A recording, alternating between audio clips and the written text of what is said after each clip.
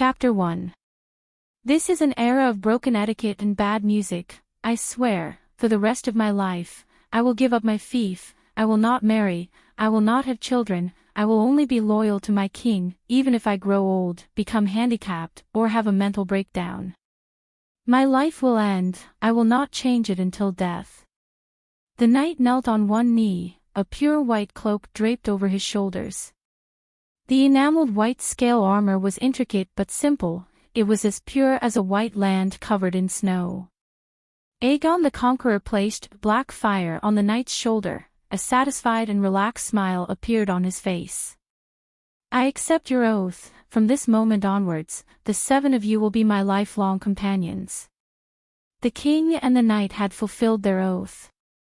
In the first generation of Kingsguard, 2 of them died in battle to protect the king, the rest served the king honorably until they died of old age. Time flew by, and close to 300 years had passed. Generations of Kingsguard donned the white robes that represented glory. Among them, there were legendary figures like Dragon Knight Ymont and Tall Duncan. There were also scum like Letcher Lookhammer who had many lovers and illegitimate children. There were even Kingsguard who cuckolded the king they swore loyalty to. Their deeds, no matter good or bad, were recorded in the Book of White Knights, White Codex. When the White Codex was flipped to the page of Jaime Lannister, the glory and humiliation of the White Knights in the past came to an abrupt end. The 16-year-old White Knight pursed his lips with an inexplicable smile. Ignoring the king's struggles and cries, he grabbed his head full of silver hair and used a golden greatsword to cut open his neck with bulging veins. The blazing blood of the true dragon flowed under the Iron Throne like a venomous snake. The history of the White Knights came to an end. They existed in name only. This time, the sacred oath was broken without any punishment. With this precedent, Pandora's box silently opened to the Westeros. Countless traditions that were regarded as absolute in the past seemed worthless in the crazy game of power. The loyalty of a vassal to his lord, the responsibility and obligation of a monarch to his subjects, the ancient rights of a guest, the sacred covenant. Luckily, in the Dothraki Sea, which was far away from the Sunset Continent, Westeros, the ancient rules were still worshipped as sacred. At least the widowed Khaleesi did not have to die. She could go to Horse King's city and be a shut-in. Oh my God, how did a virgin like me become a pregnant woman who is pregnant for 10 months? How did I become a pregnant mother? The 26-year-old graduate of the College of Surgeons woke up and transmigrated into a 14-year-old pregnant girl, Dany Liz Targaryen. No matter what his previous identity or name was, it didn't mean much at this moment. She became the Queen of the Undulls, the Loiner, and the First Folk, the Queen of the 7 Kingdoms, the Protector of the Realm, Khaleesi of the Great Grass Sea, the Breaker of Chains, the Queen of Meereen, the Princess of Dragonstone, the Immortal, the Mother of Dragons, Misha, the Silver-Haired Queen. Alright, now she only had 2 titles, Born of the Storm and Khaleesi of Horse King Drogo.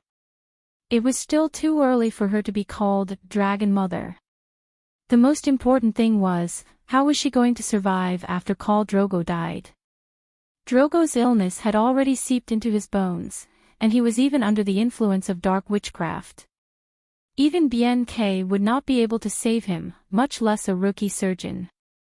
Dany Liz, who had a new core, rubbed her big belly. She cast aside all distracting thoughts and started to pay attention to the environment of the new world.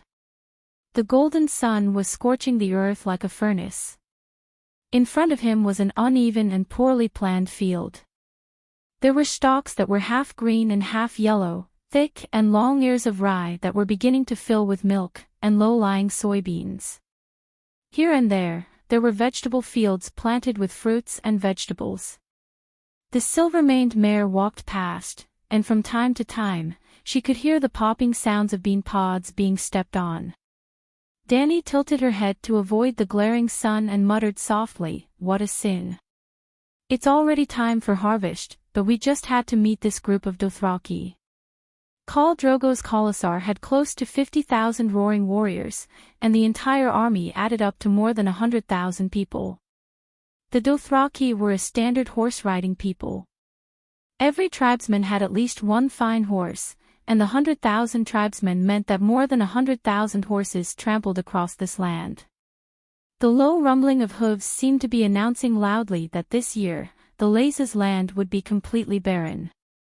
In fact, the Laza, who were scornfully called sheep people, did not even consider the problem of their own harvest.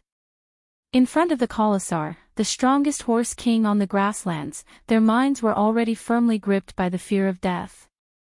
Turning her head to the side, Dany saw a dilapidated farmyard for the umpteenth time. The residents looked at them uneasily from the walls made of plaster. Their almond-shaped eyes, similar to those of the Dothraki, flashed with great fear and hidden deep hatred. Located in the south of the Sea of the Dothraki grasslands, on the south bank of the Laza River, there lived a small and weak tribe. They were somewhat similar to Dany's tribesmen, with bronze skin and almond-shaped eyes, but in comparison to the tall and barbaric Dothraki, the Laza, who were mainly farmers, were short in stature, had flat faces, and had a gentler and more cowardly temperament. Clatter, clatter, clatter, the sound of hooves came from behind, and Dany tucked her long silver hair behind her ear. 7 or 8 riders came out from the back of the group. The centaur riders looked like Washianuzan warriors, with thick and dark braids. However, the Dothraki did not have a moon gate on their foreheads, and there was a string of bells in their braids that represented victory, jingling as the horses galloped. Quickly flipping through her memories, Dany recognized them: Khal Drogo's blood guards, Kaholo, Hag, and Kiso. The rest should be Khal, Jacko, Pinocchio, and Khal under Drogo's command, blood guards, Khal's personal guards, as well as his companions and brothers, the blood of my blood. Other than the Khal's horse, they can share everything, including his wife. In Dothraki, a wife is not even comparable to a horse. Fortunately, Drogo did not want to share his wife, so Dany and Rhys escaped. Khal, leader of the Kars. A large nomadic tribe is called the Khalasar, and a Khalasar is usually made up of many smaller tribes. The smaller tribes are called Khal, and the leader of the Khal is called Khal's deputy, so he is called Khal. They ignored Dany and walked past her to Drogo's side. Jacko pointed at a stone manor and asked, Khal, there is a tribe of shepherds around here. Should we go and take them down? They were here for Drogo to join the hunt. The Dothraki were a nomadic tribe. They had no industry, handicrafts, or manufacturing. Everything they needed was stolen. After countless generations of evolution, the most barbaric and tyrannical robbing genes were born. Drogo's head was dizzy, and his consciousness was almost in chaos. He looked up and recognized the people in front of him with difficulty. His cracked mouth opened and closed, and his voice was almost inaudible. Yes, Dany felt bitter. According to the plot, this cheap husband was about to die, and she was going to be a widow right after she transmigrated. It was not that she missed this cheap husband that she had just met, but the problem was that the centaur system was too fucked up. Fat Martin had studied the nomadic tribes of the Celestial Dynasty, and the Dothraki he wrote were almost a combination of the Qing Dynasty and the Mongols. But Dany would rather transmigrate to the Qing Dynasty. In the Qing Dynasty, if the emperor was on the brink of death like Drogo, she would be overjoyed. Her next step would be to become Xiao Zhuang or Cixi, depending on her wishes and methods. Unfortunately, the Dothraki did not like this. In this tribe, there was no concept of a queen or empress, and it was even more impossible to rule from behind a curtain. Khal is sick. Can't you see? Dany patted the horse's belly and walked a few steps forward, ignoring the Blood Brotherhood and Casco's cold eyes. She shouted, the surrounding villages are all small, and there is no value in attacking them. At least, Khal doesn't have to do it himself. The tall Hago looked at Danny cruelly. "Khaleesi, you have no right to speak here," smack. Danny raised her hand and lashed out with her whip. The tip of the whip sliced through the air with a crisp and clear sound. However, her body was bloated and her movements were too slow. Hag leaned back on the horse and easily dodged the whip. "You dare hit me." With a whoosh, Hago unsheathed the Iraq scimitar at his waist and stared at Danny with bloodshot eyes. Danny only sneered and looked back at him without a trace of fear. She said in the Dothraki language she had inherited from her predecessor, "I am called Drogo's Khaleesi, from the noble royal Targaryen. You dare to draw your sword on me." She was not stupid and bold. After briefly reading the memories of her predecessor, Danny realized that the Dothraki were not cowed by soft tactics. The harder and more ruthless you were, the more the other party would treat you as a human. Yes, cowardly people and weak tribes were not considered human in the eyes of the centaurs. For example, Danny, Rhys's brother, Viserys. For example, the Leza people who were wantonly plundered were called sheep people. Of course, being tough did not mean being reckless. As Drogo's blood brotherhood, Hago would never harm Khaleesi, who was pregnant with Drogo's child, in front of Drogo. Moreover, Danny was not alone. In just a few words, her bodyguard rushed over on horseback. Big Bear Jorah Mormont agilely rode his horse and came before Danny in a few steps. He drew his sword and looked at Hago and the rest sternly. Behind Danny, her Kars also drew their bows and pointed at Hago expressionlessly. Drogo had the entire Khalasa, which was made up of many Kars. Luckily, Khaleesi also had her own Kars. Danny was both Khaleesi and a pirate. Alright, her Kars were too small, with only 100 or 200 people.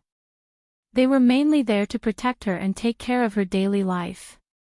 Kahalo, who had grizzled hair and a face full of hideous scars, glanced coldly at Danny and Rhys and said, "Put away your weapons. Hago, you will represent the blood of my blood in battle. Remember, you must harvest as many heads as possible." Drogo was 30 years old this year, and Hago and Kiso were about the same age. Only Kahalo was the oldest. Even though he looked like a young man, he was actually more than 50 years old. When Drogo was young, Drogo's father's enemy had stolen little Drogo, and Kahalo had risked his life to save the little horse king. It could be said that Kahalo was almost half a father to Drogo. Drogo's Kars were managed by Kahalo. In other words, Kahalo was still a pirate. Therefore, he had the highest status and prestige among the Blood Alliance guards. Hearing Kahalo's words, Hago's face turned red. He spat on the ground angrily, turned his horse around, and trotted away. Kiso and the rest of the pirates glanced at Danny and Rhys with wolf-like eyes before following their horses. As the neighing of the warhorses faded into the distance, Kahalo calmly said, "As the leader of Khalasa, Khal must lead the charge against the enemy. He should also be the first to scale the walls of the goat people. This is his responsibility and also his honor." Danny was grateful. She knew that old Kahalo was explaining things to her. Of Drogo's 3 Blood Alliance guards, he was the only one who was the kindest to Danny. Or rather, he was the only one who treated Danny as Drogo's wife. The other Dothraki only saw her as a noble breeding tool that Drogo had bought from Illyrio. The Princess of Dragonstone, the Targaryen-born of the Storm, meant nothing to the centaurs. Danny Rhys forced a smile and said, "With Khal like this, I'm worried." Kahalo raised a hand to interrupt her. "You should be worried that the pirates will start raiding without Khal's permission. Although your worries are useless." Danny watched bitterly as he rode away. Soon, the screams of the warriors and the cries of the goat people, mixed with the stench of blood and fire, reached Danny's ears. Standing on the hill, the lush grass crossed the bridle around her calves, tickling her soft skin like a baby's lick. Looking around, she could see pillars of smoke rising from the flames of war, like fingers reaching into the sky from the nearby Raza Manor. Dani Rise held her big belly and closed her eyes sadly, trying not to think about how many pregnant women like her would be slaughtered today, and how many children and women would be taken as slaves by Drogo's Khalasar. This is a cruel world. Dani Rise's little Kars was busy. Some were leveling the soil on the hill to make it easier to set up stakes and set up tents. Others were standing on carriages, carrying down large chests that contained Drogo and Dani's blankets and belongings. The Khal's camp was located in the center of the Khalasar, with the hill Dani had chosen as the center. Yurts were like mushrooms after the rain, suddenly filling up the fields in sight. The centaurs were unwilling to live in houses made of mud and stone. They were used to living in tents. The scene of more than 100,000 people working together seemed to be full of vitality. It made Dani, who had been depressed since she first came to this world, a little interested. "Sir Yora, accompany me for a walk." Yora Mormont, nicknamed Big Bear, was from the northern Westeros. He was the son of Old Bear, the commander-in-chief of the Night Watch at the Great Wall, and the uncle of Bear Island Lolita in Game of Thrones. Because he sold slaves, he was about to be beheaded by the Guardian of the North, Eid Stark, and fled to the mainland of Essos on the other side of the strait. When Dani Rise married Drogo, he had sworn allegiance to Viserys. After Drogo put the gold crown on Viserys' head, with melted gold, Big Bear became Dani Rise's sworn knight. When he first joined Drogo's team, Big Bear was dressed in the standard Westeros knight attire: sweater, wool trousers, inner shirt, leather armor, and plate armor. After living on the plains for nearly a year, he began to get used to the centaur's attire: leather sandals, main leggings, a Dothraki sleeveless leather vest, and a bronze medallion belt. "Khaleesi, aren't you going to check on Drogo's injuries?" Yora walked side by side with Dani Rise's little mare, followed by 4 young Dothraki knights. There are more than a dozen hairless people around him. It's too crowded. After they leave, you and I will go check on him again. There were 2 kinds of people in the Khalasar who specialized in medicine: the infertile women and the slave eunuchs. The herbalist women healed with potions and charms, while the eunuchs used knives, needles, and fire. They were collectively known as the hairless people among the centaurs. Among the tents that almost covered the land, there were slaves and women hugging firewood. There were also the cries of livestock being slaughtered. There were people carrying wooden buckets to fetch water from wells and rivers. There were also people taking out grindstones and carefully sharpening scimitars for warriors who had just finished a battle. There were also long-haired Dothraki warriors giving orders. Barefooted children ran and played in the crowd. The stench of sweat, horse dung, blood, and the aroma of roasted meat tortured Dani's nose. After turning around a yurt, they saw a large group of knights laughing and messing around with a dozen naked women in an open space where firewood was being piled up. Even when they saw Daenerys on the silver horse, they had no intention of covering up their actions. Drogo's Khalasar had more than bronze-skinned Dothraki. Aside from the warriors, there were more to serve their slaves.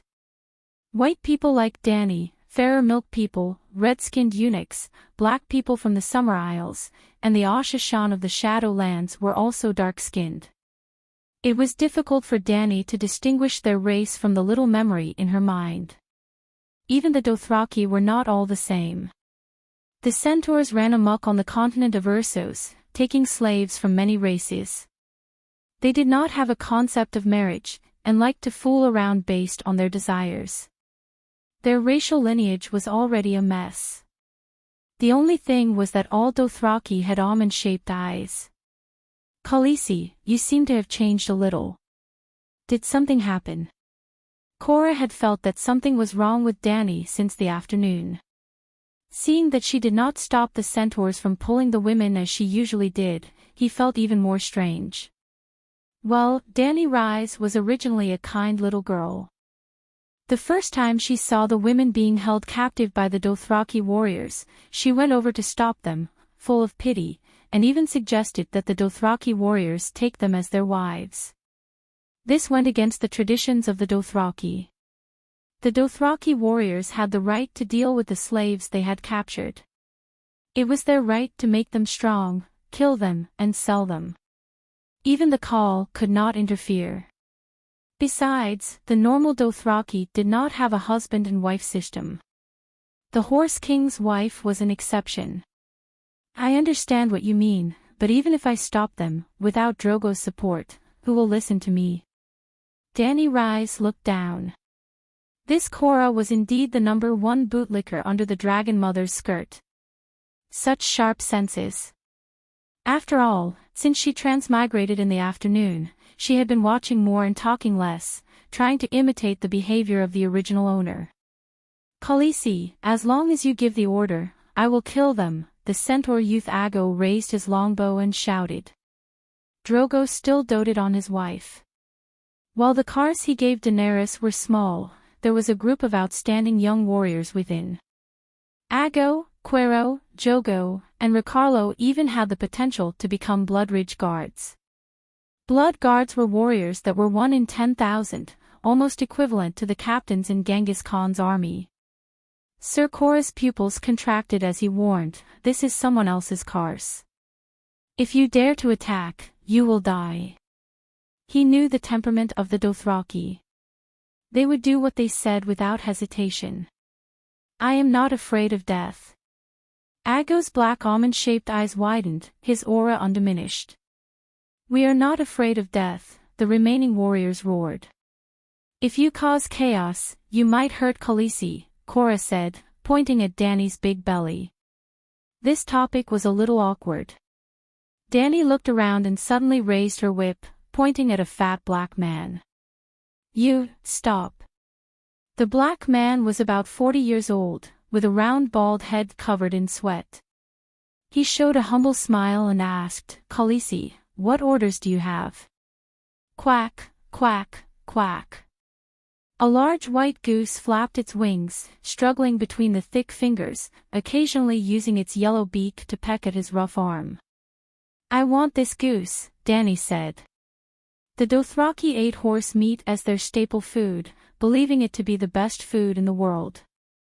But after thinking about the original owner's memories, Dany Rhys felt nauseous at the thought of horse meat.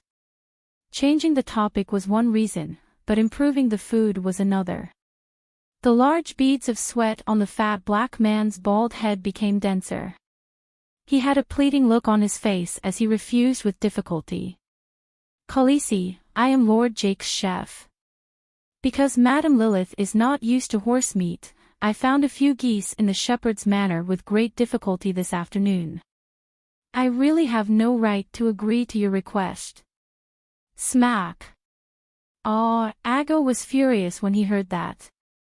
He whipped the fat man without any explanation, causing a centipede-like crack to appear on his right cheek. Bastard, even Jake himself can't refuse Khaleesi's request. The fat chef covered his face and squatted on the ground, whimpering. Even the white goose in his hand had escaped with a quack, so how could he continue the conversation? The entire process happened quickly. Dany's mouth opened and closed, but the whip had already been lashed out. There was no time to stop it. Who wants to steal my goose? An angry shout came from the sky-blue tent beside them. Chapter 2. The brown leather curtain of the yurt opened, and a sweet smell of laurel perfume and urine wafted out. A woman with a big belly walked out with the help of 2 centaur girls. Dany was stunned at first glance. It was not a Dothraki vest, but a light lace dress from Myr. The yellow color made her skin look even fairer. She had long silver hair that reached her shoulders and hazy purple eyes. If not for the memories in her mind, she would have thought that she had met another member of the Targaryen family. Jon and Irene had cried out strong seed before they died, hinting at King Theon's tragic life as a cuckold. This was because people of the same bloodline often had the same physical characteristics. For example, the House Baratheon had black hair, the Tully family had red hair, the Lannister family had golden hair, and the Targaryen family had silver hair that was almost transparent. But in reality, silver hair and purple eyes were also the main characteristics of the Valeglia people. Ever since Valeglia was destroyed by a volcanic eruption 400 years ago, the ancient dragon civilization had collapsed, and the bloodline of silver hair and purple eyes began to spread across the continent of Essos. It was not surprising to meet a woman with silver hair and purple eyes in the Khalasar of the Horse King. So it's the Khaleesi. Unlike the petite Dany, the silver-haired woman was tall, with big breasts and buttocks. Her square face was also very big. She was a very typical Western woman. She was also older than Dany, close to 30 years old. The woman's gaze was strange.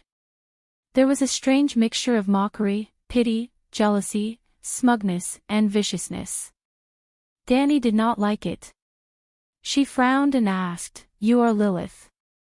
"Madam. Jocko's wife." Maybe I will become a Khaleesi soon." Lilith raised her eyebrows and smiled faintly. Khal Drogo was dead, and his Khalasar would choose a new Khal, and his wife would be a Khaleesi.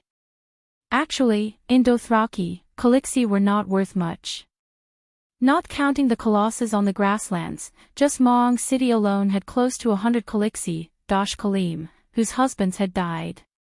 Just a few days ago, Drogo had arranged for a group of Ma Min warriors to escort the two Khaleesi to Vistos Lake. They were Ogo and his son, and the other was Khal of Khalasa. Dany's warrior, Kars, wasn't very smart and didn't hear the malicious curse hidden in Lilith's words. Furthermore, she used Valeglia, so the centaurs didn't understand much. Otherwise, he would have lashed out with a whip or shot an arrow through the woman's belly. On the other hand, Sir Yora's gaze turned sharp as he said coldly, "I have never heard of Jake having a wife. Even Khal Drogo had many women. Unfortunately, only Princess Dany Rise became a Khaleesi." He emphasized the word princess, hinting at the importance of her identity. Lilith's expression changed. She seemed to have thought of something and was so angry that her body trembled. Her plump lips were tightly pursed into a mean arc. After a while, she stuttered in Dothraki and said to Dany, "Khaleesi, do you want to violate the glorious tradition of the great Dothraki and wantonly steal the spoils of war of other warriors?" As mentioned before, the original Dany was very kind and brave. Because she couldn't bear to see the centaurs humiliate the captive women, she forcefully snatched them from the centaur warriors. The women who were saved weren't very grateful to her, but the Dothraki who had their belongings stolen hated her to the core. The act of stealing the spoils of war of warriors seriously violated the traditions of the Dothraki. "It's just a goose." Dany clumsily untied a silver medal from her waist and threw it on the ground. "You can't refuse the Khaleesi's gift." As a gift in return, the white goose that had just escaped from the fat chef had its neck pierced by Kuei Luo's arrow. The arrow had penetrated its neck and sunk 10 centimeters into the ground. The goose let out a miserable and weak squawk, its blood-soaked snow-white feathers fluttering weakly. Dany pointed at the white goose. "It's mine now." Not only did the Dothraki not have a marriage system, they didn't even have finance. No, forget finance, they didn't even have a currency. There was no equivalent currency, no trade. If they needed something, they would either rob it or give it as a gift from other tribes and cities. With 100,000 Khalasars at their gates, not a single city on Essos dared to refuse gifts. It wasn't as if the centaurs didn't have gold, silver, and other metals as currency. They forged gold, silver, and copper into metals, and strung them together to form a belt around their waist.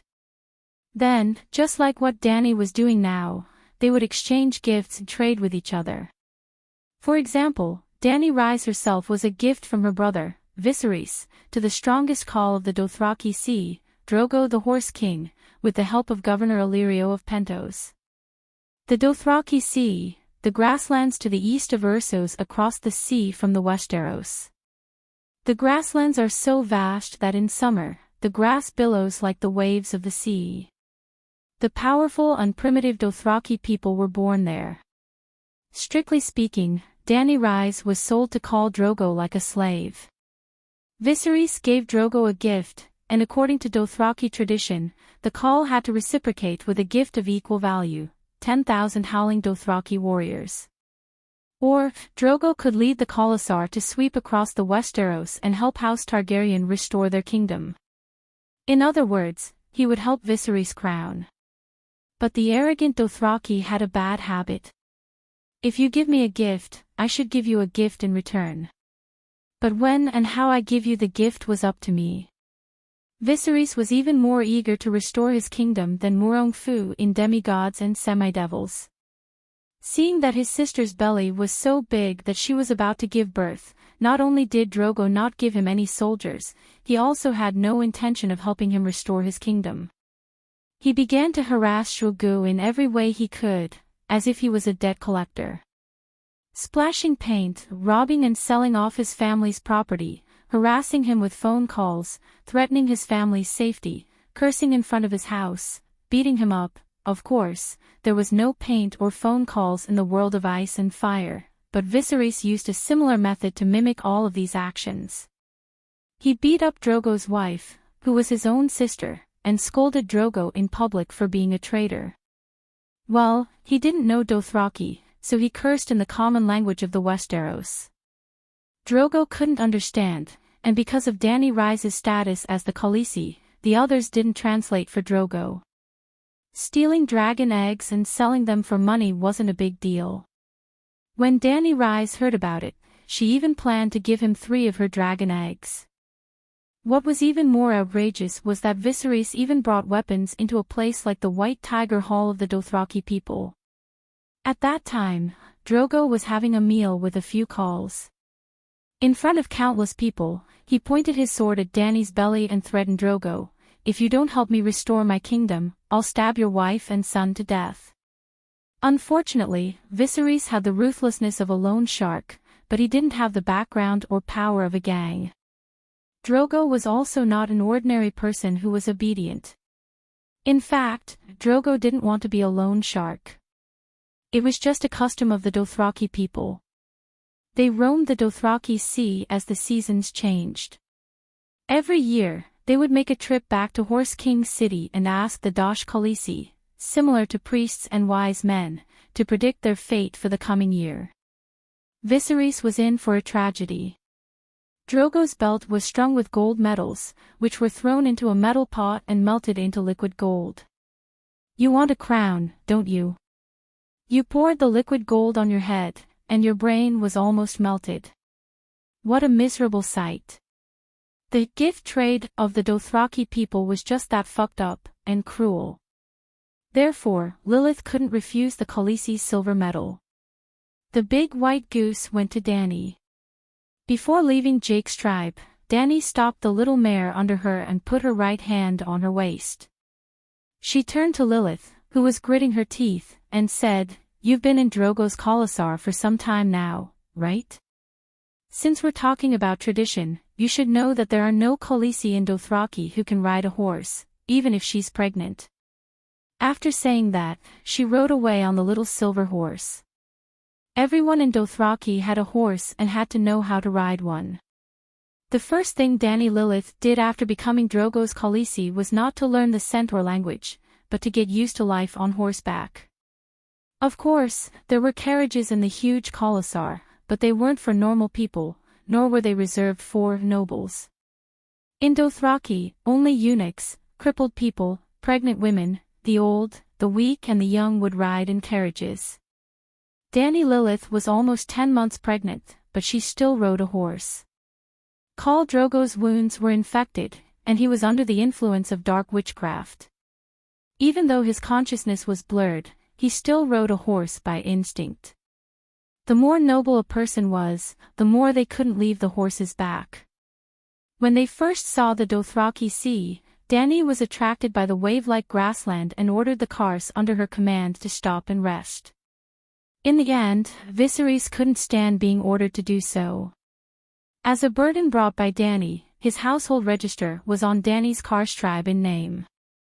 So, he awakened the sleeping dragon's fury and planned to whip his sister to vent his anger, just like he had done many times in the past 10 years. P.S. Sleeping dragon's fury. Viserys thought of himself as a true dragon and often used this term when he was angry. While, as a beggar prince of the last dynasty, he could only vent his anger on his young sister. Dany was always Viserys' punching bag to vent his anger. Even though Dany was sold to Drogo like a commodity, she had her own Kar's tribe immediately after she got married. How could Ago and the others allow Khaleesi to be beaten? That time, Viserys was stripped of his right to ride a horse by Dany. The Dothraki who saw him walk back to the Khalasar gave him a sarcastic nickname, Khal Rhaemar, the King of Sore Legs. The next day, Khal Drogo suggested that Viserys ride in the carriage. Viserys happily agreed, thinking that Drogo was apologizing to him for Dany's rudeness. Viserys then received a second insulting nickname, Khal Rajat, which meant King of Carriages. It was clear that not being able to ride a horse in the Khalasar meant that one was greatly discriminated against. Looking at the silver medal lying in the mud, and then at the smug Dany riding away, Lilith bit her fat lips so hard that they almost bled.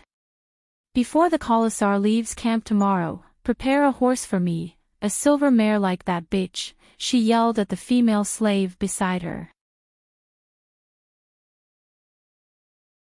Chapter 3. Dany led the 5 knights of Yora Ago to the outskirts of the Khalasar beyond Jakoka's camp. A group of women in painted Dothraki waistcoats were weaving straw curtains.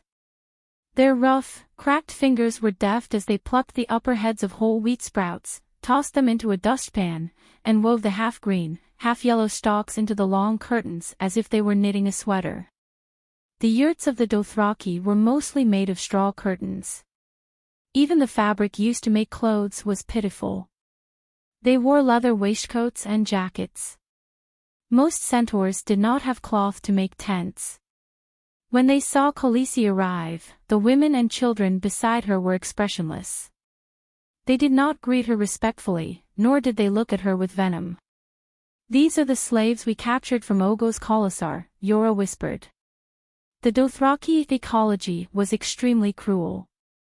About a month ago, when the old Dosh Kalen prophesied that Daenerys would give birth to the steed that rides the world in Vistos Lake, Khal Ogo and Drogo were drinking and having fun in a tent, as if they were a pair of dearest brothers. About 9 days ago, the two met again on the banks of the Lazar River, a few thousand miles away from Vistothraki. Khal Ogo was leading his Khalasar to besiege a Lazar town, and Drogo happened to pass by. Needless to say, Drogo led his roaring warriors to join the battle at the first opportunity. Not to help Ogo, but to attack the rear of his army while Khal Ogo was busy attacking the town. After wiping out Khal Ogo's tribe, Drogo took down the Lazar town that was on the verge of collapse. In that battle, Drogo killed Ogo and his son with his own hands, and even cut off the head of one of Khal Ogo's bloodriders. Fighting 1 against 3, he paid a small price, only losing a piece of his pectoralis major. Drogo's strength aside, his actions showed the Dothraki's ruthless way of survival. There was a scene at the beginning of Kung Fu where the leader of Crocodile said to the leader of Axe, who was about to cut him down, "Wait, did you forget? I treated you to a meal." Drogo and Ogo had more than just a meal together. Unfortunately, all friendliness and peace only existed in Horse King City. Under the shadow of the Mother Goddess, every grassland centaur in Vistothrak were brothers. All disputes were set aside, and after leaving the sacred grounds, there was only the most blatant survival of the strong and elimination of the weak on the Dothrak seas. Drogo not only killed Ogo and his son, but also reduced all the women and children of Colossa to slaves. At this moment, he was going west along the Lazar River to sell them to the Gith slave owners in Slave Bay. A burst of noise and the sound of whips whipping brought Danny back to reality. Unknowingly, they had already walked out of the outermost perimeter of Colossa. Under the yellow evening sky, a few manners of the Raza people were struggling in the rolling black smoke. The fire was crackling and roaring.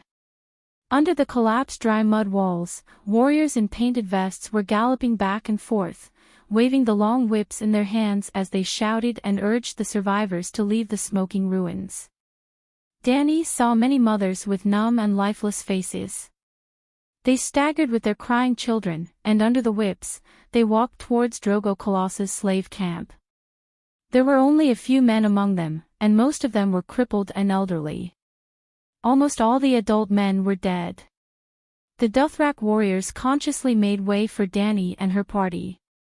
This attracted the attention of the people who were resting at the base of the mud wall. Soon, they came up with Hago, whose face was covered in blood. "Khaleesi, are you trying to steal other people's slaves again?" Hago sneered. Suddenly, he had an idea. He grinned at Danny like a wolf and lifted the hemp rope hanging on the saddle up high. As he expected, a nauseating stench of blood rushed towards him. Danny's pupils shrank to a point in fear, and she could not help but gasp for breath. It was a series of human heads. Some young, some old, some with fear on their faces, some with anger even in death. Sticky dark red blood dripped slowly along the hemp rope that tied the hair, soaking Hago's thigh that was hanging on one side of the saddle. Some of the heads were cut in half neatly. Some of the necks were jagged, as if they had been cut several times before they were cut. Danny also saw a head with a white spine hanging from the neck that was covered in black blood. Could it be that Hago had cut the edge of the blade and pulled the head that was cut in half from his shoulder? Their eyes were wide open, and their mouths were wide open. Danny's ears seemed to be filled with shouts of accusation and curses. Danny, who had seen such a cruel scene for the first time, was unsurprisingly frightened to the point that she was almost possessed. God had mercy on her. This morning, she was still in the bright and sunny Medical College Square, receiving her Master of Surgery degree. Sir Jorah hurriedly urged his horse to Danny's side, supporting her to prevent her from swaying and falling. He helped her catch her breath, and then picked up the water skin and poured water into her mouth. Danny was like a rag doll. She was tortured by Jorah and Ago for a while before she finally caught her breath and woke up. She tried hard to hold back the tears and fear in her eyes, trying hard to fill her eyes with murderous intent. Then, she tried hard to raise her head and forced herself to look at Hago, who was still holding the string of human heads high. Gradually, the cruel smile on Hago's face faded away. He lowered his head as if he was bored and hung the heads back on the saddle. But just as he lowered his head, Hago seemed to be annoyed by the quiet and gloomy atmosphere around him. "Khaleesi, what are you looking at?" He could not help but raise his head and roar at Danny. Danny's eyes were now completely devoid of fear and confusion. Her violet eyes were clear and cold, like a cold spring. "I'm counting to see if you have cut the most heads. Unfortunately, Pinocchio has 2 more than you." The veins on Hago's neck bulged. He was just about to flare up at Danny, but he immediately shut his mouth. He nimbly dismounted from his horse and walked quickly to Pinocchio's side. He faced him and started counting the heads in a low voice. After counting for a while, he started counting with his fingers with a confused expression. Danny could not maintain her cold expression anymore. The Blood Brotherhood was indeed very strong, but the Song of Ice and Fire was a world of low magic and low martial arts. The strongest individual martial arts could only fight against 10 people. A strong warrior would start to feel exhausted after killing 7 or 8 people in a row. Whether it was Hago or the 10 or so caskets, none of them had obtained more than 20 heads. But Hago actually counted with his fingers that were as thick as a carrot for almost a minute. In the end, he returned to his saddle and held his own string of human heads to compare with Pinocchio's. The top student Danny Rise was right. Hago had indeed lost 2 heads.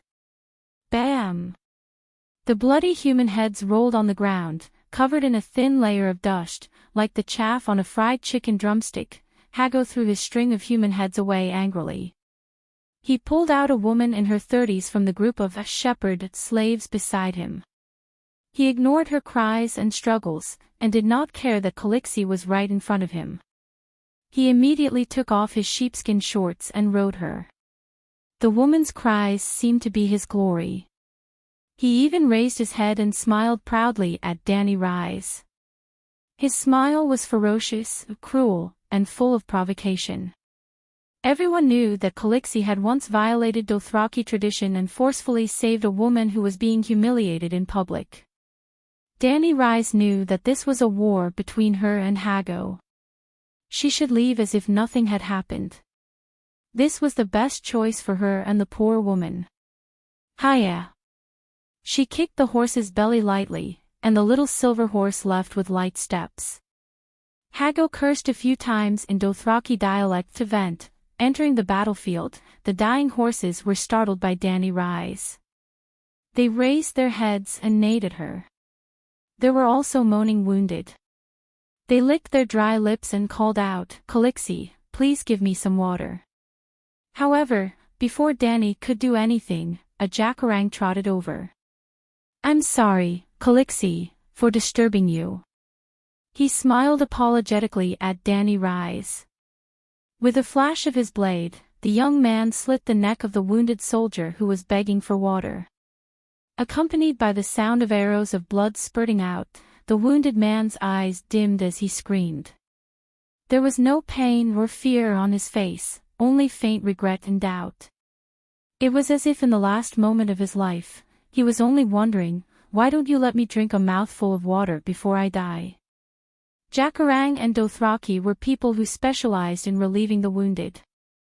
They shuttled back and forth on the battlefield, harvesting a series of heads from the dead and the dying. There was also a group of little girls carrying baskets running happily behind Jackarang. They looked curiously at Danny Rise for a while, then giggled as they walked towards the corpses.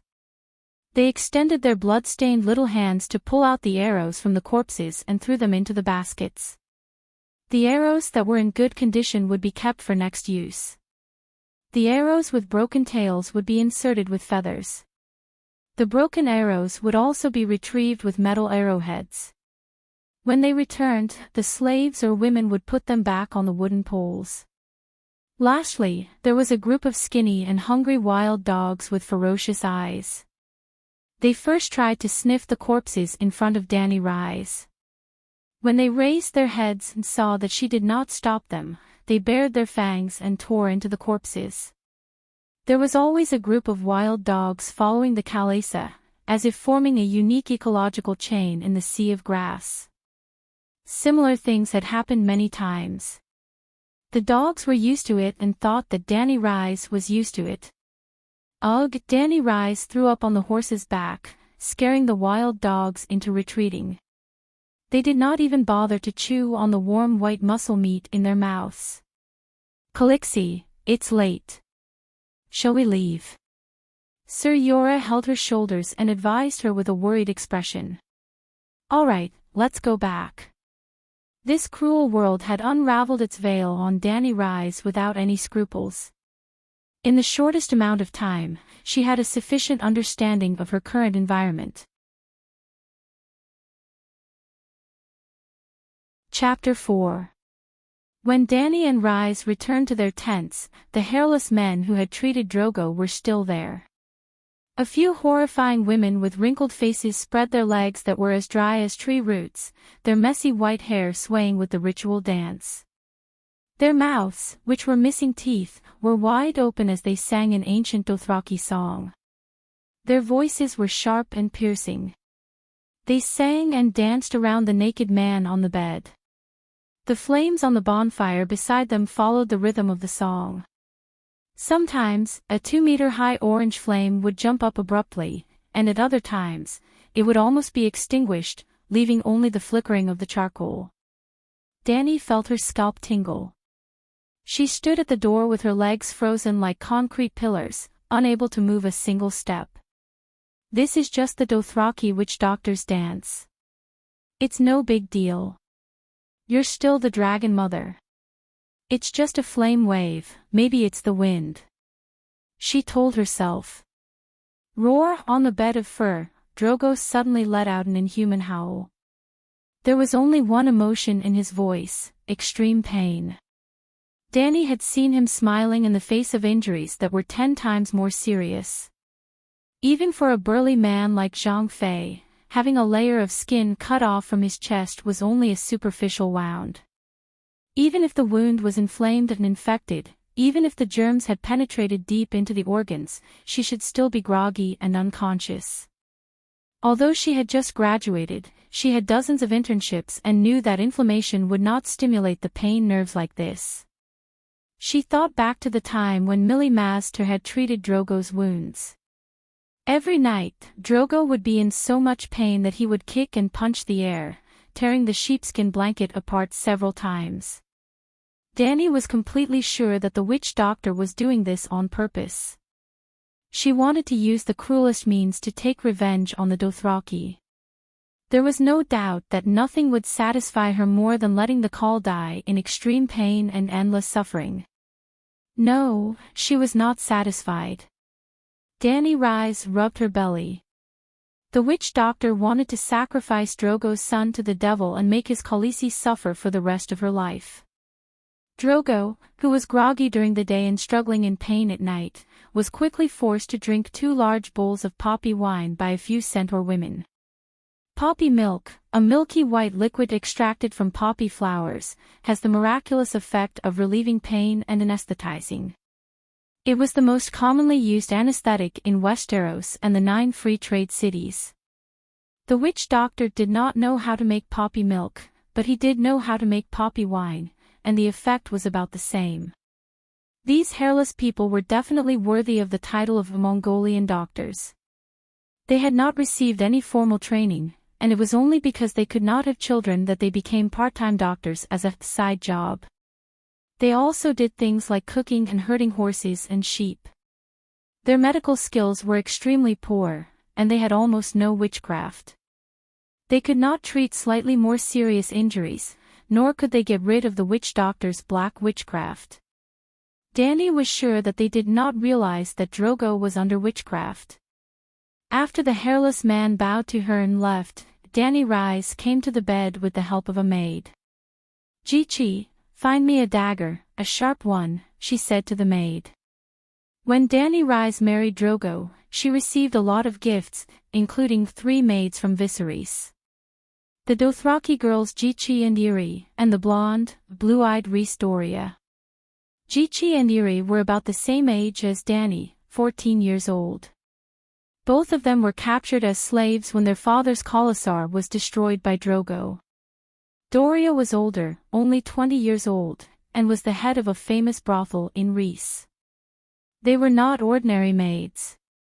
Iri was good at horsemanship and was responsible for teaching Danny Rise how to ride. Jichi was proficient in the common language, Dothraki, and High Valeglia, and taught Danny Dothraki. As for Doria, she trained the ignorant little Danny Rise into a master of horsemanship. Commonly known as Old Driver. Jichi moved quickly and found a 30 centimeters long dagger from a large purple wood box with a red copper frame that was half the height of a person.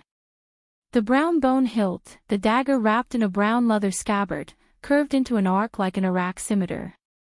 This is Drogo's dragon bone dagger, Calixi, Jichi said. Shing! The dagger was unsheathed and brought out a snow-white waterfall under the light of the dark red torch. The blade, as thin as a cicada's wing, did not have a single gap. Danny Rise's smoky purple eyes flashed with satisfaction. Good dagger. Seeing her bending over the butter candlestick raised by Doria, seemingly ready to cut open the gauze on Drogo's chest, Sir Yora hurried over and said softly, "Calixie, your hands and feet are inconvenient, let me do it."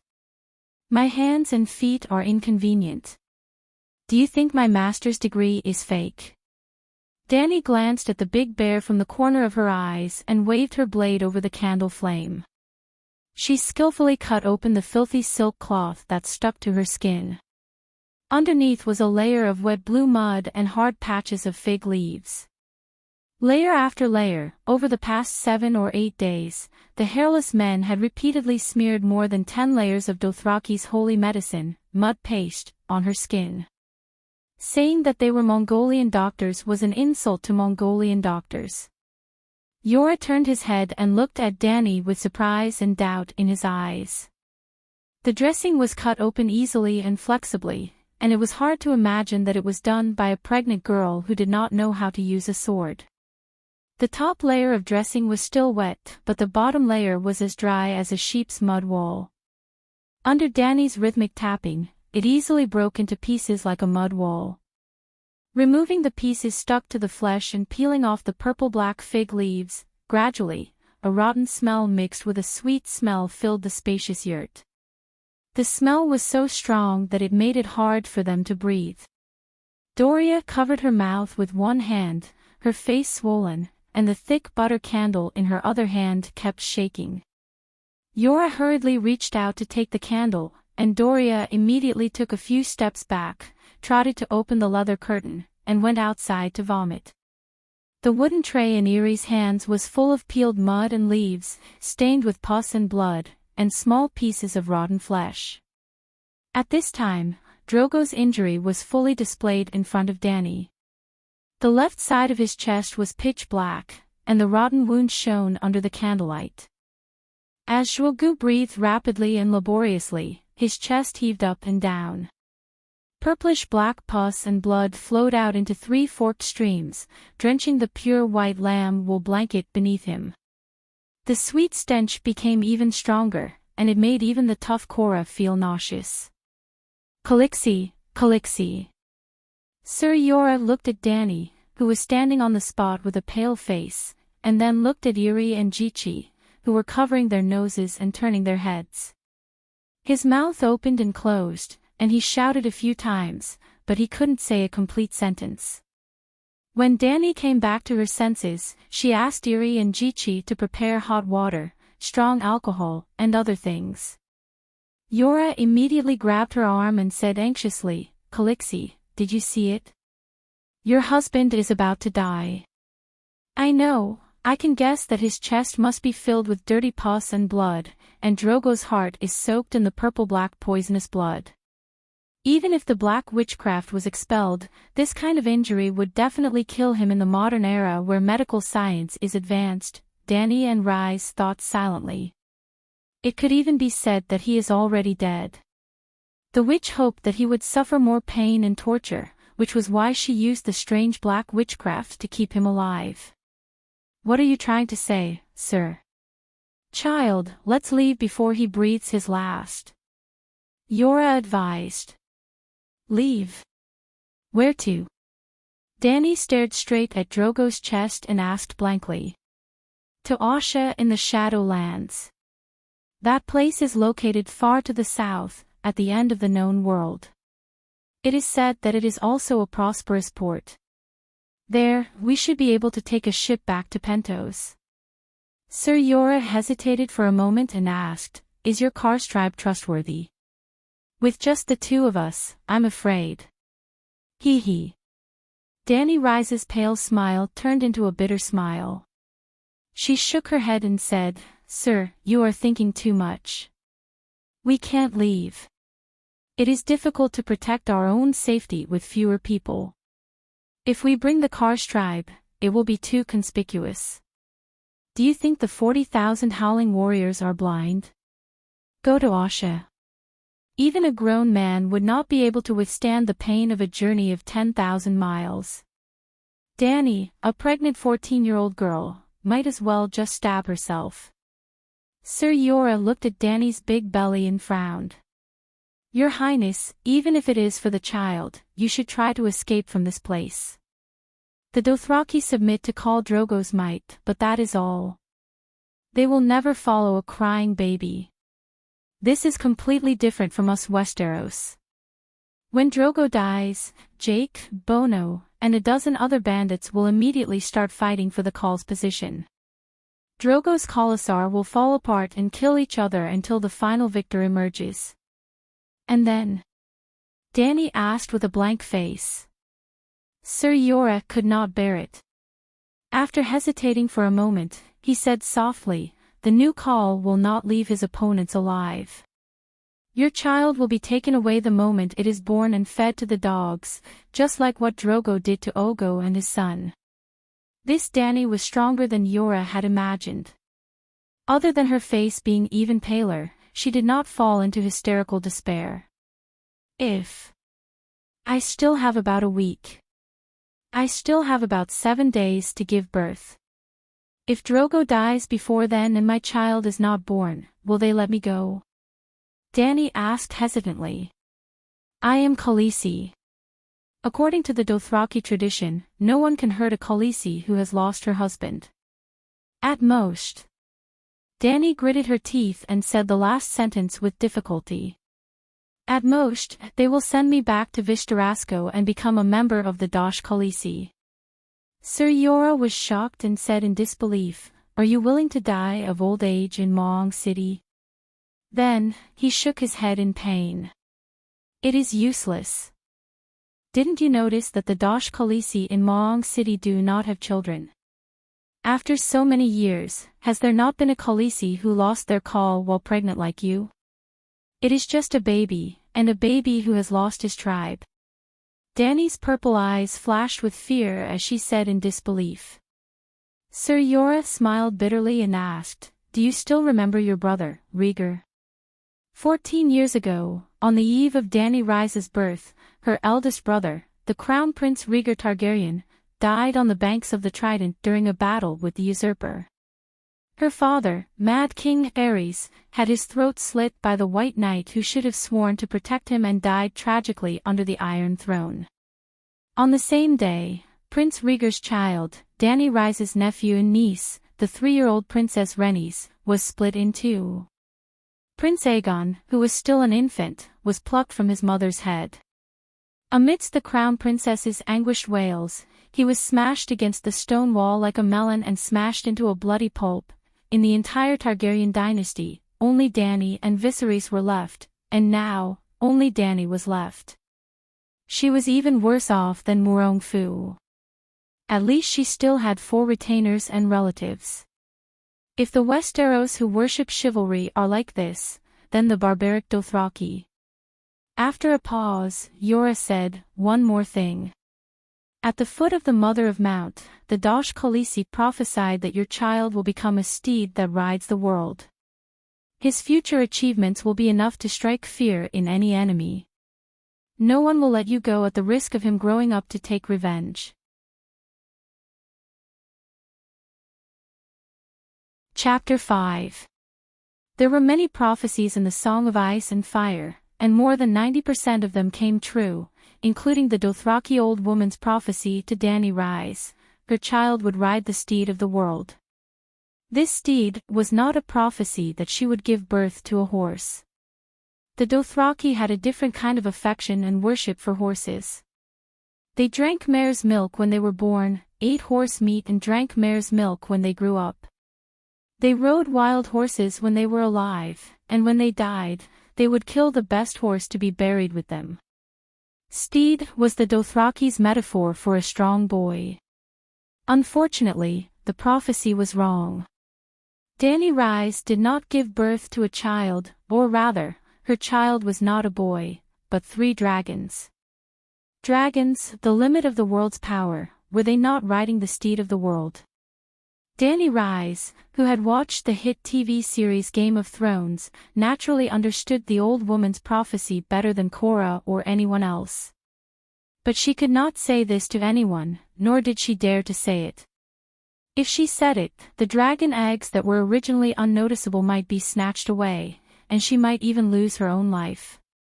Even an idiot would know that dragons were far more dangerous than any powerful call. Damn it, if the prophecy was so accurate, why didn't they know how to prevent black witchcraft? The witches in Maong City were too biased. Well, Drogo's death was also a relief for the second generation, but the problem was, she had transmigrated at the wrong time. If Dany Rise quickly erased the dark thoughts in her mind. Since she was already here and knew about the witch's evil plan, she would never let the child be aborted again, let alone sacrifice the child to the devil. Losing the baby might save Khaleesi's life, and the child was not hers. It was already hers now, so she had to keep this child. Dany made a decision in her heart, and once again rejected Korra's plan to elope with her. Going with him was a dead end, and there was an 80% chance that they would not be able to leave the grasslands. When Aljiki brought hot water, red wine and other things, Dany used the red wine to wipe Drogo's wound, but it was almost useless. Purplish-black pus and blood kept flowing as she wiped. After half an hour, Dany had no choice but to soak the silk in poppy milk and boil it, and then firmly wrap it around Drogo's chest a few times. It couldn't cure him, but it could numb his wounds and reduce his pain. Instructing Aljiki to clean Drogo's body with a cotton cloth, she also instructed Doria to move out a chest. It was a 30 centimeters wide, tall, and 1 meter long box decorated with bronze cedar wood. Doria, put my bed here. Dany pointed at the bonfire in the center of the yurt. Call's yurt was very big, at least 200 square meters. There was a circle of open air at the top of the yurt, and there was a fireplace built with iron plates on the ground below. The raging fire in the fireplace soared, bringing warmth to the cool night. Won't it be too hot if we're so close? Dolia asked hesitantly. I'm not afraid of the heat. This was the truth. The moment she arrived, she realized that the Targaryen family's true dragon body was real. At least, Dany Rise did not feel the scorching heat of the sun. While Doria was making the bed, Dany Liz opened the cedar box. It was filled with soft velvet, and 3 large stone eggs lay on top. They were about the size of a bird's egg, but compared to the monochromatic bird's egg, the stone eggs that Dany's fingers caressed were much, much more beautiful. In her previous life, she was born into a normal family, and had never seen top-grade jewelry with her own eyes. However, she was 100% sure that the Titanic's Heart of the Ocean and the Queen of England's Sapphire were not even comparable to dirt compared to the 3 dragon eggs. These 3 dragon eggs were a wedding gift from Governor Illyrio of Pentos. They were fossilized dragon eggs from the Shadowlands, and had existed for millions of years, and had been fossilized into crystals. They looked like they were made of high-quality porcelain, glaze, or glass, especially the rich and colorful patterns on the surface, so exquisite that one would think that they were inlaid with jewels and diamonds. The 3 fossilized dragon eggs were covered with small scales, and as Dany's fingers fiddled with them, they reflected the setting sun and emitted a metallic luster. One of them was dark green with bronze spots, and nurtured a green dragon. Another was pale milky white with golden stripes, and was a white dragon. The last one was black, like the ocean at midnight, with vibrant dark red waves and whirlpools. As Dany caressed them, the dragon eggs began to emit heat, and the scalding heat from them made her so comfortable that she almost moaned out loud. Doria, come and touch them. Are the dragon eggs hot? She retracted her hand and turned to the maid. Doria didn't understand. She rubbed the 3 dragon eggs back and forth, and asked doubtfully, they're cold, just like before. Dany waved her hand, and let her prepare dinner. That big fat goose.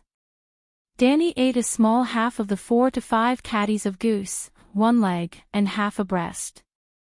The goose meat was stewed with turnips and apples, and it was surprisingly delicious. Dany dipped the black bread in the soup and ate almost 3 catties of food in a daze.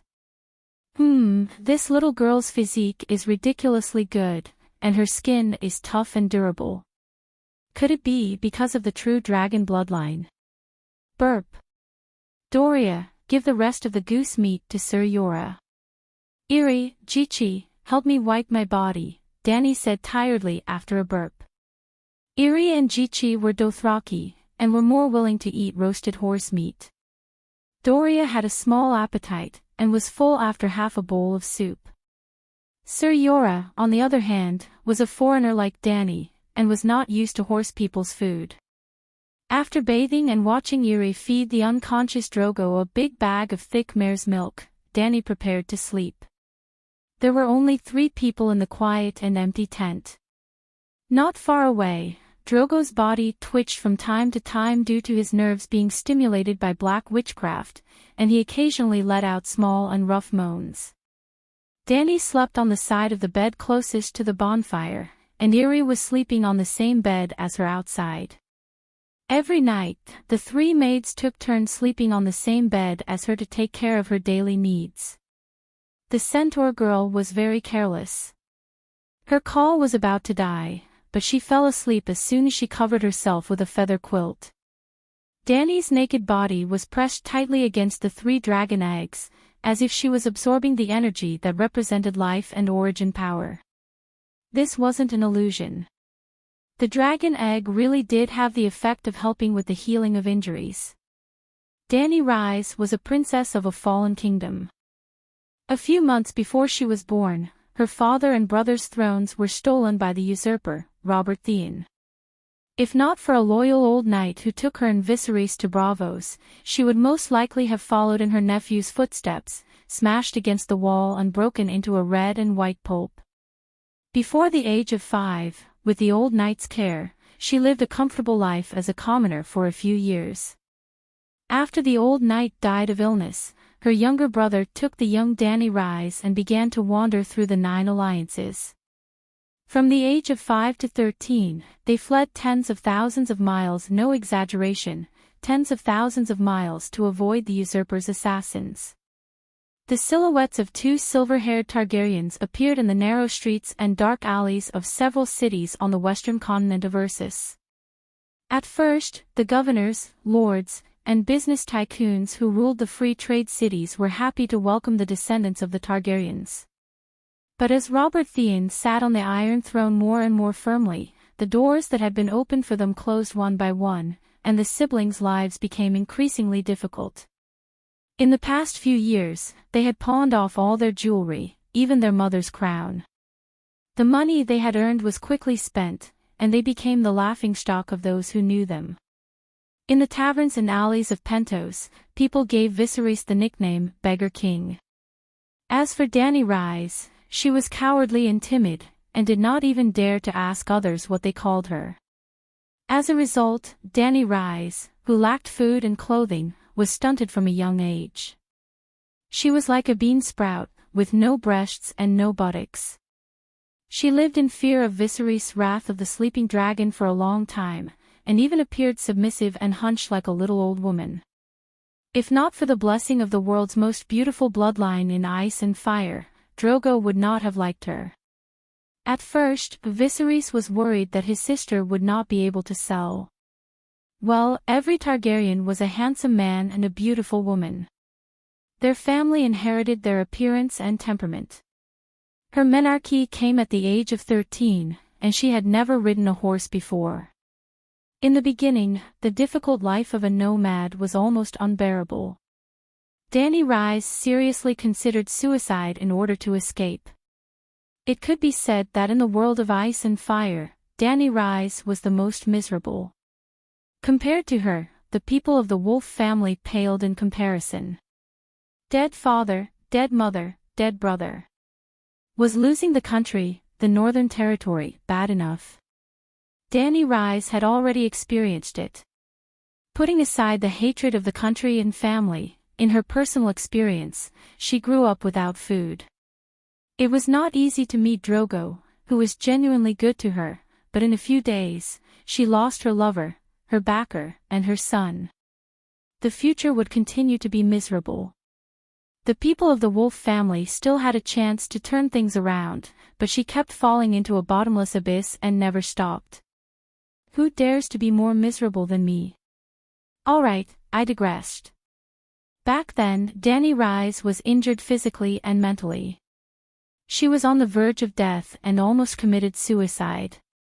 And the thing that changed her physical and mental state was the dragon egg. Through the soul communication with the dragon and the dragon egg in her sleep, her injuries healed overnight.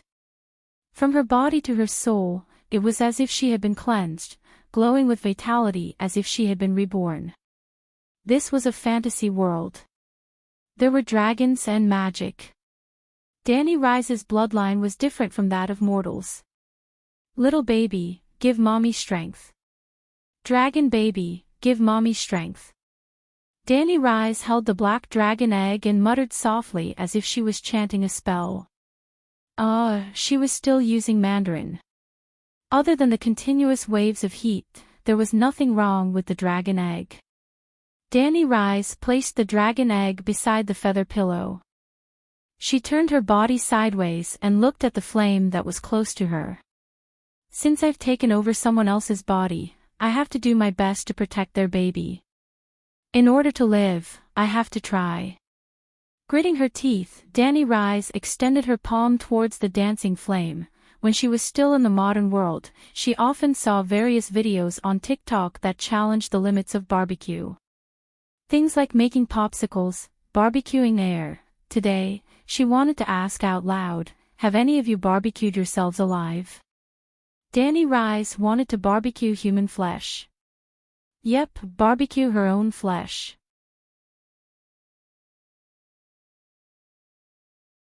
Chapter 6. Pain. Burning pain. It was as if a sharp blade was scraping her bones. Danny Rise's forehead was covered in sweat, and she almost couldn't help but yell and retract her hand.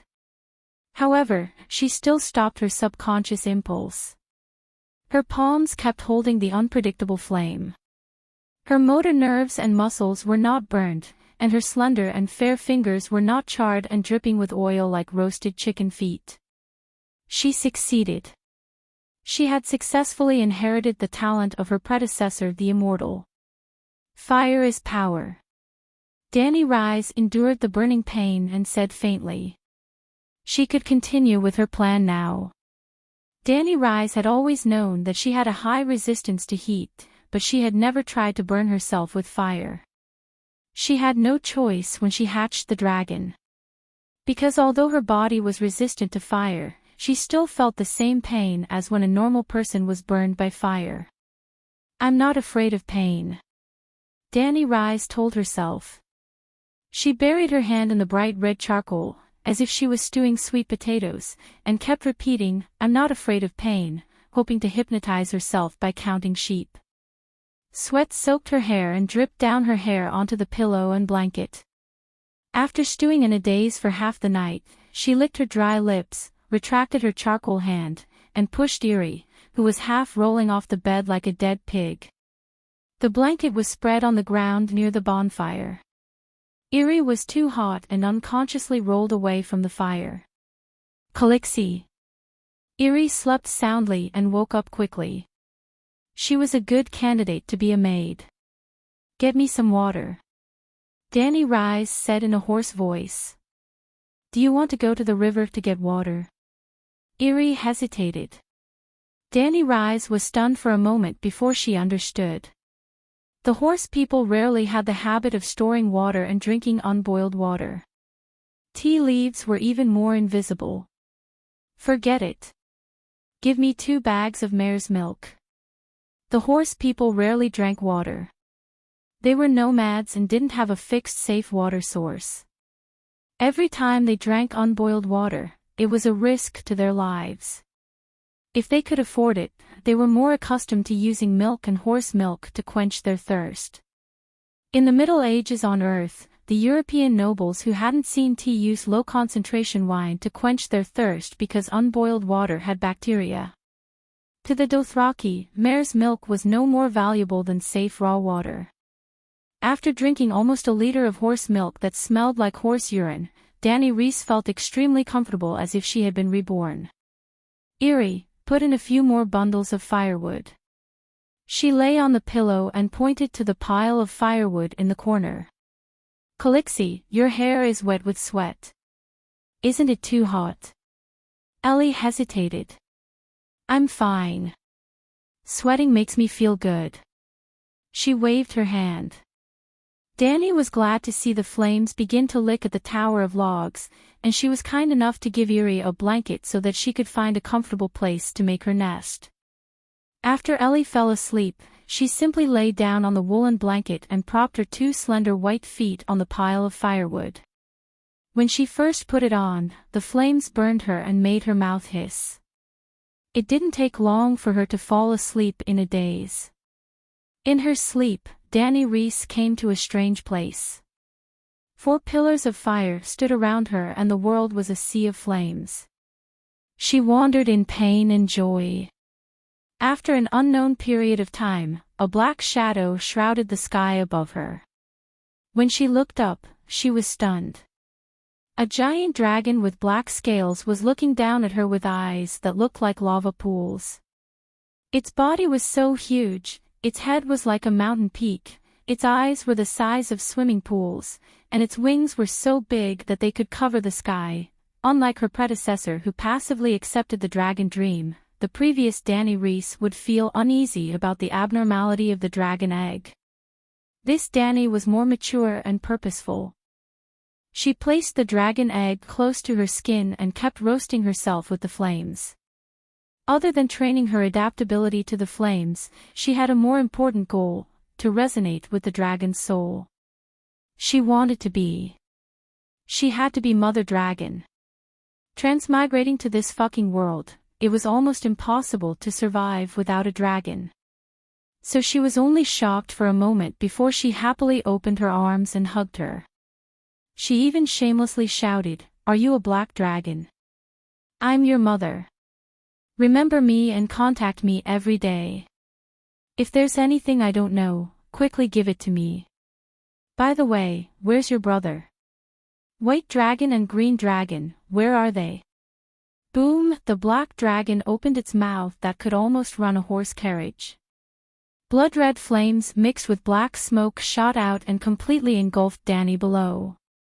She felt that her skin was scorched and blackened. Her necrotic flesh fell off piece by piece. The blood in her veins boiled and evaporated. But it was completely different from the pain when the firewood burned her. There was no pain at all. Instead, there was a feeling of being cleansed and tempered.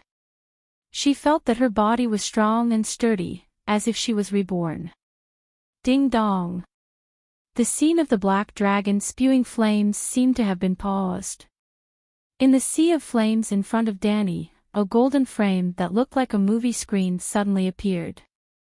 There were Chinese characters on it. Character: Danny Reese Targaryen, 14 years old, body, very weak skill, extremely weak bloodline talent, mother of dragons, awakened, transmigration mission, liberate the slaves mission reward. According to the completion of the mission, the character will be rewarded with a learned skill or awakened talent.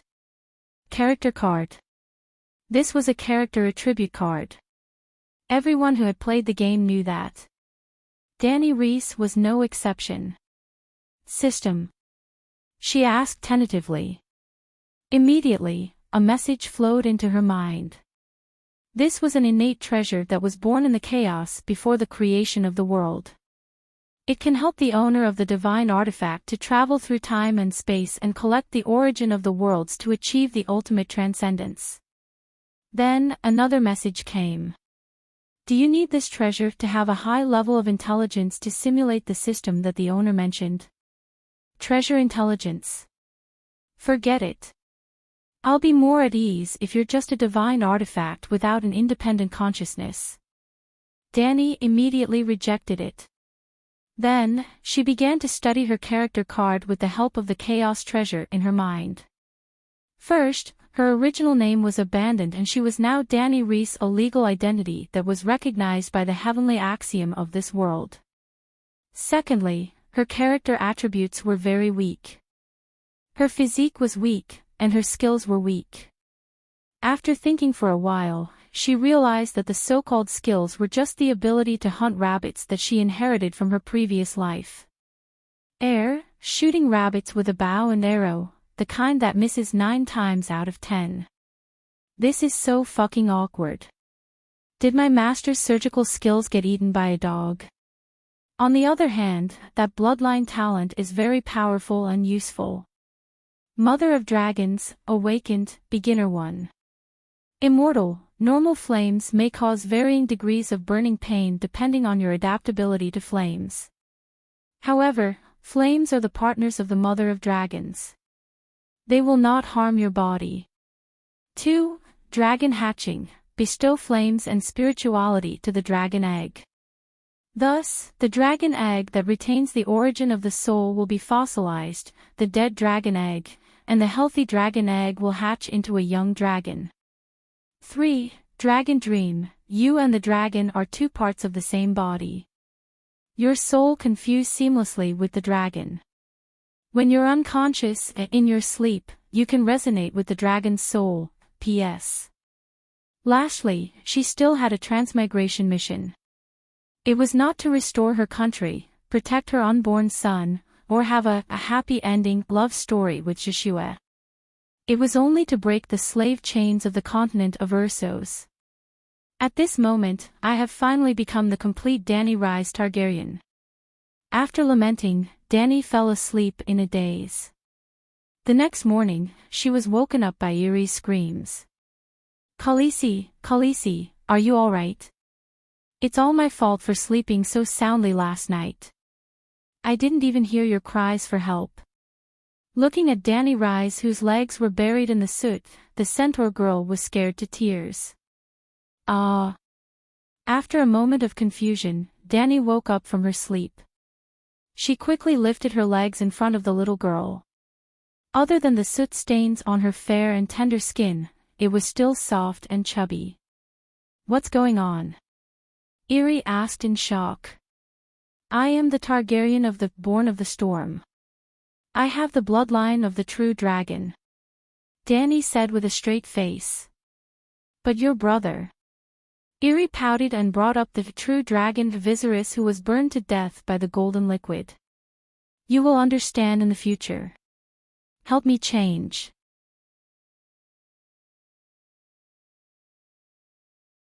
Chapter 7. Unlike modern people who usually stayed up past midnight, Ma Min went to sleep at dusk and woke up before dawn. When Dany Rhys got up, dressed and walked out of the tent, Drogo's khalasar was already boiling. Women were shouting to children, soldiers were giving orders to pull out the tent, horses were neighing, the grayish-black smoke and the steam from the iron pot blurred Dany's vision. The horse meat boiling in the hot water, the fresh and warm horse dung outside the tent, and the broken grass under the horse's hooves mixed together to create a strange and lively atmosphere. According to the yolk-red sun that just emerged from the horizon in the distance, Dany guessed that it was not more than 5:00 in the morning. She did not know if she guessed correctly, because she did not even know the season here. The world of ice and fire did not have fixed seasons.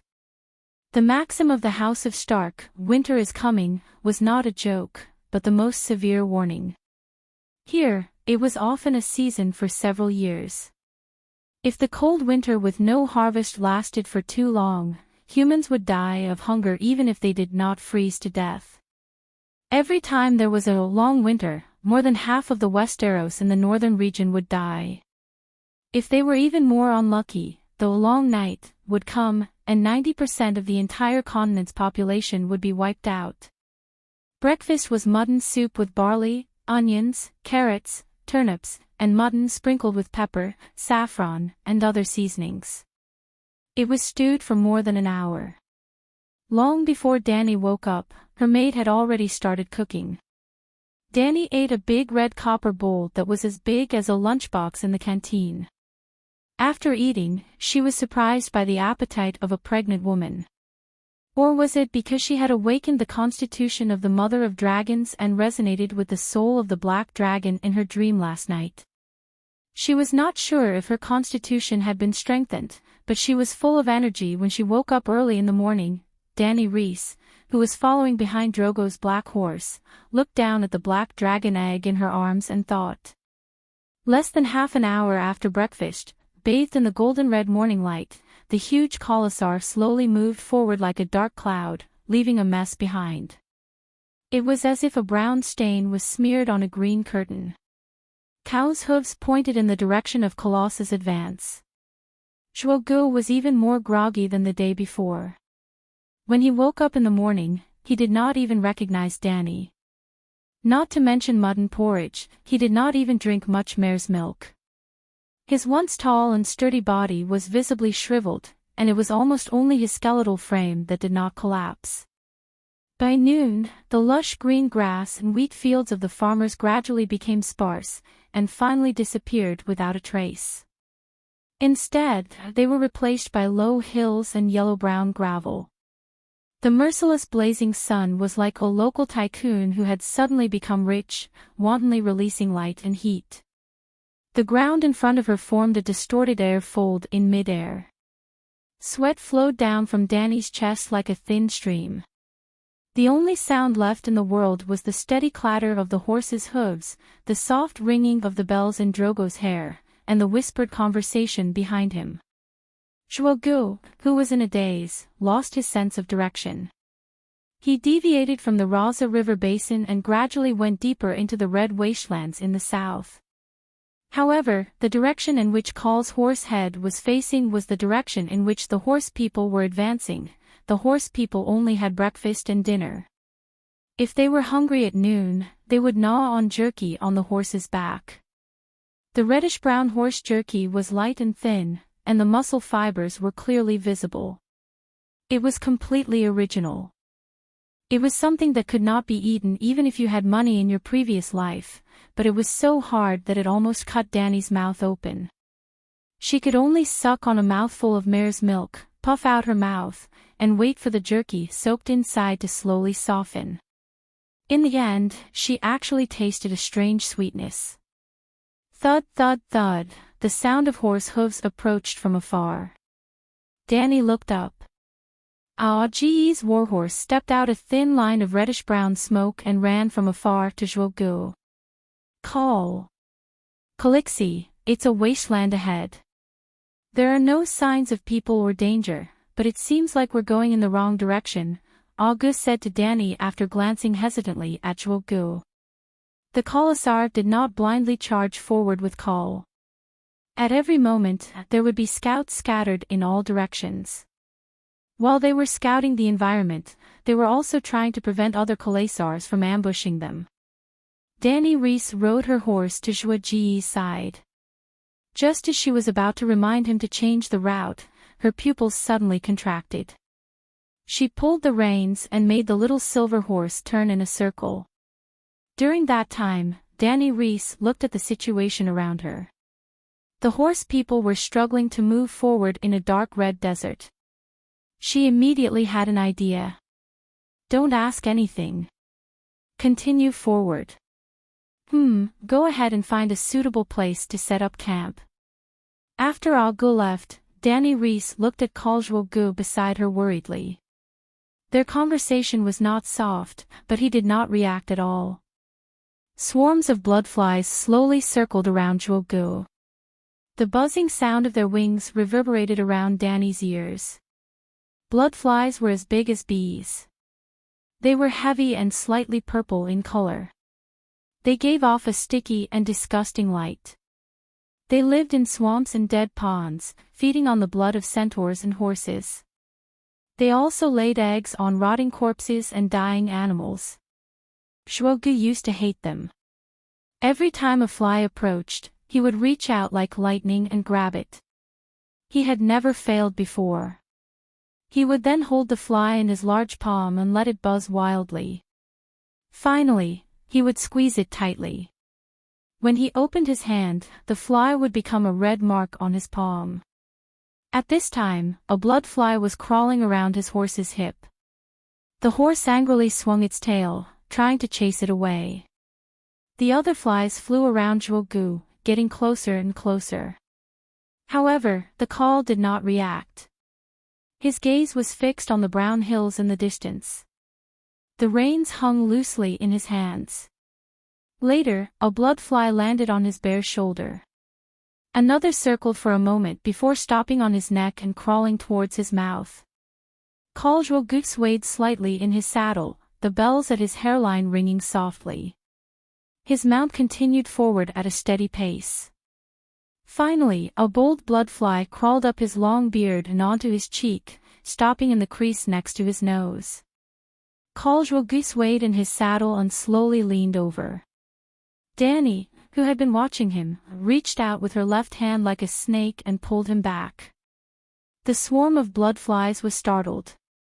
They scattered for a heartbeat before circling back and stopping on him.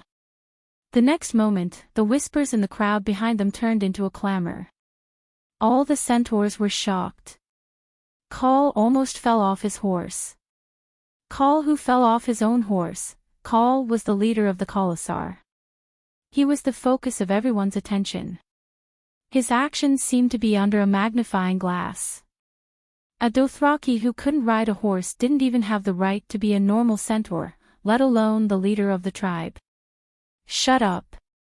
Khal is still on the horse. Dany turned around and yelled. She even let go of Zhuge's right hand after she finished speaking. Drogo had already woken up from the fright. He could now control the reins. The moon of my life, for the first time in a few days, he consciously looked at Dany. It was also the first time he called out to his lover. Dany Rhys felt awkward for a moment. She searched her memories and said, "My sun and stars, do you want to stop and rest?" Her face must have been twisted at that moment. However, no one paid attention to her expression. Zhuge's blood riders had already rushed over. Blood of my blood.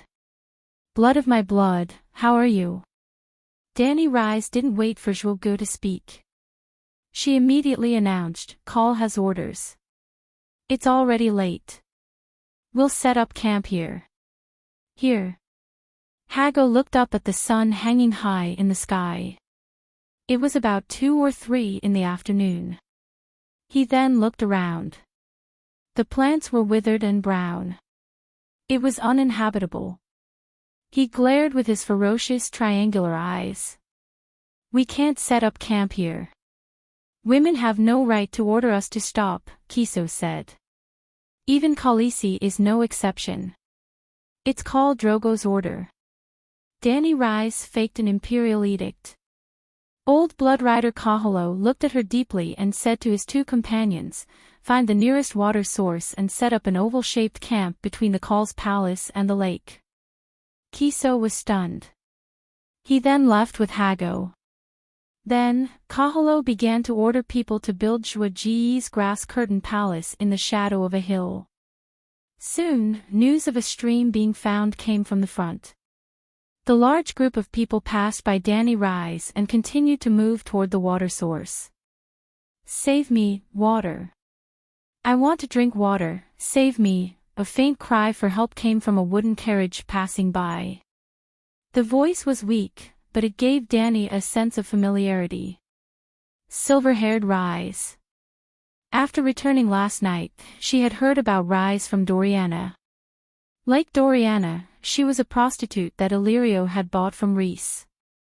She was a gift from Drogo to Jacko when he got married. However, Doriana was the current top prostitute. Rhys was almost 30 years old and could only be considered the former top prostitute. Now, she was lying alone on the rattling wooden carriage. Blood dripped from her lower body and soaked her dress. One of her golden sandals had fallen off. Her pale calf swayed unconsciously with the shaking carriage. Wait. Dany Rhys stopped the woman driving the carriage. Covering her nose to cover the pungent smell of blood, she asked, "What's wrong with her? Why aren't you treating her? Where's her maid? She keeps asking for water. Didn't you hear her?" Khaleesi, Madame Rhys fell off the horse. The black woman looked hesitant. She did not know how to continue. This. Danny Rise was stunned. Did Rise really try to ride a horse today because of what she had said to provoke her yesterday? In fact, even the bravest Dothraki woman could not continue to travel long distances on a horse when she was close to giving birth. Therefore, in the tradition of the horse people, pregnant women would not be discriminated against in carriages. Danny Rise was a special case. She had always had long mangs help to heal her body. Her skin was a mess. Seeing that Danny Rise was still looking at her, the woman continued in an ambiguous tone. Because of her inappropriate words, Jacob stripped her of her status as his wife. Now, she is just like me, a slave. Naturally, she has no maid. The hairless people also do not know how to treat slaves. What did she say? Danny Rise asked. In fact, she had some guesses in her heart. Before the skinny black woman could reply, Rise on the wooden carriage groaned in a daze. My child, call Jacko's son. Save him. He is the future call of the Jacko tribe. I am Khaleesi. Save me. Is this woman really from a brothel? Why is she so unsophisticated? The black slave immediately fell to the ground in fear. His numb face was filled with fear.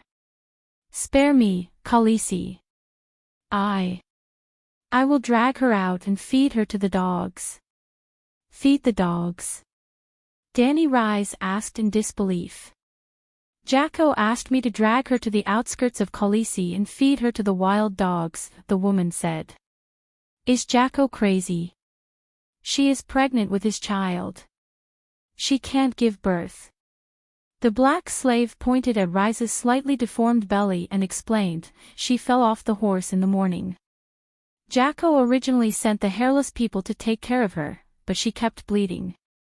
The doctor also said that she could not be saved. But she insisted on not dying. She kept saying some outrageous things.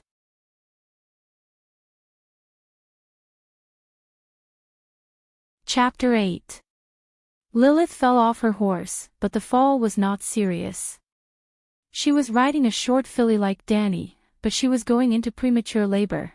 Premature labor was not a big deal, and the due date was only a few days away. The key was that the fall had caused the fetus to be in the wrong position, and the fetus would be stuck in the womb. The Dothraki hairless men were blessed by the horse god for the most common knife wounds, and they had given Lilith a death sentence. Send her to my palace. Danny's violet eyes flashed with a dark light, and she turned to the maid behind her. Eerie, get someone to isolate a corner of the palace, and do not disturb the call. Drogo's grass-curtained palace had to accommodate the daily meetings of the Khalasar leader. It was 200 square meters wide, and there was enough space for a pregnant woman. The black slave woman and the centaurs were not surprised by Khaleesi's actions. Danny Lilith had offended a group of Dothraki warriors in order to save a shepherd woman who had been raped.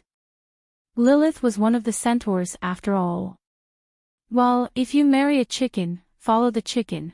If you marry a horse, follow the horse. She made a mistake and said something she should not have said, and she should be punished, but she has also bred a new seed for the Khalasar. Tell Jake that if this woman gives birth to a strong boy, her crime will be forgiven, but if it is a girl, I will give her 20 lashes and demote her to a slave. The slave woman received Khaleesi's orders and hurriedly went to report to Jake. Danny Lilith had just returned to the tent when Sir Jorah asked her to dismiss the maids and servants, and said with a serious expression, there are rumors everywhere, all of the Khalasar. Khal Drogo fell off his own horse. He did not, retorted Danny. Because you supported him, I saw it, his blood riders saw it, and the Khalasar behind you all saw it. His bear-like face was covered in sweat. You know his situation better than I do. Even if he can fool them today, what about tomorrow, or the day after?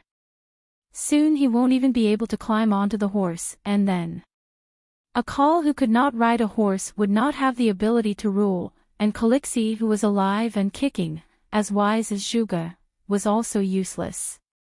I've already made my decision. Don't bring up the idea of escaping again. Leaving will only lead to death. Pausing for a moment, she looked straight into Cora's eyes. Sir, you are my knight of oaths. I hope you can keep me safe in the upcoming turmoil. There is no doubt about that. Before I lose my life, no one will harm you. Jorah Mormont nodded solemnly and made a promise. But, if we lose Drogo, his Khalasar will immediately fall into chaos. If I'm alone, I'm afraid, don't worry, my Khas tribe will cooperate with you. Dany looked him up and down. He was wearing a bleached Dothraki vest, and his bare skin was red from the sun. He was wearing loose striped sand silk trousers, and riding sandals that were tied to his knees and exposed his toes. His sword was hanging from a zigzag horsehair belt. Other than the braids without bells, he was completely dressed like a centaur. From now on, you must wear the knight's armor, she said. Yes, I understand. The big bear nodded in agreement. Lilith's scattered cries for help came from the innermost corner of the straw curtain palace. Dany Lilith sent the big bear to change his equipment. She lifted the cowhide curtain and went outside the house. On the hill next to the straw curtain palace, Kahalo stood high above. He shouted with a serious expression and commanded the tribe to set up camp. It was obvious that he was worried about Drogo's injury and was in a bad mood. Dany waved him down and said, Kahalo, go and find Millie Maz Tur Witch. He spat. I won't do it. Khaleesi, you have no right to order me. Although Dany Lilith had saved Millie Maz Tur, her status as a slave did not change. She should be with the other sheep people in the long line of slaves. For Lilith. Our hairless people can't heal her. Why don't we let Millie Maz Tur try, she told him. Kahalo stared at her from his horse. His eyes were as hard as flint. Witches are women who sleep with demons. They are evil, cruel, and soulless. They perform the darkest and most terrible witchcraft. At night, they will look for men and drain their energy until they die. Trusting them is the stupidest thing in the world. Fear the ghosts and avoid them. The Dothraki were not proficient in black magic, but they had developed a smart and applicable tradition over thousands of years of life evolution. If it was not for Dany Lilith, an outsider, who intervened, Drogo might not have died of inflammation in his wound. Dany touched her belly and advised, I don't trust her, but if she can save Lilith from a difficult birth, won't the safety of the child in my belly be more assured? The old Allblood's mouth opened and closed. He looked at her with pity and left without saying anything. He thought she did not know about the Dothraki tradition. Dany Lilith's eyes were deep as she watched the old man's figure disappear into the yurts. She turned to call for Aloy, the first woman Dany rescued outside the mud wall of the town of sheep people, a shy sheep girl. After bathing and changing clothes, Dany sat quietly beside the bonfire in the center of the camp. The flames were blazing and the heat was overwhelming. The maids could not stand it and were all sent away by her. It was afternoon, the sun was high in the sky, and the weather was unbearably hot. After a while, Kahalo carried the short sheep witch in his hand and strode in. Millie Maz Tur's clothes were tattered, her face was swollen, blood dripped from the corner of her mouth, and one of her front teeth was missing. It was obvious that she had been beaten up before she came. After instructing Sir Jorah not to let anyone in, she handed Millie Maz Tur a cup of mare's milk and asked, You said before that you were proficient in the art of childbirth. Millie Maz Tur wiped the blood from the corner of her mouth and took the cowhorn cup. She gulped it down before she panted and said, Mistress Silver, my mother was a former priestess. She taught me songs and spells to please the High Shepherd God, as well as how to make holy smoke and holy ointment with leaves, roots, and berries. When I was young and beautiful, I followed a caravan to Asha by the shadow and asked for advice from their magicians. Ships from countless countries gathered in Asha, so I stayed there for a long time to learn the medical skills of the foreign people. A moon singer from Jujesnai taught me her song of childbirth, and a woman from your writing people taught me the magic of grass, corn, and horses. There was also a scholar Marwin from the Sunset Land, Westeros. He cut open corpses and told me all the secrets buried under the skin. He was a sea turtle who had studied abroad and had obtained several doctorates in medicine. Millie looked at Zhuogu on the bed 20 feet away and explained helplessly, I am proficient in many medical skills, but Zhuogu gave up on my ointment 7 days ago. Danny Lilith interrupted her and pointed to the screen in the corner of the room. There is a pregnant woman who fell off a horse. She is the one you are treating today. The other Mistress Silver. Millie Master seemed to have heard about Lilith as well. She raised her head and pointed at Zhuogu on the bed with her chin and asked, Do we not need to treat this great warrior on horseback immediately? Danny Lilith looked down and stroked her belly. Don't worry about the call. My child is about to be born. You must use Lilith to prove your ability in obstetrics and gynecology. As you wish, Mistress Silver, the witch answered honestly. In order to avoid affecting Zhuogu, the straw bed where Lilith was placed was separated from the main body of the palace. In other words, a small straw curtain room with a door was built next to the hall. She did not need to pass by the Call's bed. Separated by a thick straw curtain, there was also a wooden screen from the Midsummer Islands. There were hundreds of lifelike and colorful carvings of rare birds and beasts on it. It was a gift from the Trade Federation to Zhuogu.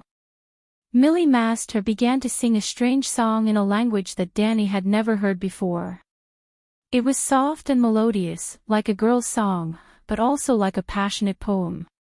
Was it the childbirth song taught to her by the moon singer of Juxne? Or was it the sorcerer's spell of Shadow Yasha? As the song entered her ears, Danny checked the items around her again. The black dragon egg, the crossbow with a taut bowstring loaded with a metal-tipped arrow, Shuaji's dragon bone dagger, the needle and thread for sewing wounds from the hairless people, poppy wine, and a large piece of cotton cloth that was boiled in water and dried under the scorching sun. The poppy wine was rubbed on her belly. It felt cool. She bit a piece of cork with her teeth.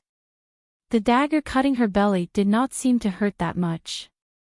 At least it was much easier than grilling a beauty's leg on charcoal last night. Dragon baby, you are the pinnacle of the world's power. The spiritual energy of heaven and earth has been revived with your arrival. You are the god of this world. I need you to give me strength. Sticky blood stained the blanket under her. Danny's face was pale. Her forehead was covered with bean-sized beads of sweat. She seemed to be in a daze. The piece of cork in her mouth fell from her open mouth. Suddenly, the warm fossilized dragon egg between her knees became as hot as charcoal. The stimulation of the heat cleared her mind like never before. Under normal circumstances in modern hospitals, a cesarean section would take about half an hour. This included the anesthetic process in the early stage. Danny was in a daze for about 20 minutes. Then, a bloody baby boy appeared in her arms. Covering his bloody mouth, Danny steeled her heart and poured a small glass of poppy wine into his mouth. Riding the horse of the world, a little anesthetic won't hurt you, Danny whispered to him. The little guy fell asleep. He hugged the white dragon egg with both hands. The dragon egg was boiling hot. Another 15 minutes passed. The witch next door was still singing. Danny held the black dragon egg in her left hand and wiped the blood on her body with her free right hand. Then, she threw all the blood-stained cotton cloth and blanket into the burning firewood beside her. Thank you, dragon baby. Danny caressed the fine scales on the dragon egg lovingly. Her heart was filled with gratitude and love. Just like how Bran and Stark could feel the emotions of Summer, his direwolf's name, at any time, she also had the closest soul bond with the black dragon when she was on the verge of death. Daenerys could now control the process of entering the dragon dream.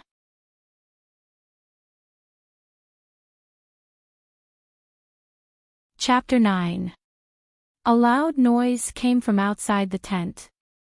Daenerys, who was sitting cross-legged in the fire with the black dragon egg in her arms, opened her eyes in frustration. She was disinfecting herself. A temperature of more than 1,000 degrees Celsius was more effective than any antibiotics or penicillin. Well, it was cleaner and had no side effects. Clenching her fist, Dany Rice felt lighter and stronger than before. She stepped out of the fire and washed the stains on her body with boiling water. She picked up the down bundle that she had prepared earlier, which was made of duck feather pillows. Soon, Dany Rice, who looked exactly the same as before, lifted the cowhide curtain with difficulty and walked out with her big belly. The scorching sun was setting in the west, dragging a long shadow behind the hills.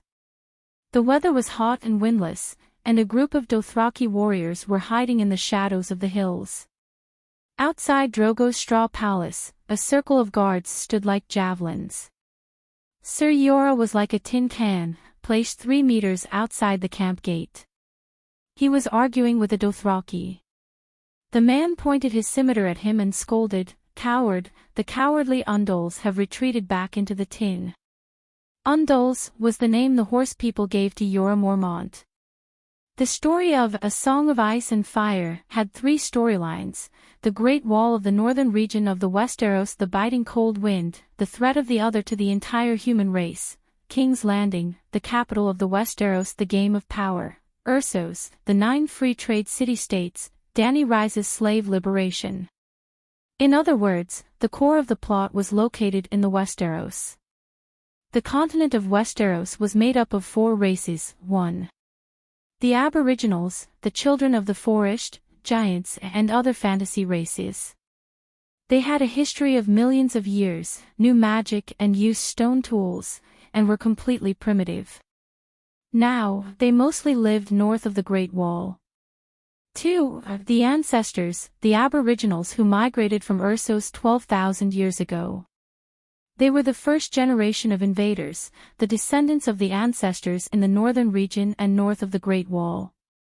3. The Undals were invaders from the continent of Essos 8,000 years ago. They brought the Iron Civilization and the faith of the 7 gods. 4. The Loinans, who came to Valeglia 1,000 years ago to hide from the dragon and magic civilization, super civilization, similar to Atlantis. They did not have a civilization of a higher level, so they could not invade the Westeros, who had developed a civilization of knights.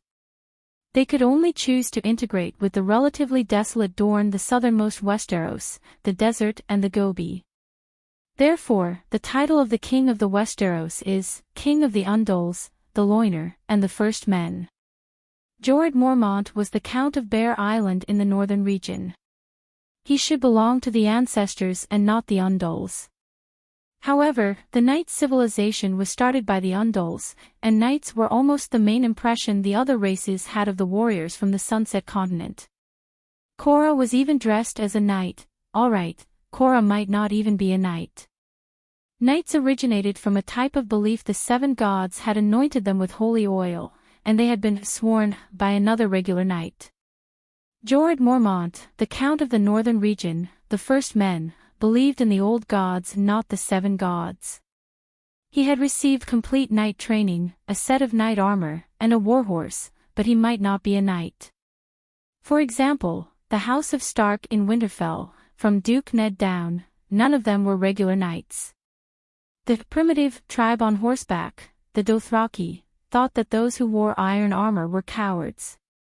Wearing iron armor equals being afraid of death equals being cowards, that was probably their logic. When the centaur saw Dany walking out of the tent, not only did he not restrain himself, he laughed even harder. Korra pressed his sword with his left hand and pointed at the Dothraki warrior with his right hand. He scolded back unceremoniously, "You primitive trash, horse bastard, you don't know anything. My plate armor can be exchanged for 100 of your dog heads." Sometimes he cursed in Dothraki, directed at the centaur himself, and sometimes he cursed in the common tongue of Westeros, with a northern accent, venting his anger at the Dothraki race as a whole. He spat out all sorts of profanities, none of which the others could understand. Because he had been wary of the centaur warrior, he immediately noticed the change in the centaur warrior's gaze. He turned back to glance at Dany and Rise, and guessed that he had completed his guard duty for the day. He pulled out his two-handed sword and rushed towards the centaur warrior. The centaur warrior had been waiting for him. He did not attack earlier because this was Cow's tent, and if he dared to barge in, he would be shot by the guards like a porcupine. The centaur warrior that Dany thought was a small fry was so fast that her eyes could not keep up with him. His Arak scimitar danced in the air, forming a curtain of silver blades. Korra was wearing a full-body armor made of dark gray fine steel. The huge helmet was pulled down, revealing only the two slits of his face.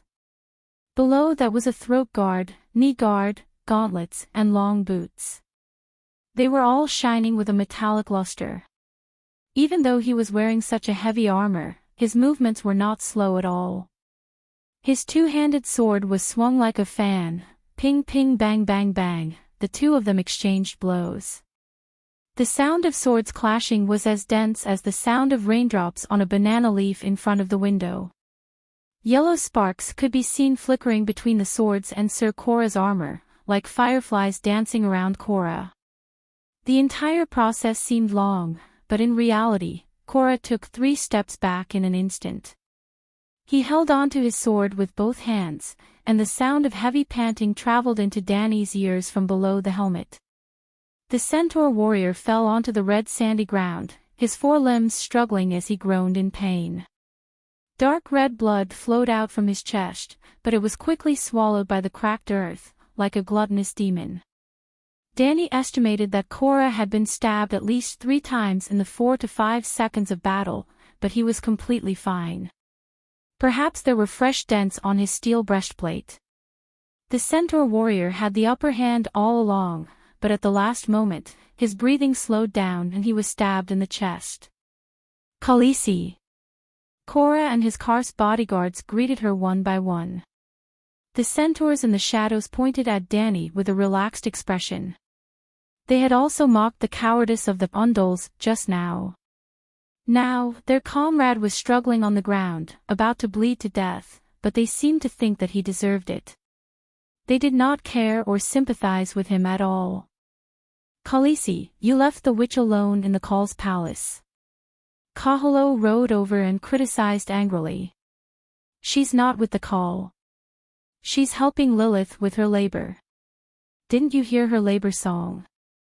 As she said that, she instructed Aggo to lift the grass curtain outside the labor room. The scene inside was immediately revealed to everyone. Millie Master was singing a mellow ballad of the land of Moon's shadow while caressing Lilith's swollen and glistening belly. It seemed that she was helping Lilith to adjust the position of the fetus. On the simple bed made of rushes, the pregnant woman's square face was as white as wax. The hair on both sides of her temples was wet and her teeth were clenched tightly. The veins on her cheeks were bulging. She was moaning in pain and the faint smell of blood passed through the curtain and hit the onlookers in the face. Half an hour was more than enough for a cesarean section, and 4 to 5 hours was not considered long for a normal labor, especially if it was a difficult labor.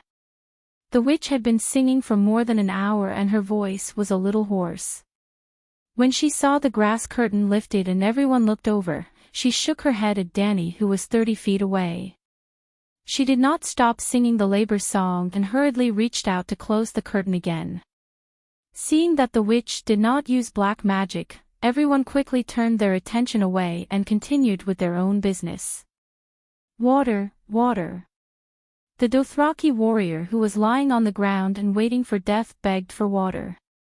Dany walked over and threw a bag of mare's milk on the ground. She then instructed the maid Eerie to remove his painted vest. She remembered that she was a pregnant woman with limited mobility and could not lower her head to feed him water, let alone squat down to check his injuries.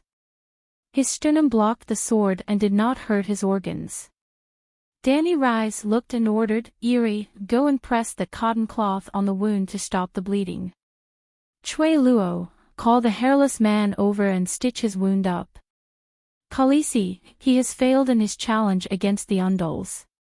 He should accept his fate. Do not move him, and do not treat him. Whether he lives or dies will be decided by the horse god in heaven. Everyone knows this." "Everyone knows this," the maid Eerie replied.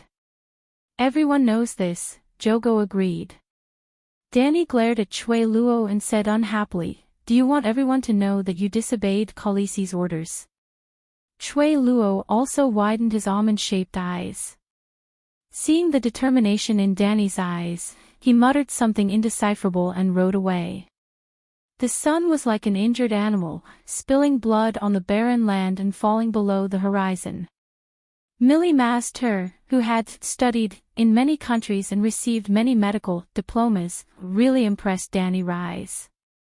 Before nightfall, the first child was born. It was a silver-haired boy with the bronze skin of the Dothraki, almond-shaped eyes, and light purple pupils. Danny Rise crossed the wooden screen of beasts and used a dagger to cut open the thick grass curtain. She took the naked baby from the witch's hands through the gap. "Khaleesi, it's a twin." "There's another one," Millie Master said in a hoarse voice. "Continue." Danny dawdled for almost 2 minutes before turning around the screen. "Wash him with hot water." When they reached the hall, she wrapped the baby in a woolen blanket and handed it to Jiki. When the second child was born, Jacko also came to Drogo's grass curtain palace. "Ha ha ha, a boy and a girl. The boy is big and the girl is petite, symbolizing the sun and the stars. This is an auspicious sign given to me by the horse god in heaven." Jacko was in high spirits, holding a baby in each hand. The boy in his left hand was facing the sun that was about to disappear from the horizon, while the girl in his right hand was facing the star of the horse god in the dark purple sky in the east. The string of bells tied to his beard jingled with ambition. Watching Jacko and the others leave happily with the children and Lilith, the witch, who had just finished washing herself in a small tent, muttered in confusion, "How can he tell that the boy is bigger? Aren't they about the same size? These stupid centaurs are so strange." Shaking her head, Millie turned and walked toward Drogo's grass curtain palace. Having proved her ability perfectly, she had obtained the right to become Khaleesi's valet. Before Khaleesi's child was born, she had to follow Khaleesi's little Cass and could not leave without permission.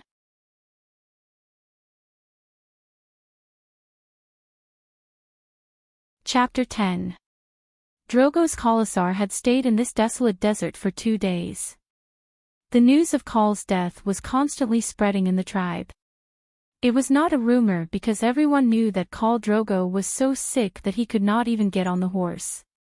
Therefore, without Khal Drogo's leadership, the Khalasar could not move.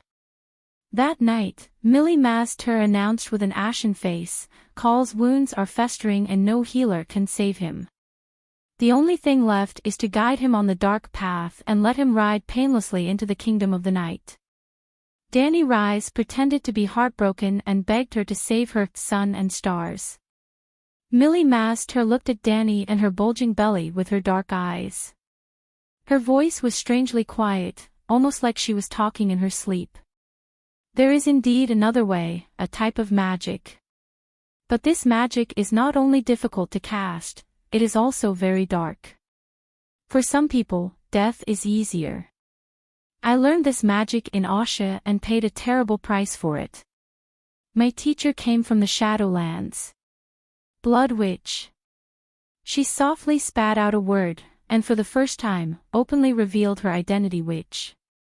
She had always denied her identity as a witch and only said that she was a doctor and a priestess. Her voice seemed to have some kind of dark magic. Danny, who was being roasted by the fire, suddenly felt that her neck was being strangled by a cold and sticky tentacle. She could not breathe, her brain was lacking oxygen, and her thoughts were blurry. She heard herself say in a daze, "Do it, save." Scalding lava suddenly gushed out from her lower abdomen. The intense heat stimulated her nerves and woke her up instantly. The dragon egg was hidden in her belly. She suppressed the shock in her heart and showed a hesitant expression. Call's blood guards will not agree. Is there no other way? The witch was startled and shook her head. No. Dani pursed her lips and looked straight into her eyes. She said coldly, "You admit that you are a witch? Is that so?" Millie Master seemed to be fearless. She smiled and said, "Silver Lady, only a witch can save your warrior now. And you have to pay a price." Dani looked at the unconscious Zhuogu and asked, "What do you want?" "Gold, horses." The witch interrupted her bluntly, "This is not about gold or horses, madam. This is blood magic. Only death can be exchanged for life." "Death? You want my life?" The witch assured her, "It's not your death, Calixie." Her gaze swept towards Dani's lower abdomen from time to time, her eyes dark and vicious. Dani Lissa decided not to waste any more time with her and asked directly, "Whose death can awaken my sun and stars?" "It can't be his steed, right?" "Silver Lady, you are very courageous, daring to face the cruelest reality. You should have guessed it already. The equivalent exchange of blood magic, using the life of a noble Call in exchange for the new life of another great king of horse from the god of night." Millie Master smiled and pointed at Dani's lower abdomen, like an evil spirit from hell eyeing the food that was sacrificed by the unclean. "Call Zhuogu is not only your sun and stars, he is also the guarantee of your safety. As long as your husband survives, there will be a large group of children waiting for you to raise in the future. Perhaps, like the Silver Lady, you will give birth to twins that represent the sun and stars." Dani's expression changed. She picked up the teapot in front of her and smashed it. Bang! The witch did not expect such a reaction. Her forehead was hit, and blood mixed with milky white horse milk flowed down her cheeks. "Adjure, Ricardo, drag the witch away, gag her and tie her up." She ordered the guards on duty outside the house loudly. 2 days and 1 night passed. Shuiji's Commissar was on the verge of collapse. Every night, Dani could hear the cries of Irichiki and the other maids. This morning, she saw bruises on Doria's chest, abdomen, and thighs. It was Kiso and Hago who did it. The Call's blood riders could share everything other than his mount. Zhuogu did not allow them to touch Dani, but they had been taking all of Dani's maids. They had not been so overboard before, but now, everyone knows that the Call is about to die. According to Dothraki customs, his blood riders will live and die with him. Kiso and the others saw that their lives were coming to an end, which is why they became so deranged. "The dead have nothing to worry about," Sir Yora told her with a tired expression. He had been the one who had suffered the most in the past 2 days. He had not taken off his heavy armor from the moment he put it on. During the day, he stood guard outside the door, and at night, he propped up a chair at the door, a gleaming sword across his knees. "And this place is barren. The stream 3 miles away has almost been drained dry by the horses. Most importantly, there is no pasture. The livestock can't hold on any longer." Yora rubbed his dim eyes and said with some despair, "The Dothraki will definitely not watch their horses starve or die of thirst. Soon, they will make a move. If not tonight, it will be tomorrow. I did it on purpose. I deliberately watched Zhuogu go in the wrong direction. I deliberately chose this barren land that could not sustain the existence of the huge Khalasar for long. Because I hoped that when the Khalasars could not hold on any longer, they would lead their respective Khalasars and disperse on their own. I must not let an ambitious person fight for the Khal's position near my little Khalasar. Otherwise, her Khalasar tribe would not be able to survive in the chaos. As a Khaleesi, her life might not be guaranteed. Feeling that the final moment had come, she said to the haggard knight with dark circles around his eyes, "I think I will give birth tonight. Go and get Millie Maz to here." Pain flashed in Sir Yora's eyes. He wanted to tell his princess, in this situation, you must not have any expectations for the child. Otherwise, you will not be able to withstand the huge blow that will inevitably come. "Khaleesi, didn't you say that she wanted to sacrifice your child?" he said with a hoarse voice. "Don't worry. She only needs to sing the birthing song.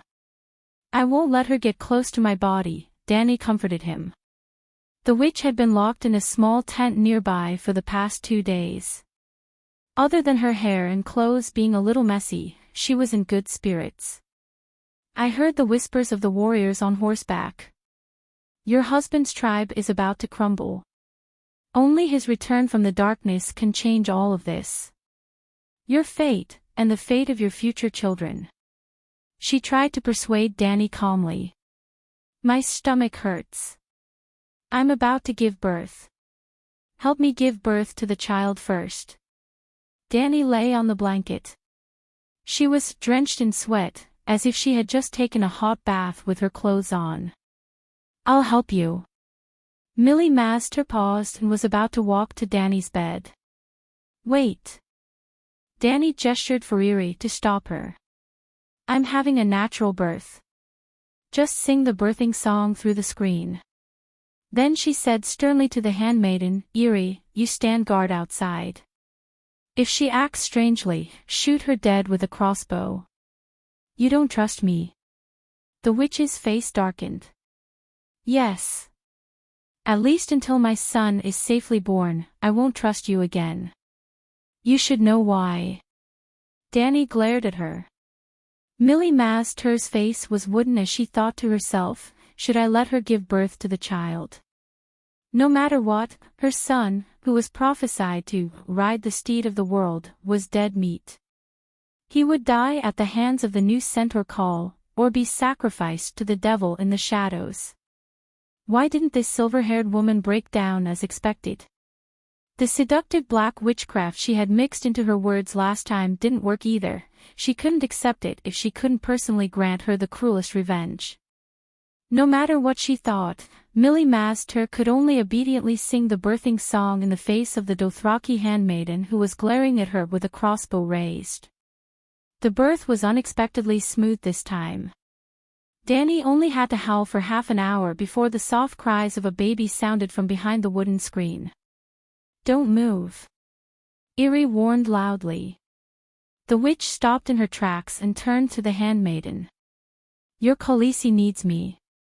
There will be more complicated work to do after the child is born." In fact, she didn't have any other thoughts at the moment. She only felt that today's birthing process was very strange and wanted to see it with her own eyes. "Stop, don't move." Irri held the crossbow, unmoved. Dany said weakly from inside, "Irri, let Jichi and Doria in. Millie Maz has proven her loyalty. Take her back to the tent and don't tie her up again. Give her some wine and meat." Very strange. That silver-haired woman is up to something. The witch was completely sure, but she just couldn't figure out what she had done or what she was going to do. Irri, Jichi, and Doria had never given birth before, nor had they learned the art of childbirth. They only thought that everything was the effect of Millie Maz's miraculous birthing song. Even Sir Yora and the others outside thought so. After all, a few days ago, everyone saw with their own eyes that the witch had helped the dying Lilith give birth to a pair of auspicious children. Before that, all the hairless people were 100% sure that Lilith, who had fallen off the horse, was beyond saving. From this, it could be seen that Millie Maz was no ordinary witch doctor who helped with childbirth. With her help, it was perfectly normal for the Khaleesi to successfully give birth to a son. When Sir Yora, Kaholo, Kiso, and Hago, the 3 blood riders, were brought into the straw curtain palace, they naturally thought that the skinny baby in Danny's arms was their Call's son. "My sun and star, you're blood of my blood." "He's dying." Danny lowered her head and played with the baby's sparse black hair as she said nonchalantly. "Woman, Dothraki is different from your Sunset Nation." The wise old man Kaholo thought that he had seen through Danny's absurd ambition of ruling from behind a curtain, so he mocked her without holding back. "Ever since the birth of the Zigun Lake, the centaurs have never had a baby Call. In fact, if the Call's adult son is not the strongest warrior in Khalasar, he might not be able to inherit his father's position as Call." At this moment, they did not even call her Khaleesi anymore. Just like what Sir Jorah had said, when Khal Drogo was alive, she was the Khaleesi of the 100,000 centaurs. After his death, she was nothing. Dany Lilith said to them, "I have already accepted my fate, the Dosh Khaleesi of V's Dothraki. However, as my husband's blood of my blood, this child is his continuation, and also your bloodline. I hope that one or several of you brave warriors can run through the night and bring my leg," Dany Lilith's son's name, decided on the day she was pregnant, to the north. V's Dothraki under the Mother of God mountain is a holy land for the centaurs who do not show their weapons, do not stain their hands with blood, set aside their disputes and give up their hatred. Find the old Dosh Khaleesi who predicted that I would give birth to the steed of the world, and ask her to take back her prophecy about Leg. Also, ask her to take Leg as her servant for life. If the above request is fulfilled, I will swear on behalf of Leg as the Princess of Dragonstone Island, Stormborn, that I will forever give up my pursuit of the inheritance of his father, Khal Drogo."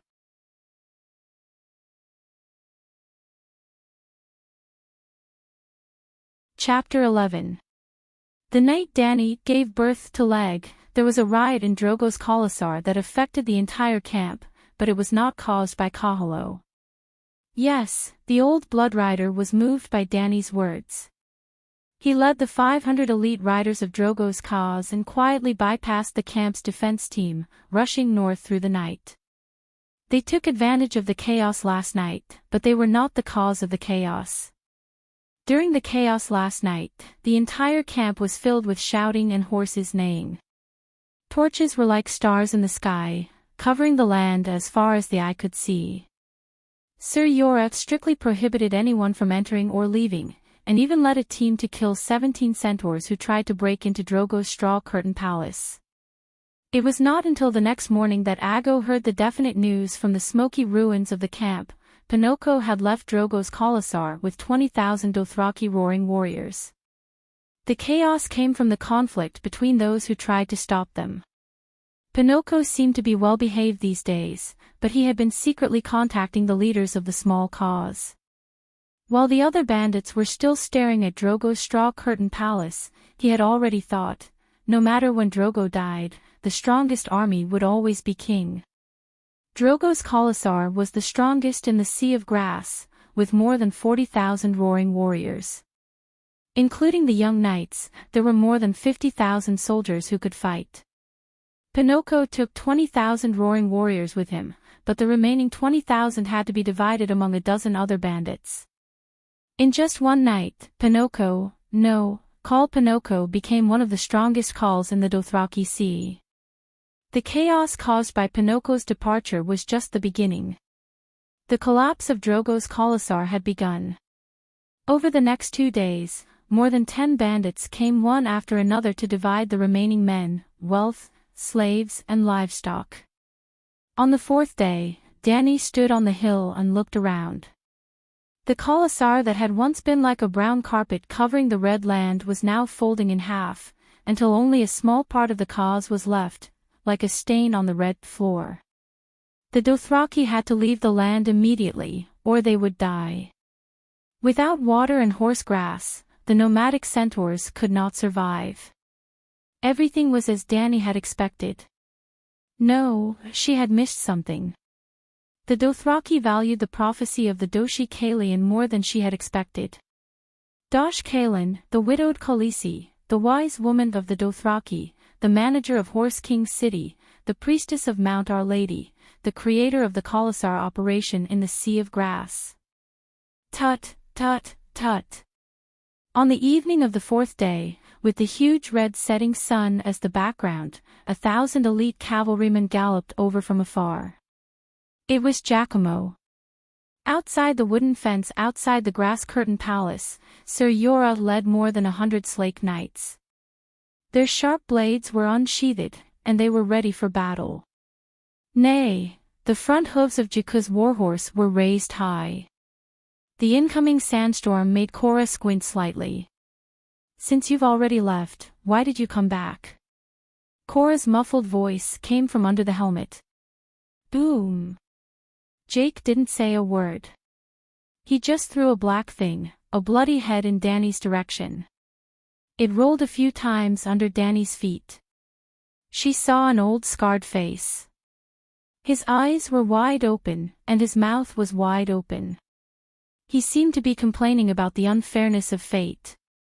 No, the Dothraki warriors wouldn't complain. Even in the face of the most tragic fate, they would still let out battle cries. That was why Kaholo was still shouting unyieldingly before he died. Boom, boom, boom, one by one, the horses and the riders turned in an arc and left bloody heads in front of the tents expressionlessly. Soon, the heads piled up into a small hill. 4 days ago, Kaholo took away 500 elite cavalrymen. 4 days later, under the blood-red setting sun, Khal Jakku brought back 500 bloody heads. "Where's my son?" Danny Rise lowered her gaze and asked in a hoarse voice. Khal Jakku waved at a knight behind him. The Dothraki passed him a 4-meter-long wooden pole. He raised the pole high so that everyone could see it. "Ah!" Iri, Doria, and a few other maids cried out in despair. The pole was thin, and a small human head was strung on top of it. It was the size of a cantaloupe. It had bronze skin like the Dothrakis, black hair like Drogo's, and light purple pupils in its almond-shaped eyes. Why? Danny's face was pale. She was on the verge of collapsing. She looked at Jake coldly. "Didn't Kaholo tell you about my vow? I only want this child to live a peaceful life. The old Dothraki Kareen will bear witness to my vow. He's no threat to you." Jake grinned.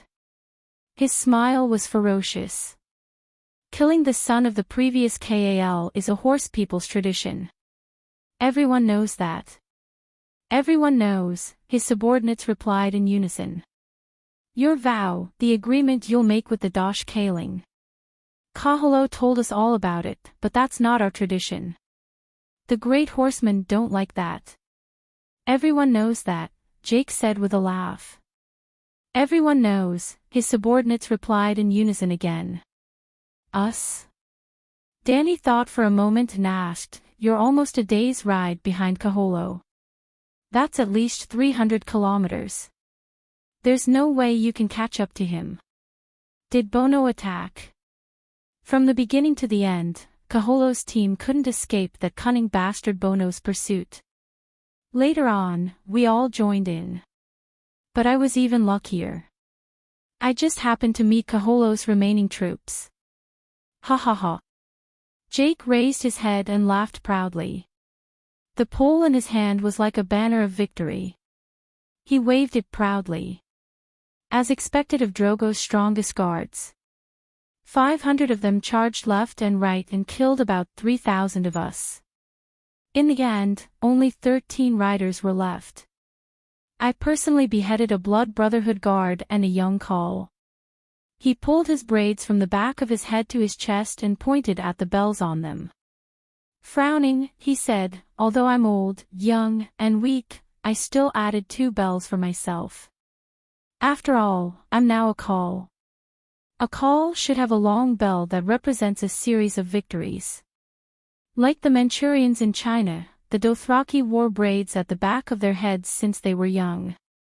Every time they lost a battle, they would cut off their braids as a sign of dishonor. This way, the whole world would know of their humiliation. When attending a Dothraki banquet, the number of seats would be determined by the length of the braids. Warriors with long braids would receive more respect and would sit closer to the khal and higher. Those with short braids could only lean against the wall and sit on the tattered seats on the floor. Long braids represented the Dothraki's honor. The number of bells tied to the braids marked the number of victories they had won. Khal Drogo had never lost a battle in his life. His khalasar was the largest. His braids were thick and long, reaching below his hips. His black braids were full of jingling bells. In the end, there wasn't enough space. His beard was also braided and tied to a string of bells. At this moment, Khal Jocko regarded Kaholo and the baby he was protecting as two victories. "You'll regret what you did today." Dany was furious. She sentenced Jocko to death in her heart. "Jocko, I hope you'll be alive for at least the next 5 years. What are you going to do now? Kill me? Or the khal you were?" she asked coldly. "She's not crying." Jocko turned to Margot and muttered, "What a cold woman. We've all lost." 4 days ago, when khalasar fell apart, Margot took advantage of the chaos to kidnap Dany's shepherd maid, Aloy.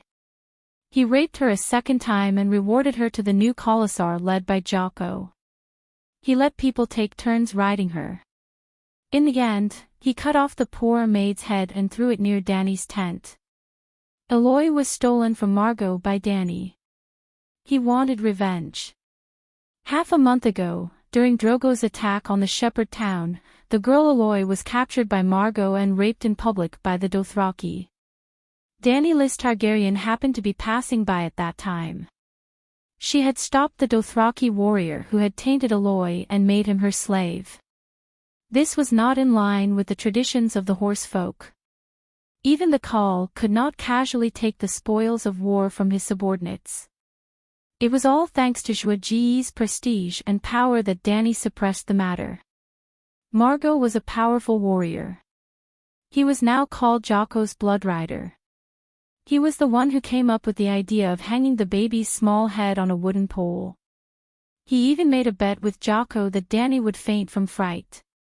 Dany did not cry. She just stared at them with her big purple eyes. They did not expect this at all. They all lost. "Woman, I swore at the mother of the mountains that I would never hurt my khal. Everyone knows that." Jocko urged his horse forward and shouted at Dany's cars. "Everyone knows that," Margot said. "Everyone knows that," Jocko's men answered in unison. Jocko continued, "Khaleesi, who has lost her khal, will never be touched by any Dothraki horse again. She will be sent to Vistothraki and become a Dothraki Khaleesi. Everyone knows that." "Everyone knows that," Margot shouted from the side. From Dany's cars, Aggo shouted, "When the khal is buried, we will escort Khaleesi back to Vistothraki." "Humph, my khalasar will wait for you on the north bank of the Raza River. Don't even think about escaping," Jocko said coldly. This place was at the border of the Red Wastes. If they went north, they would return to the shepherd's scattered settlement. After crossing the Raza River, they would arrive at the boundless Dothraki Sea. As for the south, it was more than 1,000 kilometers of barren Gobi Desert. He looked around at the small camp, the whip in his right hand making a horrifying crack in the air. "Now, hand over the belongings that belong to the khal but no longer belong to you. Slaves, warriors, and livestock have all been taken by them," Sir Jorah said with a frown. "Armored man, I want this palace." Jocko pointed at the palace behind Dany with his whip. "Only the khal can live in the khal's palace. The Dothraki Khaleesi do not need it." Jorah turned back to look at Dany. His right hand was on the hilt of his sword, and his left hand quietly pulled down the visor of his flat iron helmet. Dany shook her head at him. She turned to Kue Luo and ordered, "Have the woman tear down the tent."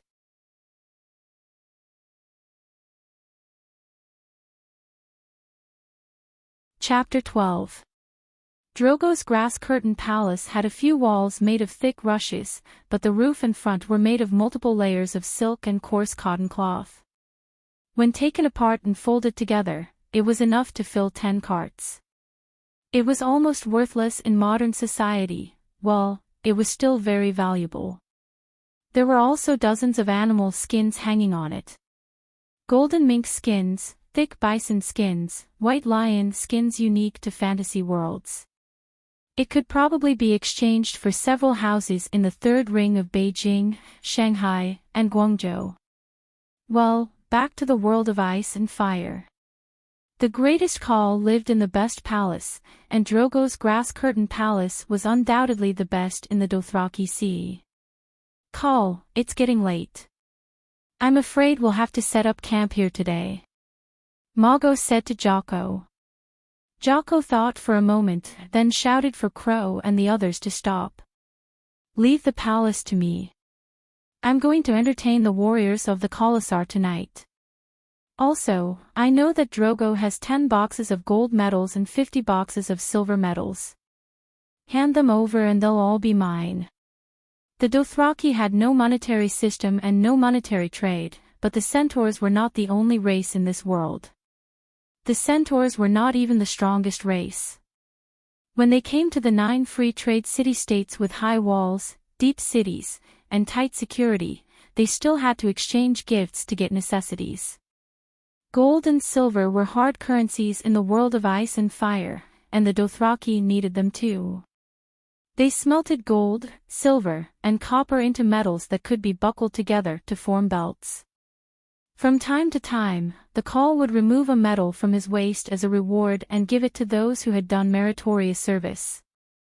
The strongest Drogo had the strongest Khalasar and the most wealth. Half of the luxurious, grass-curtained palace, which was more than 200 square meters, was filled with heavy wooden boxes. Other than clothes and daily items, gold and silver were the majority. You're too late. You're not the only one who covets Khal Drogo's wealth, Jocko interrupted her rudely. Not Ko, I'm called Jocko. Danny Rise's eyes were scornful as she continued, to prevent soldiers from breaking into the camp, I had people throw those things out. Anyway, Dosh Kalen has the entire Horse King city to support him. I don't need gold and silver. Really? Jocko was a little angry, but also a little disbelieving, unwilling to believe. We carried the chests and threw them out together. There were 60 chests. Everyone knows that, Sir Chola said. Everyone knows, Agu echoed. Everyone knows, Danny's Cass said nonsensically. Damn it, leave now. Jake waved his whip in exasperation. The Khaleesi's dowry, the Khal's weapons and horses, would not be taken by force. Yes, this was a tradition that all Dothraki knew. There was a 20-square-meter linen tent, and a dozen wooden boxes were piled up in a corner. Most of them were Danny's wedding gifts. When they were carried out of Drogo's palace, Mago dismounted and looked through them. The newly built tents were too small to dig a fire pit, so they could only pull the curtains to the left and right and ignite a raging flame not far from the door. Kiso's gloomy face was illuminated by the dim yellow flames. He had been guarding Drogo's bed, waiting for my blood to rush into the Night Kingdom. Hag was drunk. He lay on the ground with a dispirited look on his face. His dim eyes stared blankly at the top of the tent. We should have left the child by my blood's side and waited for the last moment together. Kahalo shouldn't have listened to her, he said vaguely. The tent was too crowded. Danny sat at the entrance and did not answer Hag. She only lowered her head and stuffed cotton wool into a doll with a pale face. The doll was one that she had just sewn with pale yellow silk. It had no head. Jake said that he had thrown the child's torso to the wild dogs. The atmosphere in the camp under the starry sky was oppressive. The space was so quiet that it was almost frozen. Little Cass, who had 100 or 200 people, could only hear the crackling of firewood in the fire. Sir Yora was still fully armored. He looked at his princess with pity. Several times, he opened his mouth to say something, but it was as if his throat was stuck. He could not say a single word of comfort. Perhaps, thought the knight sadly, no words could lessen the pain of her heart at this moment. Involuntarily, an image of what had happened at the king's landing appeared in his mind. It was 15 years ago, the night before the Targaryen dynasty was completely destroyed. As the heir to the Earl of Bear Island, he was chosen as the personal bodyguard of Ned Stark, the Duke of Winterfell in the Northern Territory. When he led the army of the Northern Territory and followed Duke Stark into the Red Keep, he saw a similar scene as tonight. The 3-year-old princess was beheaded, and the prince, who was not even a year old, was turned into a pool of blood and paste on the wall. Thud, thud, thud, the sound of horses galloping from afar woke everyone up from their silence. Quello rode his horse to check it out and quickly returned. He reported to Dany and Lilith, "Calixie, it's Calixie of Jake. Madam Lilith says she wants to thank you in person." Dany sat cross-legged on the ground. There was a bundle folded with a wool blanket in front of her. She lowered her head and looked at the baby's corpse in the bundle for a while. Then she said with a hoarse voice, "Ask her to come here." "I'm coming." A female voice came from the darkness. Following that, a series of knights holding torches appeared. Without waiting for Dany's order, Lilith's men barged into the small circle. "You." Dany said one word and stopped.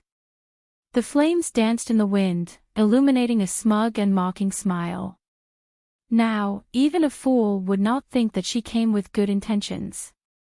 Dany put the cleaned baby's head on the neck of the rag doll and said in a muffled voice, "I saved you. You see, I'm also riding a horse." Lilith pulled the reins awkwardly and made the horse turn in a circle. "A little mare with a silver mane, just like yours." In fact, they were not the same. Dany's little silver horse had shiny silver hair, but Lilith's was white. Unlike the Myrish dress last time, she also did as the Romans did and changed into a painted Dothraki vest. Dany covered the bundle and looked up into Lilith's eyes. She said again, "I saved your life." Lilith pursed her lips and waved behind her. 2 strong Dothraki female riders came over and helped her off the horse. Although she could sit on the back of a horse, Lilith was still in the confinement period. Her limbs were weak and her body was not well. She needed the help of her maids to walk. She could not be compared to Dany, who held the dragon egg, dragon dream, every day. She staggered to Dany's side and sat cross-legged on the magic carpet on the ground like her. Lilith leaned over to Dany's ear, covered her mouth and whispered, "I hate you." Obviously. Dany nodded seriously. "Ha ha ha." She put her hands on both sides and leaned back slightly. Looking at the gem-like stars in the sky, she sighed and said briskly, "Ah, I'm also a Khaleesi. I have my own little silver horse, my own cause tribe. New, it's them. More importantly, I have a son as strong as a dragon." As she spoke, she exerted force in her hands and leaned forward instead of backward. She lowered her head and lifted the cloth in front of Dany. "Tisk, tsk, tsk, what a poor little thing. He's not even half the size of me, Django. Oh, what's below the head?" That's right, his original body was eaten by a dog. Hearing this, Dany inexplicably relaxed a lot. The heavy guilt in her heart was pressing down on her until she almost couldn't breathe. "Thank you," she said sincerely. "Thank." Lilith was stunned. "What are you talking about? Are you crazy?" Dany grinned and sneered viciously. "You may be a disgusting bitch, but at least you know to come and visit me. You've exceeded my expectations of you before." "Then how low were your expectations of me before?" Lilith was stunned for a moment before she fully understood what she meant. Her face contorted for a moment. Before she could flip out, Danny immediately warned, Dothraki cannot hurt the Dosh Khaleesi, or they will be cursed by the horse god. Everyone knows that. She then turned to look at Lilith's maidservant. The Dothraki woman immediately replied, everyone knows that. Everyone knows that, Iri and Jichi also said. You. Lilith glared at Danny. After a while, she suddenly laughed. It's okay. I'm a bitch, and you're no better. I saved your life. Danny reminded her for the third time. I'm grateful, but that's all. Lilith scanned the crowd for a moment and found the witch who was looking over. She pointed at her and sneered. You saved her too, but she still killed your call and child. I didn't. The witch waved her hands and denied loudly. Mistress Silver, have you forgotten that I used the Song of Moon to help you give birth? Lilith didn't want to talk to her at all. She only looked back at Danny with a smile. Drogo is your man. You know better than anyone how many scars he has. Many of them are more serious than the broken skin on his chest, but he is still the strongest call in the Sea of Grass. Even Rhys's brothel has his bloody and deathly reputation. I believe her, Danny said flatly. She then asked, why do you hate me so much? Just because you're jealous. But Khaleesi isn't something to be envied for, is she? Lilith stroked the silver hair hanging in front of her chest and glared with her lilac eyes. She gritted her teeth and said, because I hate being someone else's replacement.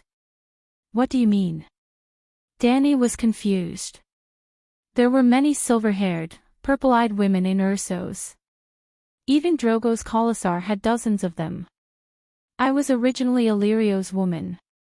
He wanted to fuck you but couldn't break the membrane that belonged to Khal Drogo, so he bought me from Rhys's brothel. Lilith leaned over to Danny's ear and whispered in a venomous voice, that fat pig, he kept calling out your name when he fucked me. That's it. Danny's eyebrows twitched. She didn't seem to care at all. In modern society, which beautiful woman hasn't been lusted after? Do men always look at themselves in the mirror when they get blisters on their hands? The Targaryen family was blessed with beauty genes. Every member of the family was handsome and beautiful. Danny's dead brother, for example, was extremely despicable. His appearance and personality were two extremes. Danny Lilith's appearance was naturally top-notch. More importantly, she was probably blessed with the identity of the last princess. The last princess of the ancient Valeglia royal family. Just thinking about it made one excited. Seeing that she didn't provoke Danny, Lilith was a little unhappy. She gritted her teeth and continued, my status was lowly. Illyrio didn't take me seriously and often used me to entertain others. The night before you married Drogo, your beggar king brother, Viserys, was about to sneak into your bedroom. It was Illyrio who stopped him and told him that if he angered Drogo, not only would he not be able to use the Khal's roaring warriors to restore his kingdom, he wouldn't even be able to save the lives of you and your sister. Then, the beggar king fucked me and called out your name again.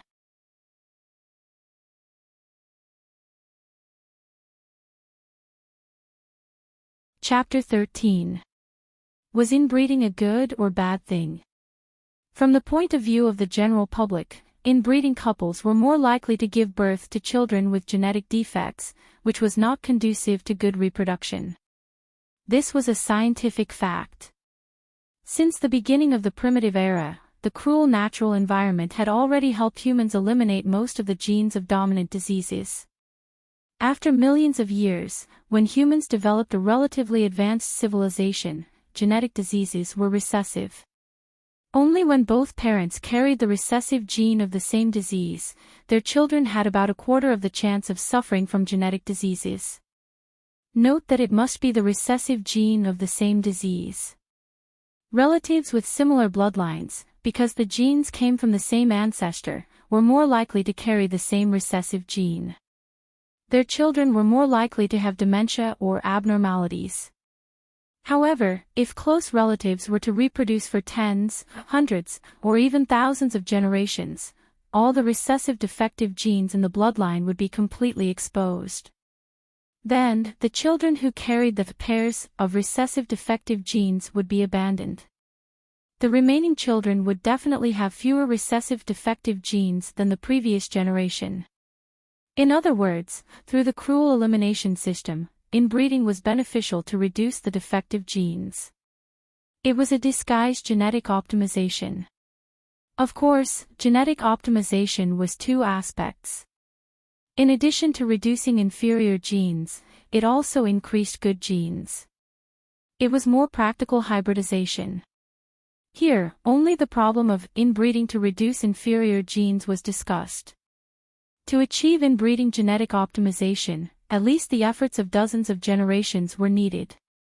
If a new bloodline was added halfway, it would bring new defective genes. All the previous efforts would be wasted, and they would have to start all over again.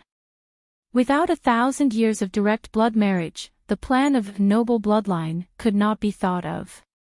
And the great celestial empire did not have 1,000 years of absolute aristocratic families. The kind that could reject the marriage of the royal family.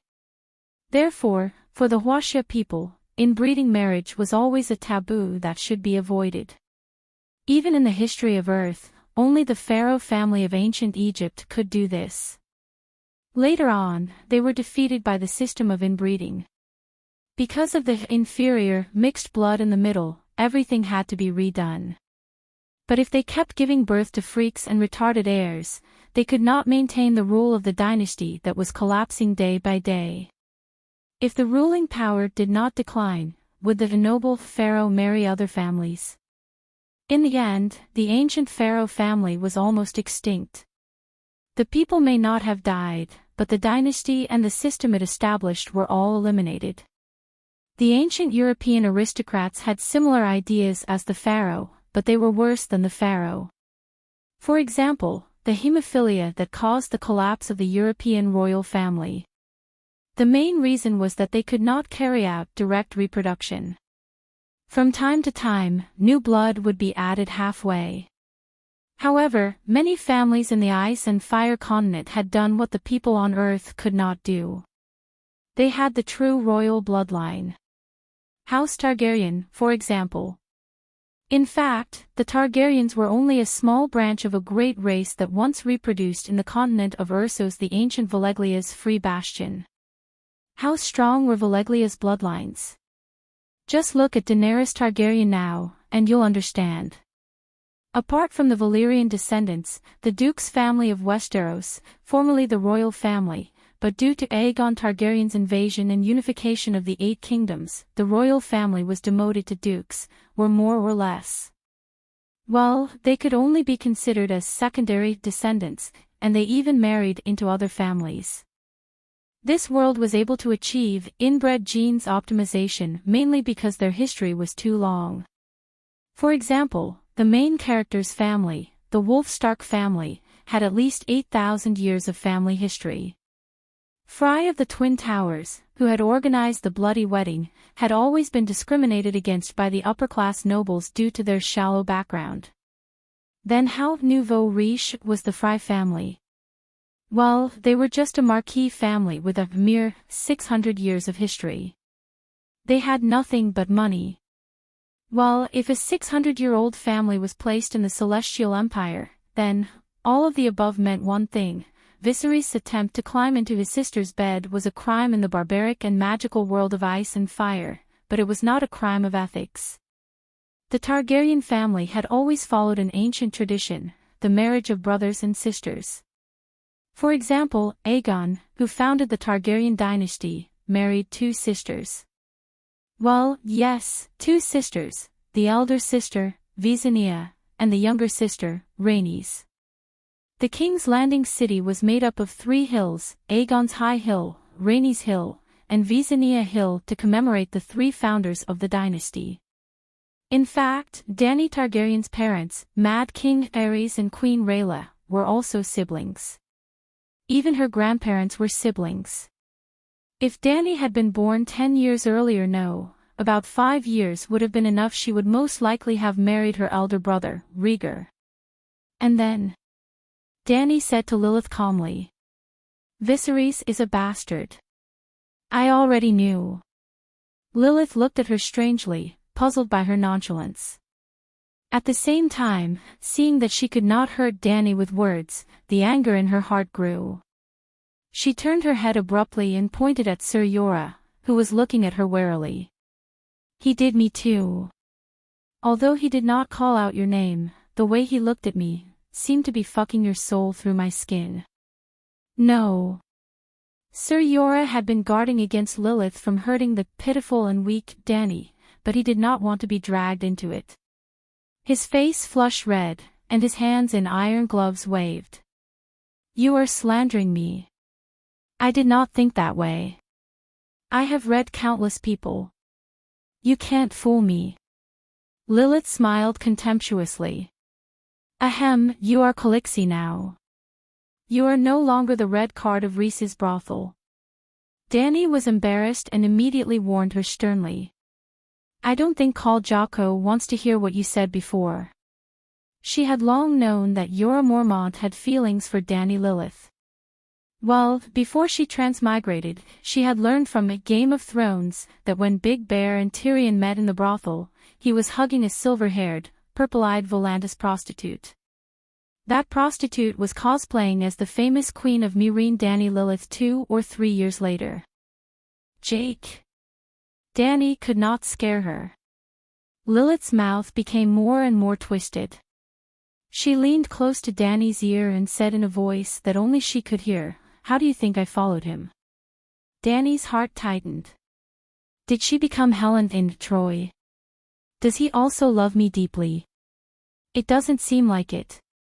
She whispered back, not embarrassed at all. Lilith sneered, because he is the same as me.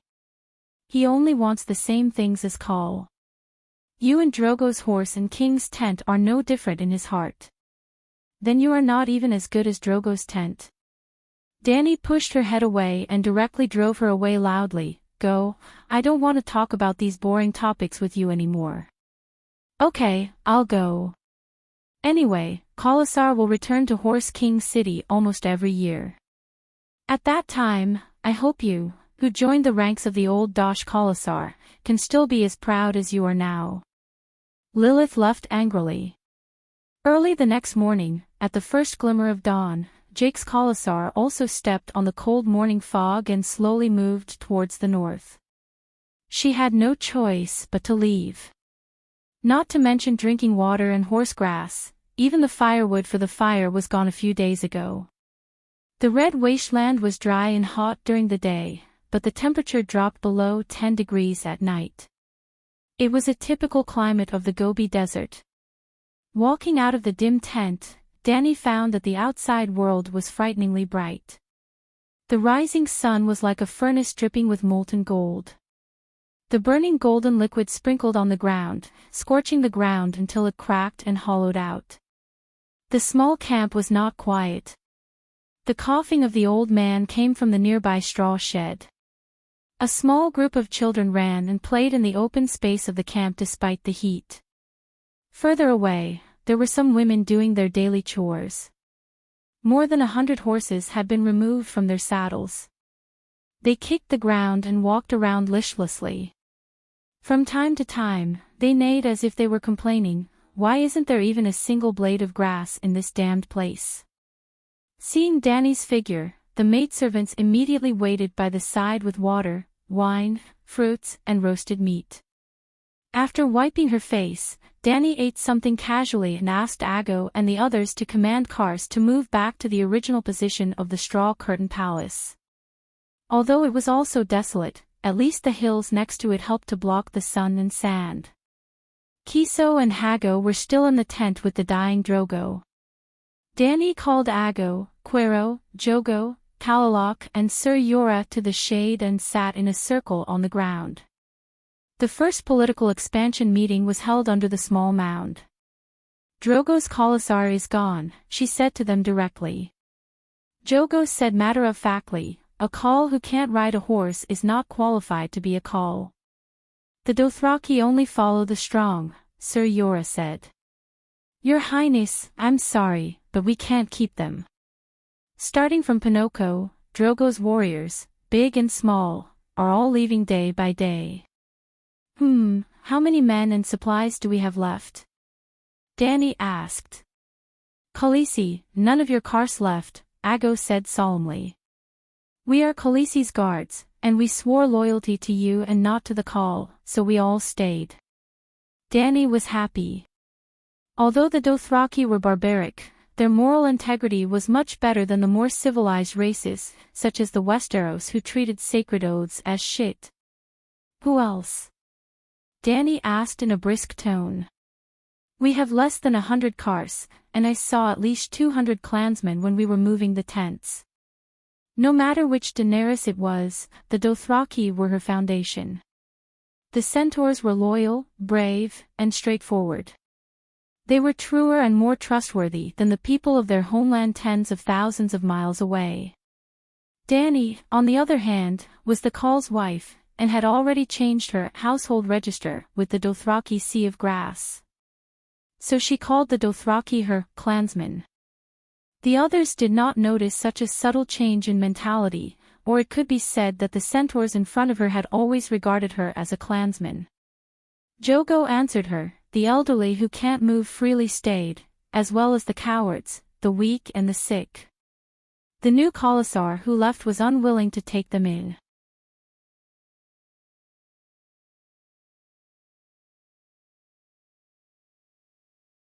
Chapter 14. More than 200 people, less than 100 who can fight, and only 60 of the elite roaring warriors from your Kars tribe. They. Korra paused, showing a pained expression as he sighed. I can foresee that in the long journey in the future, half of them will die. What about the supplies? Dany asked with a frown. I can guarantee that everyone has a horse, and there are only about 200 cows and sheep. As for the water source. After the Khalasar leaves, that little stream is barely enough for us to use, but it's a little far, about 5 kilometers away. Dany was puzzled. There's not even a blade of grass nearby. What do the horses and sheep eat these days? There's reddish-brown devil grass between the cracks of the rocks. Although it's tough and enough to satisfy the horses' hunger, this situation won't last long. The resources here have already dried up, so we need to move. Ricardo warned her. Where to? Dany's heart skipped a beat, and she probed the centaur. What do you plan to do next? If I reorganize this little Kars into a Khalasar, and let the 4 of you become my blood brotherhood guards, will you accept? Dany's words seemed to cause a lot of trouble for the centaur warriors. They frowned and thought for a while, and Kue Luo was the first to reject. This won't work. I'll feel ashamed to be a female blood brotherhood guard, and there are only 3 of them. Dany looked at the next person, and Ago lowered his eyes. I can't swear it either. Only men can lead the Khalasar. You are Khaleesi, and only Khaleesi. Ricardo continued. I will ride with you to Weiss Dothrak at the foot of the Mother of Saints mountain, and protect you from danger until you join the old woman of the Dosh Khaleesi. Other than that, I can't make any more promises. Alright, I understand. Without waiting for Korra to speak, Dany interrupted him. Let's put this matter aside for now. Our first priority now is to send the great Khal Drogo back to the Night Kingdom. Knight Yora abruptly stood up from his cross-legged position, pulling out the sword at his waist with a whoosh. The bright blade of the sword dazzled Dany's eyes. Then Jorah Mormont knelt down on one knee and put the sword at Dany's feet. Your Highness, I swear to serve you and carry out all your orders, even if I have to sacrifice my life. He glanced at the 4 centaurs beside him and declared firmly, I swear on the sword in my hand and the emblem of my family, unless you're willing, no one will take you back to Viz Dothraki. You don't have to join the Dosh clan. The four Ma people looked at each other, their almond-shaped black eyes flashing with confusion and unease. It seems that even the Westeros who are corrupt in etiquette also have great loyal ministers of noble character. Although Sir Jorah's motives were not pure, and his loyalty was more derived from unrequited love, Dany was still very happy. According to Dothraki tradition, the Khal will ride his horse back to the arms of the horse god in the blazing fire, so I order you to lead the knights to gather all the firewood, dry grass, vines that can be burned. This was a bitter cold place that could not be lived in for long, so Dany had to leave as soon as possible. Hearing that Dany was going to cremate Drogo, the two blood riders who had been depressed all this time also left Drogo's bed once more. They also had to prepare their own luggage.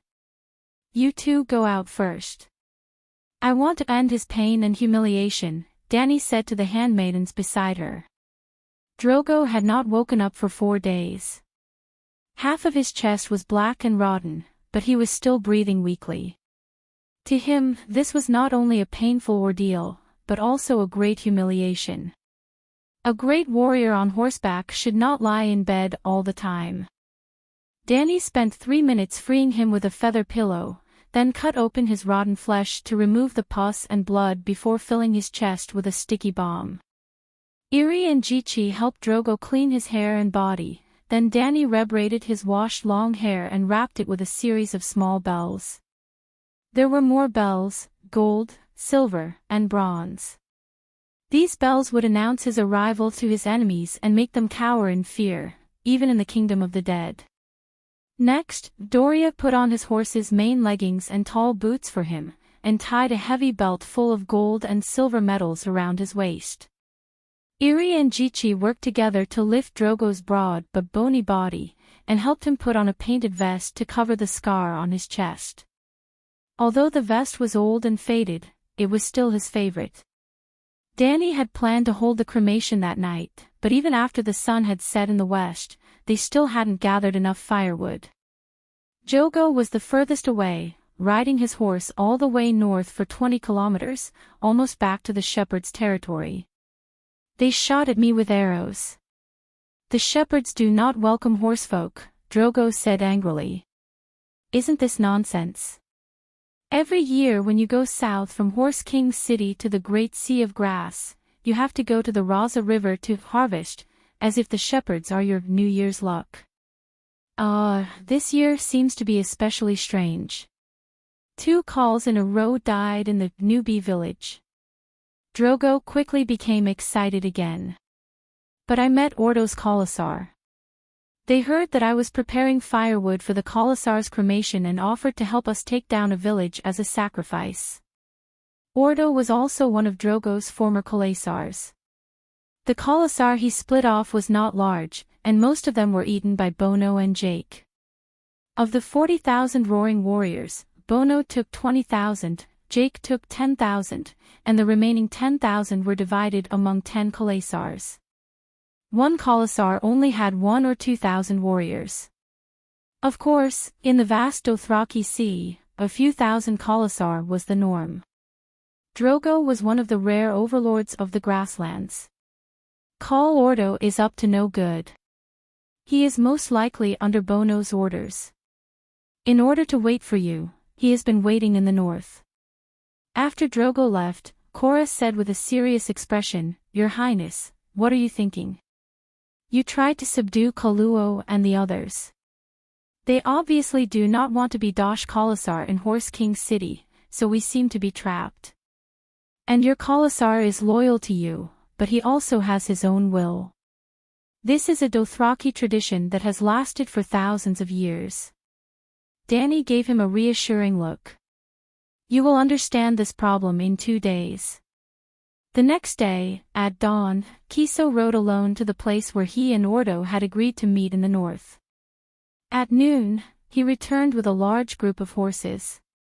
10 Ordo Khalasar knights escorted 200 shepherds. The slaves were strung together with ropes, their faces full of despair. There were also a dozen slaves driving a dozen carriages. The carriages were piled with bundles of chopped firewood. Well, there was also oil for the carriages. These slaves will accompany us on our journey into the night, Kiso said coldly. Dani wore loose sand silk trousers and a pair of sandals tied to her knees. She wore a painted Dothraki vest similar to Drogo's. The Khal has you and 500 of his most loyal warriors. He does not need those cowardly shepherds. She did not hesitate to reject the idea of martyrdom. You, Kiso raised his whip, his face sinister. Behave yourself. I am in charge here. Dani said coldly. Kaluo and Korra were beside her and behind her. Ago and Ricardo aimed their bows at Kiso. Hundreds of people busied themselves for an entire afternoon. Before sunset, the firewood was piled into a 5-meter-long square that was 4 meters high. The hollow was stuffed with straw, shrubs, bark, and hay. This was the Khal's master bedroom.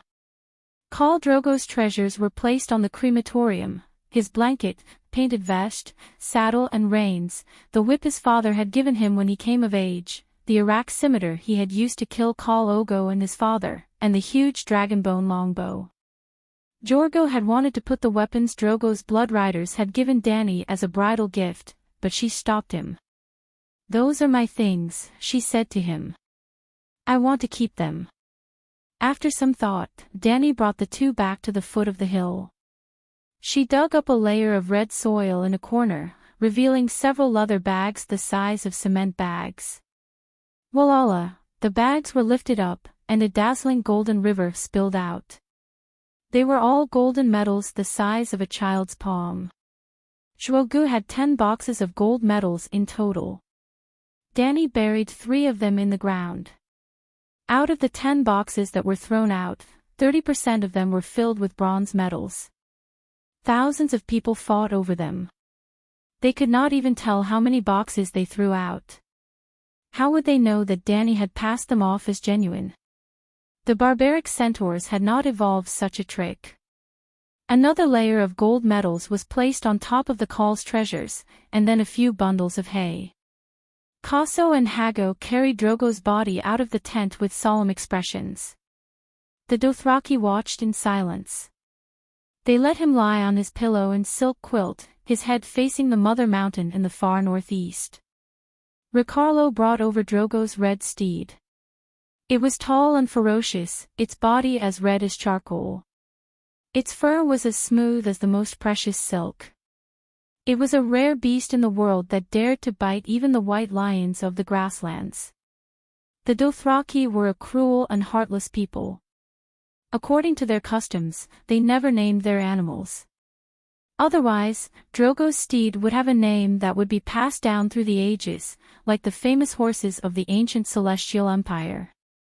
The horse was especially well behaved today, obediently being led to the east side of Drogo's crematorium. As if it knew its fate, it lifted its head and barely reached Zhuoji's head. It licked his face, and 2 streams of crystal droplets dripped from its agate eyes, wetting Zhuoji's hair and pillow. Then it ate a shriveled apple that Dani handed over. It stomped its hooves on the spot, raised its head, and neighed for a while before calming down. It showed no fear in the face of Ricardo's axe, nor did it dodge. It was cleanly chopped to the ground. Ma Min used firewood to build a platform on top of the horse's corpse. He used the trunk of a small tree and the branches of a large tree. The firewood was placed from east to west, symbolizing the rise and fall of the sun. Kaso and Hago built a slightly lower platform to the north and south of Drogo. It was also covered with treasures and weapons. They also brought over their own steeds. Like Drogo's red horse, they fed it an apple and cut off its head with an axe. That crematorium belonged to the 2 blood riders. They cleaned themselves up and laid down on it with their Iraq scimitars. Extending outwards along the blood riders' platform, Ma Min used tree branches to build a long 3rd platform. Drogo's was 4 meters tall, the blood riders was 3 meters, and this was 2 meters tall. It was covered with dried leaves and branches, from north to south, symbolizing black ice and raging fire. 500 heads were placed on the third level of the crematorium, the heads of the warriors who had died in battle with Kaholo. Finally, soft pillows and a silk quilt were piled on top, piling up high. Yes, Kaholo's own head was placed beside Drogo.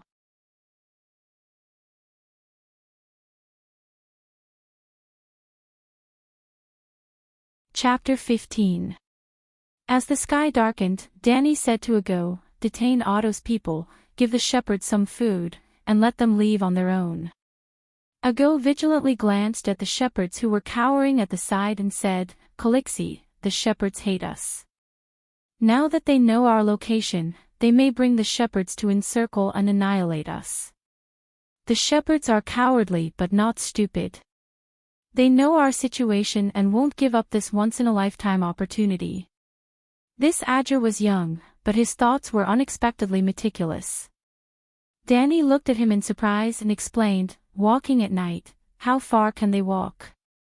It will be considered fast if they can return to the Raza River by tomorrow afternoon, but we will definitely leave tomorrow morning. Might as well just kill them," Ago muttered as he left. The bloody sun sank into the horizon.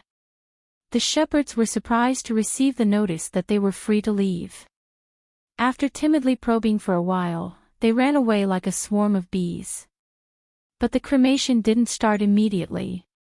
A group of centaurs opened their almond-shaped eyes and looked for a good omen in the night sky. Every time a centaur died, his mount would also be killed and buried with him. It implied that he would ride a fine horse and run into the kingdom of the night. When their bodies were cremated under the sky, the call would ride a blazing flame horse and soar out, turning into the stars in the sky. The more the body burned, the more his constellation would shine in the darkness. Therefore, before the fire was lit, they had to find the constellation that represented their call. It couldn't be a star that could be seen every day. It had to be an abnormal star that had just appeared today because the call was being buried today. This was a bit troublesome. How could an abnormal star be found so easily? The centaurs sat on the ground and searched in the sky. Dany felt embarrassed. If she had lived in this world for more than 10 years, she could have found an inconspicuous star to fool them. But she had just arrived and her predecessor didn't understand the stars. At least, she was inferior to the nomads who had nothing to do and looked up at the stars every day. Well, she couldn't fool the centaurs. Can every call find their own star? She asked an old centaur. Of course, the great Drogo is the 12th call that I serve. I saw it with my own eyes. The previous 11 calls all turned into shining stars on their fiery warhorses. One of them was Call's father. When the old man saw that Calixi was talking to him personally, he was so excited that his dark old face turned red like he was drunk. 12. How many generations have you been a senior official? While Dany was complaining in her heart, she also sighed inwardly. There were many heroes in the Sea of Grass, but they also fell like shooting stars. How long do they usually wait? She asked again. Calixi, it's still early. You have to wait until the second half of the night. The old man smiled. His lips, which looked like dried orange peel, cracked, revealing a mouthful of broken, rotten teeth. There was a kind of kindness in his ugly old face. Once, when we just found some stars to light the firewood, the sun came out. We waited all night. Dany finally understood that this was a competition of endurance.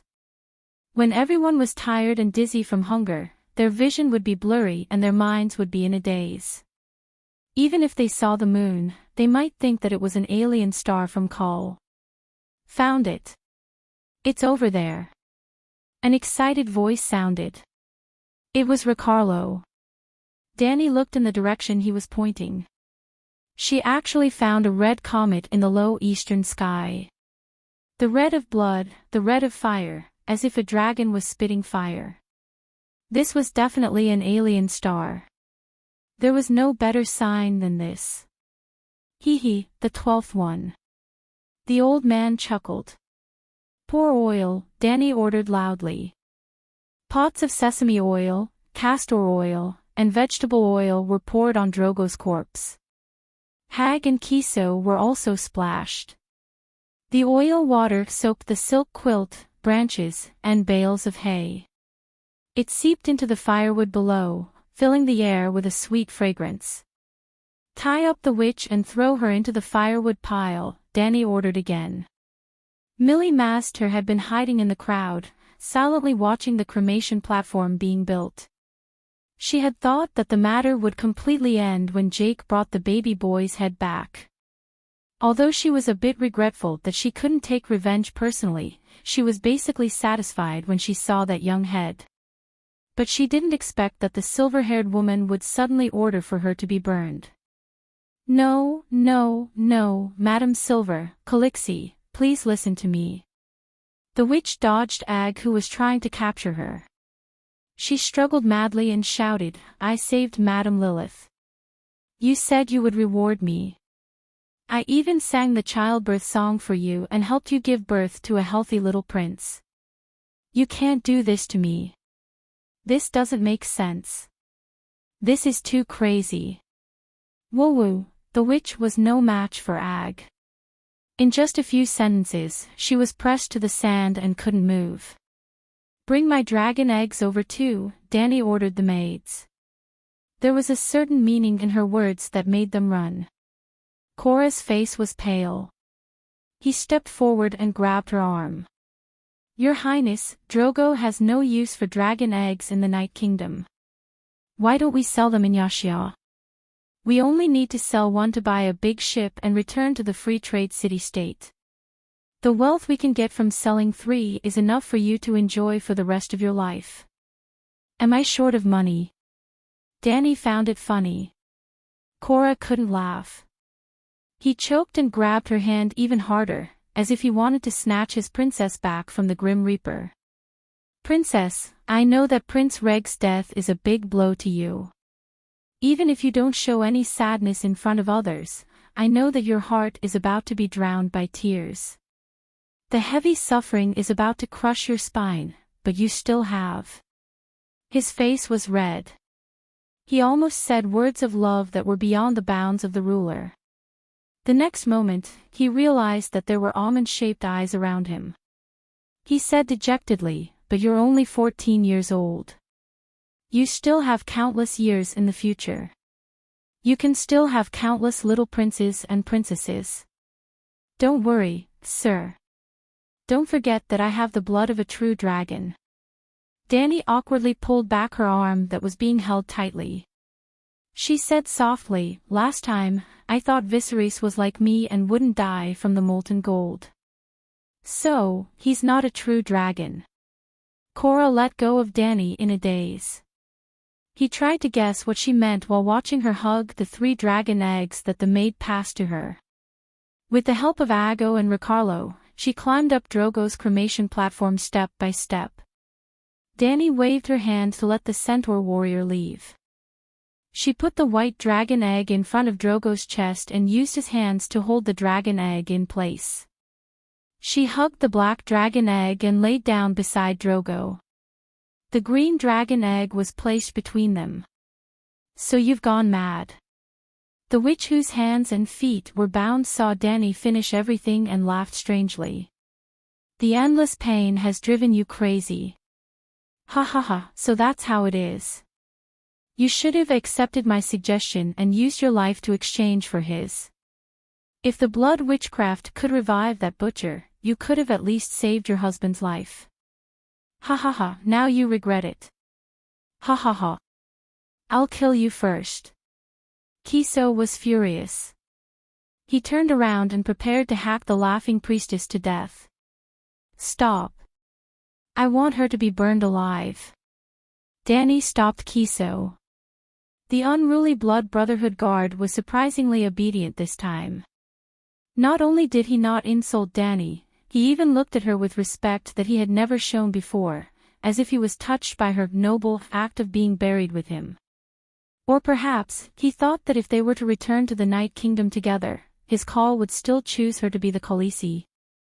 Dany turned around and said to the witch, "Have you forgotten? In your temple, when you first healed Khale's injuries, Kahalos said that if Khale dies, you'll die too. I'm fulfilling the promise of that day.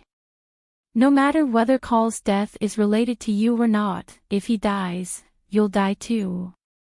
"Ha ha ha, you're right. If Khale dies, the witch who healed him must die too." On the other side, Hage laughed and slit his throat. In the end, he mumbled, We should all go down, to accompany Khale." Tisk, the sound of blood spurting out from Kiso's throat was immediately heard. "They're all gone." Dany looked at the red comet at the end of the sky. Her tone was complicated. "Next, it's your turn. When Drogook fell from the horse, I already thought of your ending today. Don't deny it.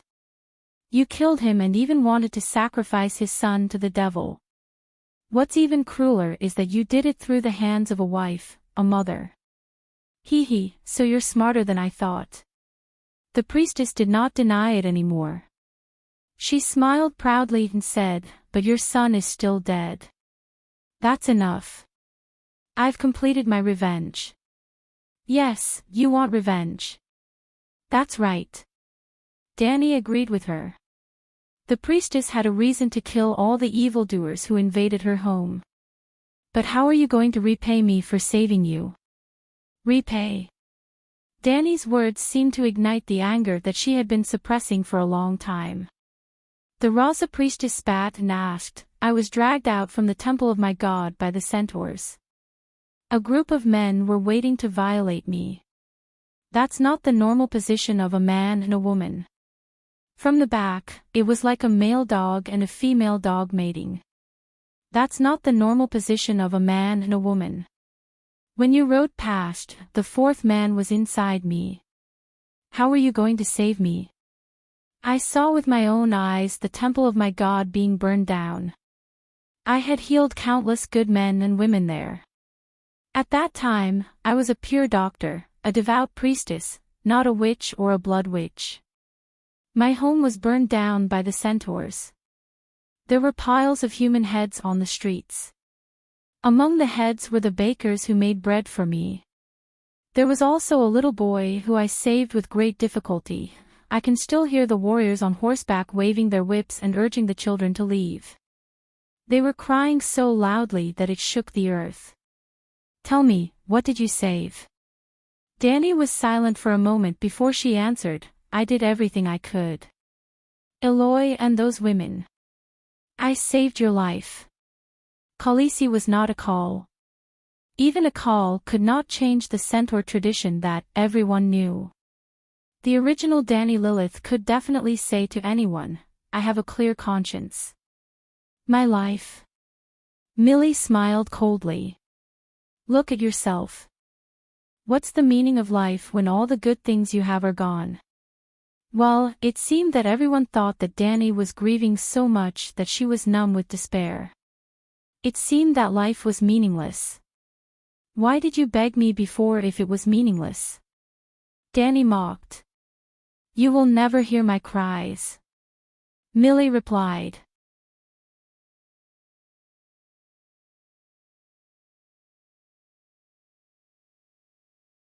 Chapter 16. Ouch! The Raza priestess wailed in the flames, her voice shrill and filled with pain. She was still not as strong as she had thought. Dany sat cross-legged beside Drogo and threw the torch into the pile of firewood herself. Whoosh whoosh whoosh, tiny blue flames followed the traces of the incense oil and jumped out from all over the pile of firewood like swift snakes. The oil first ignited the twigs and dry grass, and a few seconds later, the firewood began to crackle. A wave of heat rose from the fire towards the people around the crematorium. At first, it was like the caress of a lover, gentle and warm, but soon, the flames transformed from fire snakes into fire dragons. They circled in the air, baring their fangs and claws as they wantonly squandered their light and heat. Sir Yora and the rest looked at the flames and heard the crackling of the burning wood and the priestesses singing. At first, Mealy had used her loud singing to hide her fear and vent her pain, but as the flames rose and the fire grew stronger, her singing became louder and sharper. Then, as the smoke came, she suddenly gasped for breath, and then gasped for breath, and then her singing turned into a trembling wail.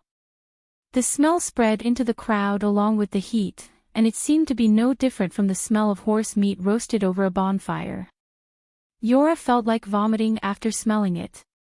Would there be the smell of his princess in there? Thinking of this, he really threw up with a wah sound.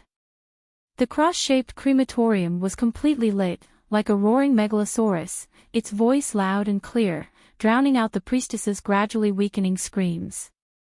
The fire dragon shot into the sky, its long tongue shooting out in all directions, licking the belly of the night sky and gnawing at the skin of the Dothraki.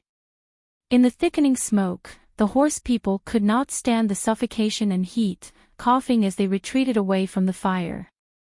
The fire dragon let out an angry roar, bringing with it a strong wind from purgatory, flapping the nearby flags and exploding the firewood. Glowing embers rose from the smoke and drifted into the endless night like thousands of newborn fireflies. Dany, who was in the sea of fire, seemed to have entered a strange world.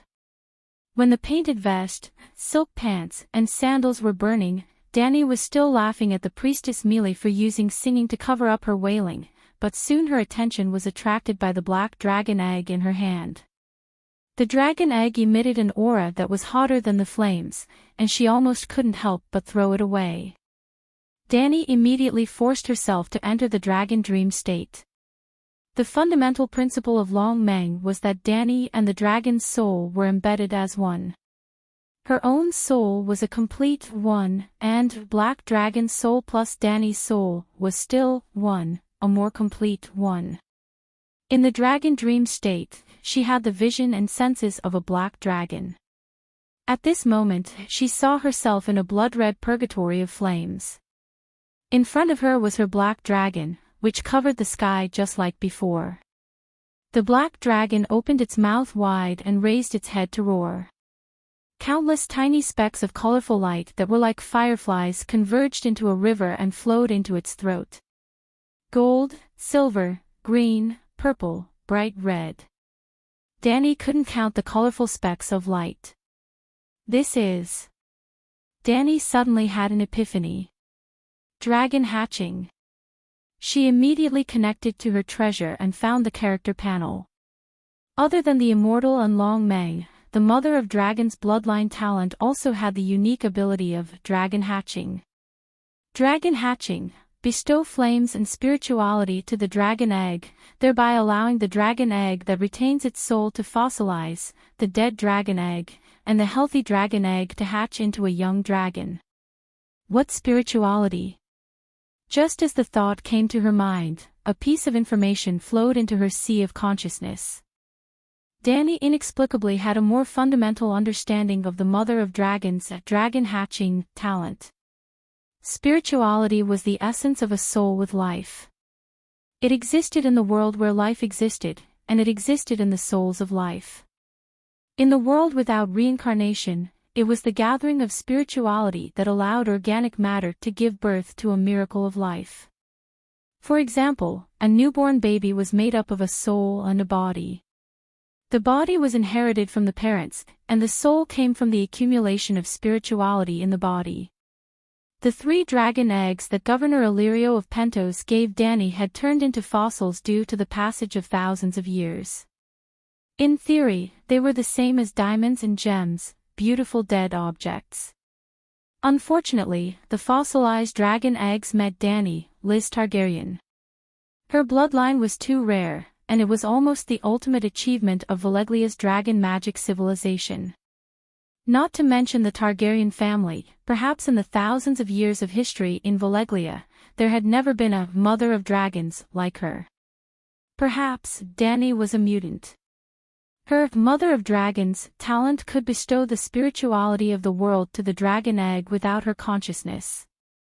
It was indeed a miracle that the fossilized dragon egg had obtained new life, but the dragon itself was a magical life that represented miracles. It couldn't be judged by common sense. Originally, Dani had only subconsciously hoped that her dragon egg would give birth to a dragon baby. She had almost never actively developed the talent of dragon dreams and dragon hatching. But this newcomer Dani understood that at this critical moment, she had to do something. "Big Black, I'll help you," she shouted at the black dragon above her head. The next moment, her position changed, from the burning ground to the black jade dragon's head. She rode on the dragon's neck. As if she had come to the position that was destined to belong to her, Dani had a different experience at this moment. She and the dragon had merged into one, and the dragon had obtained new life in the fire with her. In a split second, the spirituality on top of the black dragon's head became more and more concentrated. Gradually, a colorful vortex appeared above its open mouth. Those who didn't know would think that it was activating a Bijadama. Ong, ong. After an unknown period of time, Dani sensed dragons other than the black dragon for the first time. White and green dragons. Previously, even when she was hugging the dragon egg, she couldn't form a dragon dream connection with the white and green dragons like she could with the black dragon. At this moment, she could clearly see the white and green dragons flying towards her. She rode the black dragon, and the white and green dragons circled around her like wingmen. The four of them wandered freely in the colorful sea. They were so happy, so proud, as if the sky was under their feet. She was the mother of dragons, born from the mother of the Megalosaurus. Perhaps fate had arranged her birth, but her talent had nothing to do with any other gods or anything else. "Only death can exchange for life," came from the mouth of the witch. She said this as a servant of the devil in the shadows. The Shadow Lord was an evil god, a demon, and at the same time, another identity of Lalo. Together with the Lord of Light, they formed the complete god Lalo. The Targaryens belonged to the ancient Valeglia. The Valeglia had their own gods, Balerion, Miracis, and Vargal. There was no Lalo, the Lord of Light. In the era of Valeglia, the civilization of dragons and magic was at its peak, and Lalo had nothing to do with it. The Lord of Light might have coveted the dragons, but he had no connection with them. Dani's birth of a dragon had nothing to do with the Lord of Light. Her mother of dragons' constitution came from Valeglia's superb blood magic. The fire had weakened to the point where it couldn't be seen by the naked flames in the middle of the night, but the red charcoal under the ashes still scorched the earth and air. When the cold fog of the night was dispelled by the morning light, Jorah Mormont, who had suffered through the night, could finally endure the scalding ground. He found Dani in the center of the cross-shaped ashes. She was half-squatting on the ground, surrounded by charred charcoal and glowing embers, as well as the charred bones of people and horses. She was naked, and her lower body was covered with nearly half a meter thick of soot. He could see her bare arms and back. If it wasn't for the conspicuous silver hair, he almost couldn't tell that this body was the same color as charcoal. "Bless the seven gods," he exclaimed in ecstasy, bending down to hold her shoulders. Hiss-gah, the black snake's head snaked out from Dani's hair, hissing and spitting out a few wisps of white smoke from its mouth and nose. The surprise on Jorah's face immediately turned into horror. He retracted his right hand as if he had been electrocuted, and looked at the red eyes on the snake's head for a moment. "Dragon," he said bitterly. Although he didn't want to believe it, behind the long neck of the snake's head, there was a pair of wings that flapped with soot. It was not a snake, but a dragon that was miraculously born from fire. The knight didn't say a word. He took a few steps back and knelt down on one knee with a respectful expression that he had never shown before. Dani woke up from her strange state and slowly raised her head. She first glanced at Mormont, and then swept her gaze over the cars behind him. The Dothraki, regardless of gender, age, or even the 10 Ordo warriors who were detained, all put down their weapons, put their faces close to the smoking ground, and knelt on the sandy ground in awe. Danny knew that from this moment on, they were completely submissive to her. Today, tomorrow, and forever. It wasn't submissive out of fear of Drogo's power, but from the bottom of their hearts. She directly bathed in soot and stood up naked. At this time, all of them had their heads bowed. Eri, go and get my clothes. Doria, Chichi, prepare hot water for me to bathe. She ordered her maidservants. The black dragon lay on her shoulder, its snake-like neck almost coiled around Danny's neck. The other two were hanging in front of her chest, and she hugged them with both hands. Ellie jogged to fetch a silk robe and carefully draped it over Danny's shoulders. She looked at the two young dragons sucking and her expression changed drastically. She muttered, "They are riding the steeds of the world, they are riding the steeds of the world. Khaleesi, you really gave birth to the steed of the world. The old woman's prophecy has come true." "You talk too much," Danny said lightly. Hiss hiss, the black dragon immediately turned its head and roared at Eri. Its two brothers also let go of Danny at the same time and joined in its roar.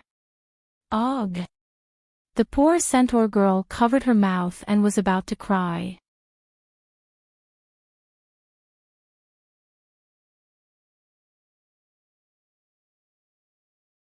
Chapter 17. After washing up, Danny gathered her troops at the foot of the hill. She rode her little silver horse with a young dragon in her arms and another on her shoulders. The silver horse trotted past them on the dry red sand. She shouted, "From this moment onwards, my cars will be reorganized into Khalasar. I will not go to Horse King's city to join the Dosh Khalasar. Are you willing to follow me into a future that no one knows?" "I am willing. I am willing.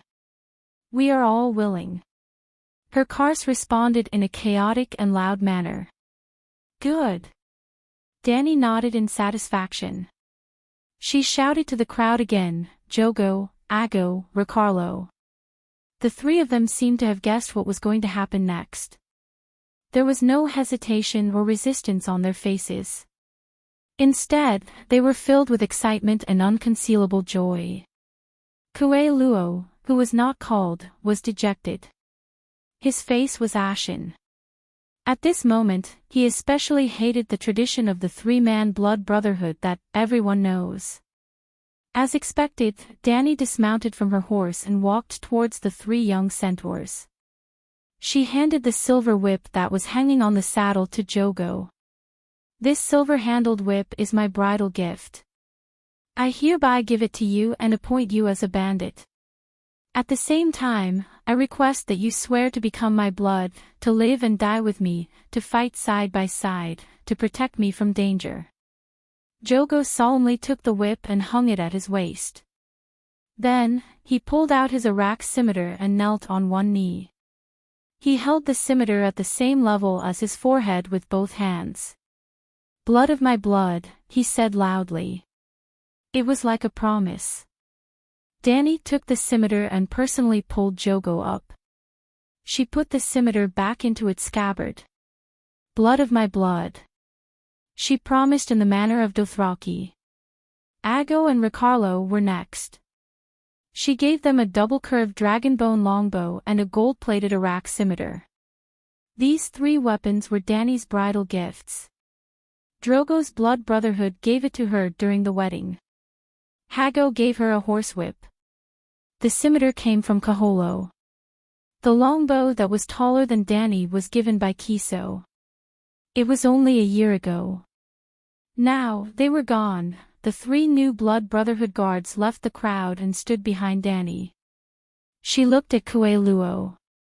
She met his hopeful gaze and said, "Kue Luo, I have an important mission for you. Have you seen my dragon?" She deliberately held the white dragon high in her hand, and the white dragon clumsily flapped its translucent membrane wings in her palm. In the future, they will be able to control the entire world, but now, they are so weak that they can't even fly. I need a loyal and brave Megalosaurus guard to protect them. Are you willing? This is my honor, Calixi. Kue Luo excitedly drew his scimitar and swore loudly. Knight, you have pledged your allegiance to me. Danny finally looked at the knight who had changed back into his Dothraki costume. One day, you will get a sword from me that is unparalleled in the world. It will be forged by a true dragon and made of Valeglia steel. Cora didn't repeat the process of taking an oath. He just nodded seriously. It is noon now, and the weather is too hot. Everyone go rest in your tents first. We will leave in the evening. Danny made a decision. Where are we going? Ago asked. Danny thought for a moment. In the original plot, they seemed to be marked by the comet in the sky. But the problem was, who had ever seen a comet that did not move in a fixed direction? Comets were called comets because they did not have fixed observable coordinates. They appeared suddenly and left at an uncertain time. For example, the Weeping Blood Star, the name given to it by the Dothraki. Last night, it suddenly appeared in the east near the horizon. It was blood red, a dot the size of a coin, with an almost indistinguishable trail. It was almost impossible to find it if one did not look carefully. After a night, it had risen a lot, and its direction and brightness had changed. In broad daylight, it was still possible to see a smear of blood red in the south of the east, at a 30-degree angle to the horizon. It was like a long scratch on the face of the blue sky. Following it was almost like going in circles on the ground. This was the Red Wasteland. Going in circles here was courting death. In fact, in the original plot, Danny's cars had suffered heavy losses. The elderly and young were almost all dead. Along the way, they left a trail of corpses. It was as if they had used blood and death to pave a journey of elimination. Those who were not strong were eliminated, and even her maid, Doria, died. Well, the strange thing was that Danny, who had just lost her husband and her 10-month-old son, who was sacrificed to the devil by the witch, did not go through confinement. She passed through thousands of miles of the Gobi Desert, and in the end, she survived with her tail intact. This, the effect of the dragon dream, was too good. Danny snapped out of her thoughts and smiled at her subordinates. She asked, "Tell me where we can't go first." Sir Yora was the first to speak. "We cannot go north. Not to mention that Ordo's Khalasar is waiting for us. Even if we avoid them, when we enter the Dothraki Sea, the first Khalasar we meet will devour your battered troops. The warriors will all be killed, and the rest will become slaves. The land of the goat men south of the river is also not feasible. Your troops are too weak, and can't even stand up against that tribe that is not fond of fighting. The Raza hate the centaurs, and they have no reason to treat us well. Avoid the Goatmen village and follow the river downstream to the ports of Mirin, Yuan-Kai, and Astapor." Rakarov immediately warned. "Martin told me that Bono's Khalasar is driving thousands of slaves there. He plans to sell them at the slave market along Slaver's Bay." Martin was a newly joined centaur warrior. Well, he was not a newcomer. He was originally a roaring warrior of Drogo's Khalasar, and left with Ordo in the chaos. Now, it was returned to its rightful owner, subdued by Danny's identity as the Immortal and Mother of Dragons. Yes, the Dothraki were secretly calling her Immortal and Mother of Dragons. Those slaves were all taken from Khal Drogo. Bono didn't care for the gold medal left behind by the Khal because the slaves were more valuable, Ago added. "Then we can only go south, through the Red Wastes." Danny looked at their serious expressions and sighed.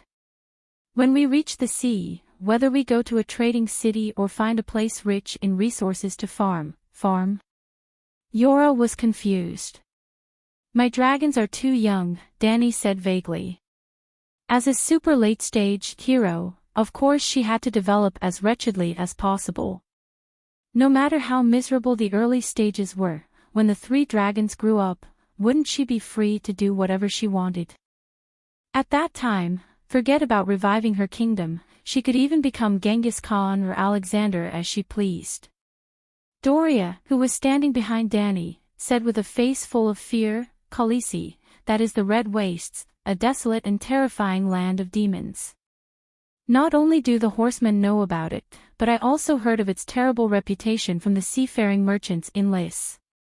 Almost no one can pass through that place where demons and hell creatures are entrenched. I'm not afraid of demons, and you don't have to be afraid of any ghosts if you follow me." Danny comforted her and pulled her hand over to stroke the dragon in her arms. It was as hot as iron that had been baked for a long time under the scorching sun. After the maid's emotions were soothed, Danny ordered her subordinates, "Although our Khalasar is small, I have decided to reorganize it. What is the most important thing in a troop?" She glanced at everyone and asked. "Courage, the courage to not fear death in battle," Ago said. "The strongest Khal," Kalalo immediately said, "under the leadership of the strongest Khal, our troop will be invincible." Previously, Khal Drogo conquered the entire Sea of Grass in this way. There are also warhorses and tribes. There are many people, strong horses, and powerful forces, Jogo added. With the centaur's knowledge and wisdom, the Three Blood Alliance guard said everything they could think of. Kue Luo frowned and thought hard for a long time, but he still did not say a word. The soldiers' skills and tactics and the cooperation of different types of troops are more important, Sir Yora said seriously. In Westeros, every knight has to receive training from a young age. Martial arts instructors teach them swordsmanship, horsemanship, spear skills, and archery. Scholars teach the young nobles mathematics, literature, astronomy, geography, and the genealogy of the nobles. The art of arranging troops is taught by their fathers, brothers, or lords. Without a doubt, from this conversation, it could be seen that the barbaric centaurs were much more civilized than the knights. "Do you have the skills to command a large-scale war?" she asked curiously. There was an old Chinese saying, "It is easy to find 1,000 soldiers, but hard to find a general." Danny's little Colossa only had a few dozen warriors, so there was no need for a brilliant general to lead them. But what about the future? "I have commanded a troop of at most 2,000 people," that was when. His expression changed and he stopped talking. "That was when you followed the Duke of the Northern Territory, Ed Stark, to overthrow my father's dynasty," Danny said calmly. "I'm sorry, Your Highness," Yora lowered his head and said softly. "Don't be sorry. You are serving your lord, there is nothing wrong with that." Danny waved her hand and continued the previous topic. "I think the most important thing for an army is a perfect system." "What system?" Ago asked curiously. "First, establish the system of sergeants, then perfect it step by step." Danny met the centaur's puzzled gaze and said with a smile, "From today onwards, the Dothraki warriors under my command will abandon all the messy flags from before and raise the dragon flag together. Men who are 14 years old will automatically be incorporated into the army." Danny could not be blamed for being cruel. She was only 14 years old herself. Her maids and blood guards were all centaurs who were around her age, deliberately chosen by Zhuge. If she made an army at the age of 18, she would have no one under her command. Of course, this was only a temporary measure. When she was strong enough in the future, she would greatly increase the number of years they could serve. 10 people will form a squad, and the strongest person will be the captain. 5 squads will form a brigade, and a commander will be chosen from the 5 captains based on their battle achievements. 5 brigades. Danny stopped talking because she saw that her 4 centaurs were confused. That expression was as if they were listening to a book from heaven. "What's the problem?" she asked. "Khaleesi, I can understand if 10 warriors form a squad, but how many warriors will there be in 5 squads and 5 brigades?" Ago asked curiously as he counted with his fingers.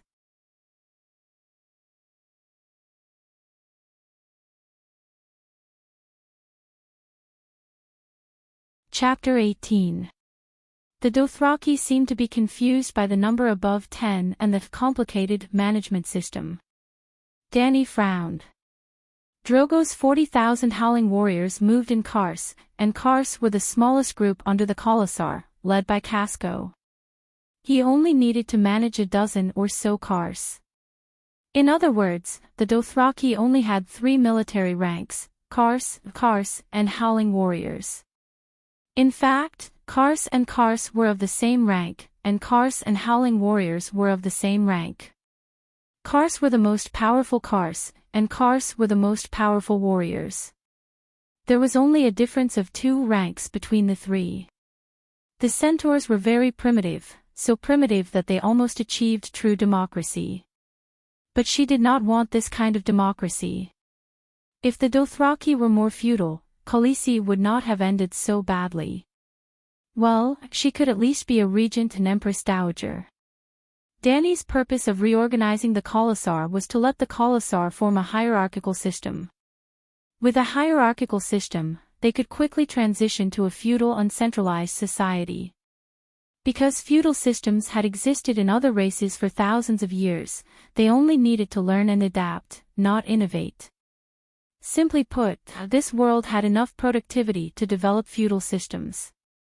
Dany's minimum requirement for the Dothraki was to establish a golden family with her blood as the main bloodline.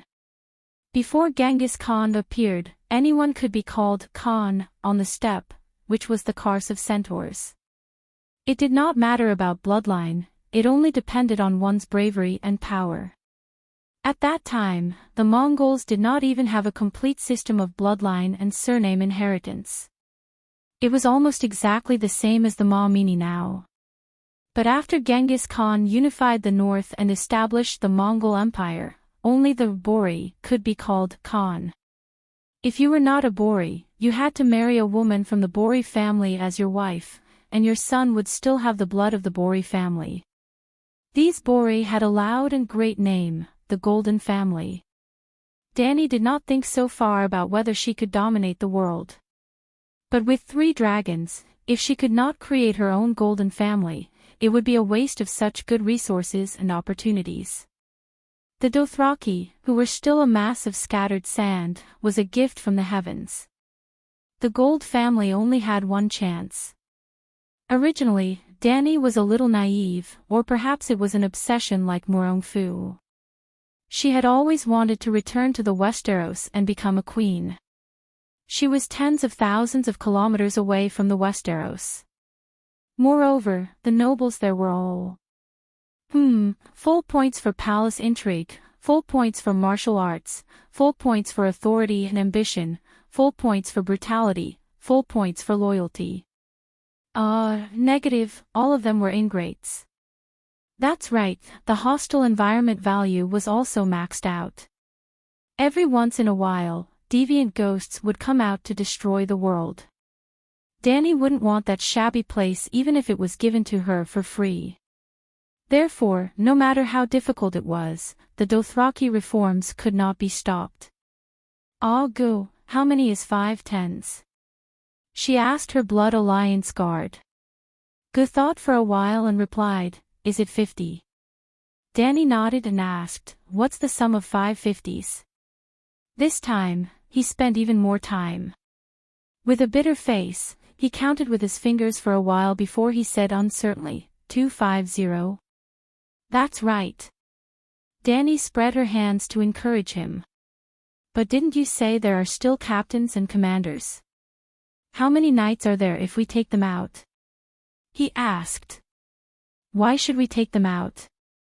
If you are the commander, the other 249 knights are all warriors under your command, Dany told him. But Go looked conflicted. The captain is also a commander's warrior. Isn't the captain Co? Co works for Call, but it doesn't count. Ge's words were clumsy, and he couldn't express what he was thinking perfectly in words. He was so excited that he couldn't even form a complete sentence. But Dany understood his problem. It was still the old saying that the Ma Min were not used to a multi-level hierarchy. This is a new rule. Everyone will get used to it slowly. She could only use her authority to force them to adapt. Cora understood Danny's thoughts and helped to plan. Khaleesi, don't use words like squad and brigade.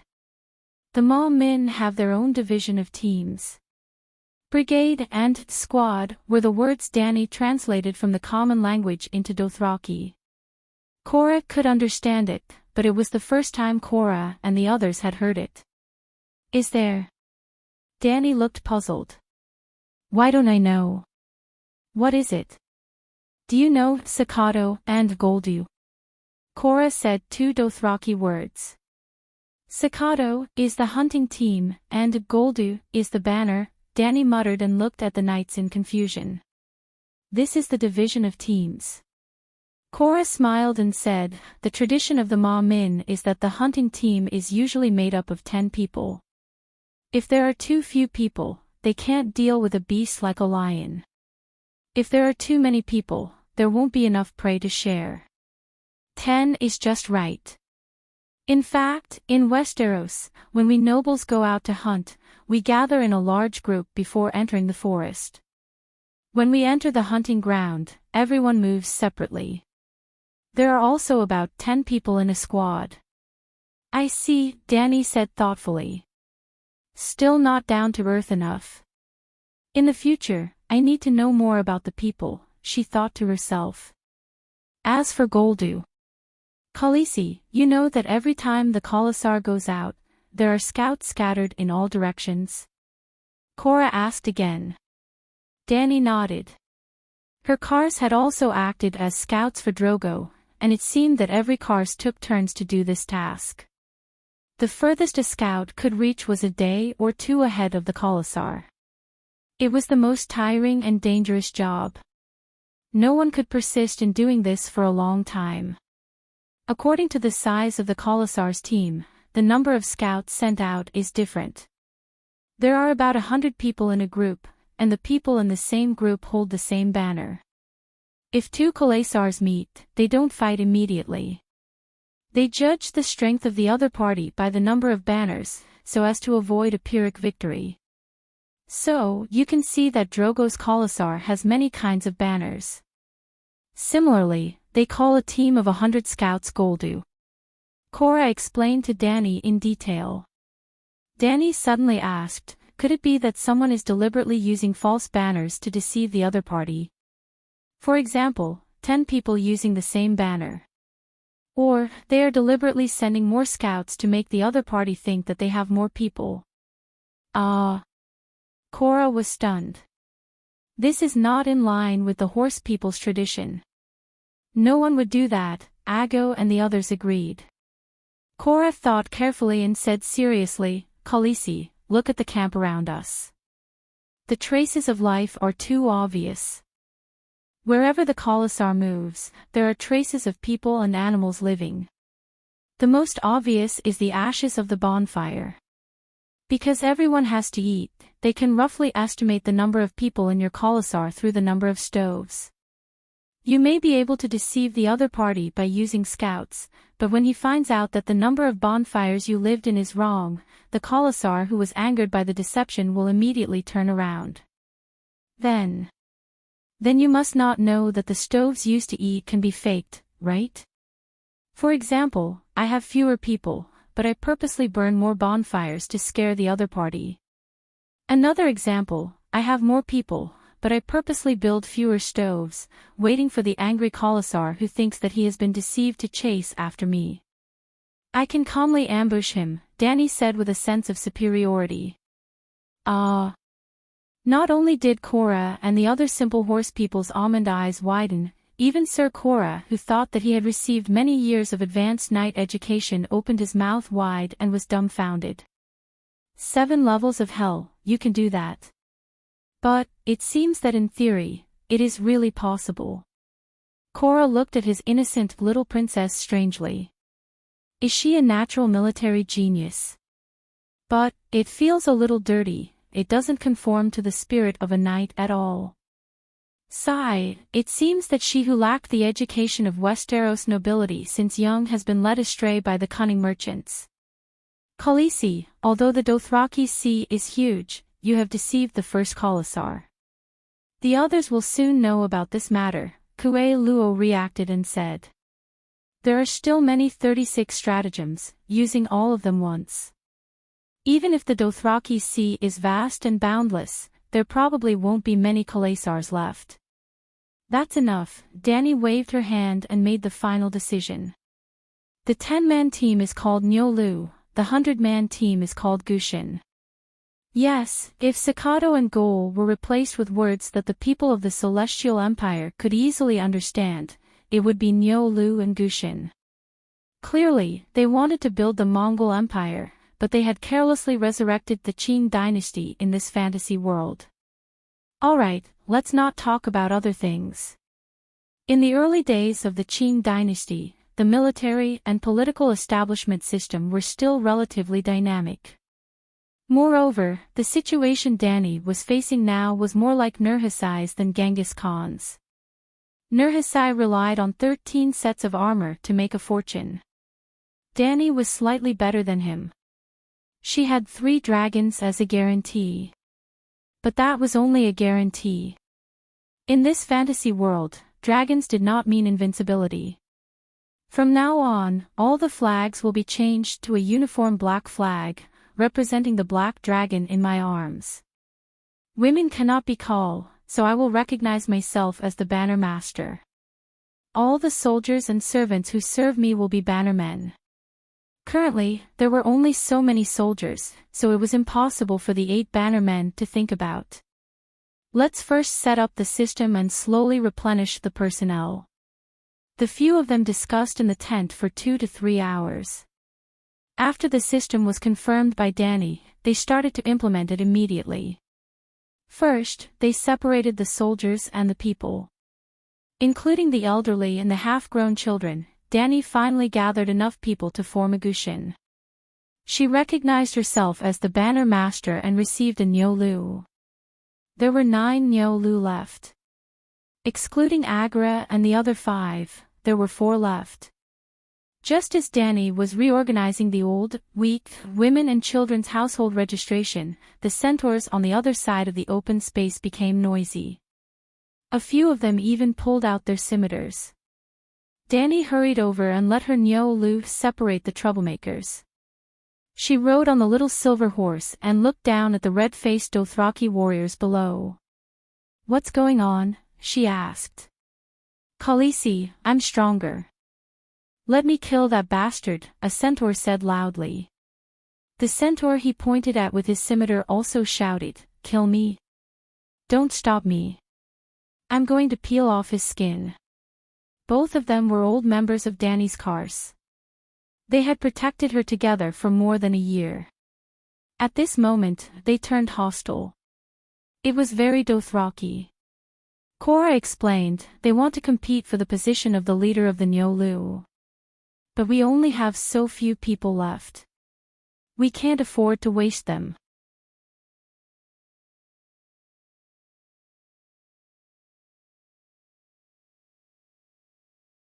Chapter 19.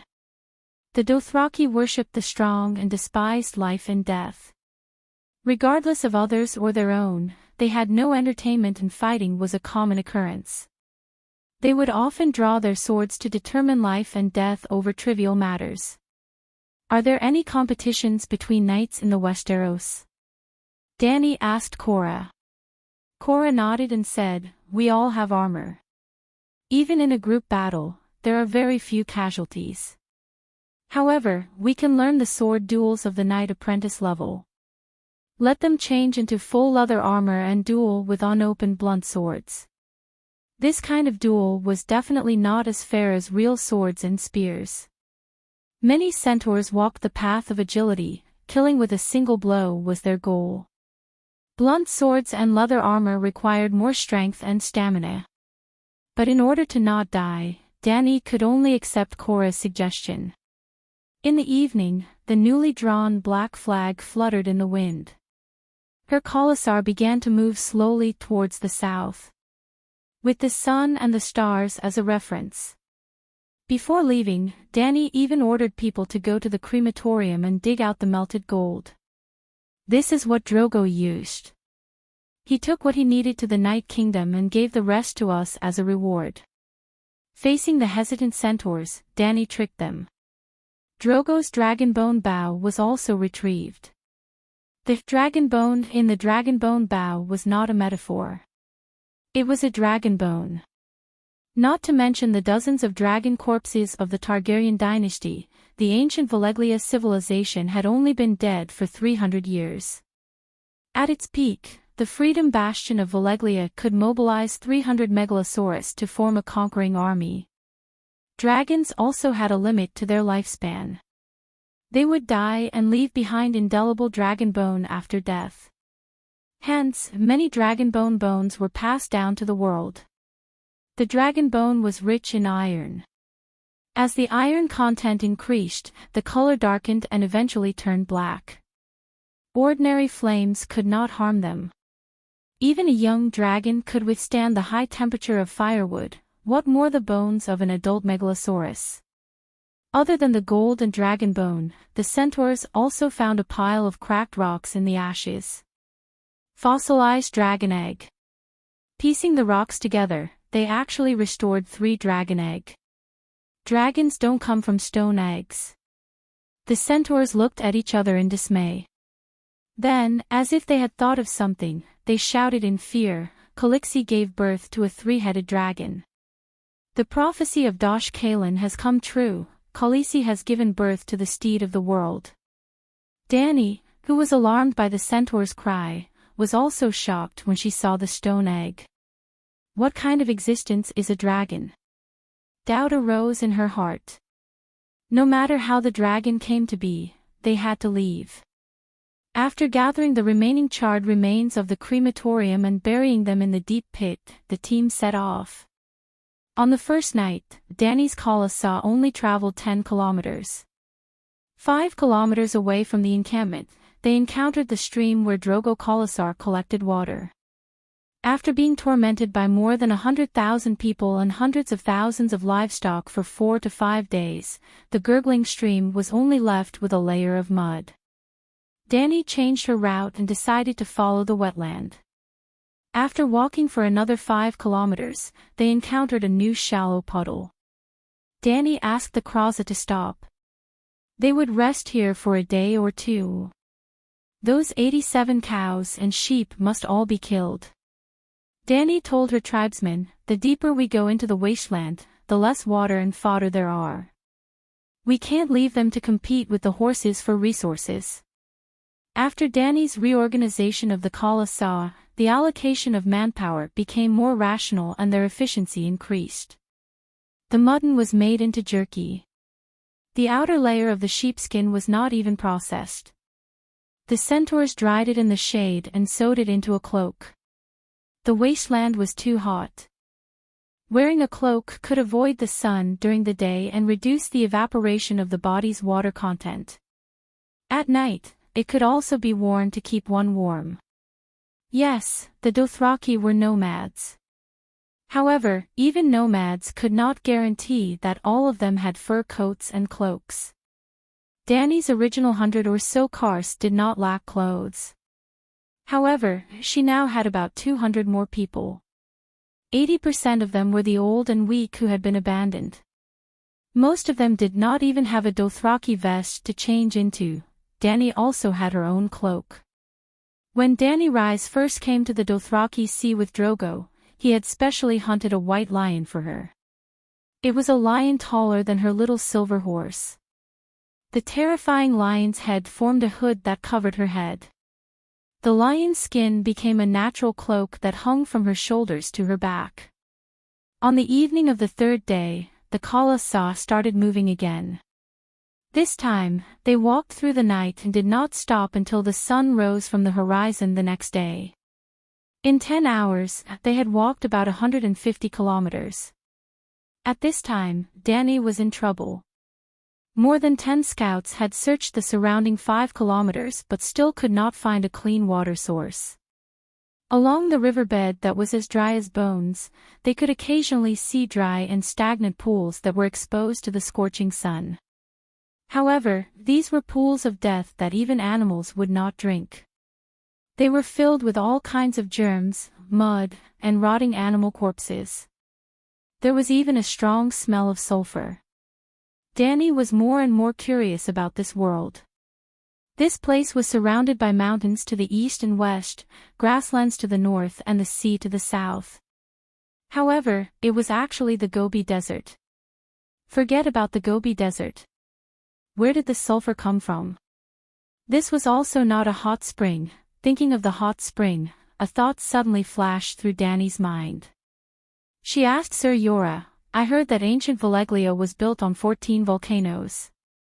Was the continent near the summer sea a hellish scene like this before? What do you mean? Yora was puzzled. Could there be volcanoes hidden under the red wasteland where we are now? That's why the rivers are evaporated and there's a smell of sulfur in the pool. She guessed. What Danny wanted to say was that ancient Valeglia and the red wasteland were both strange geographical environments with thin crust. The surface was too close to the underground magma layer.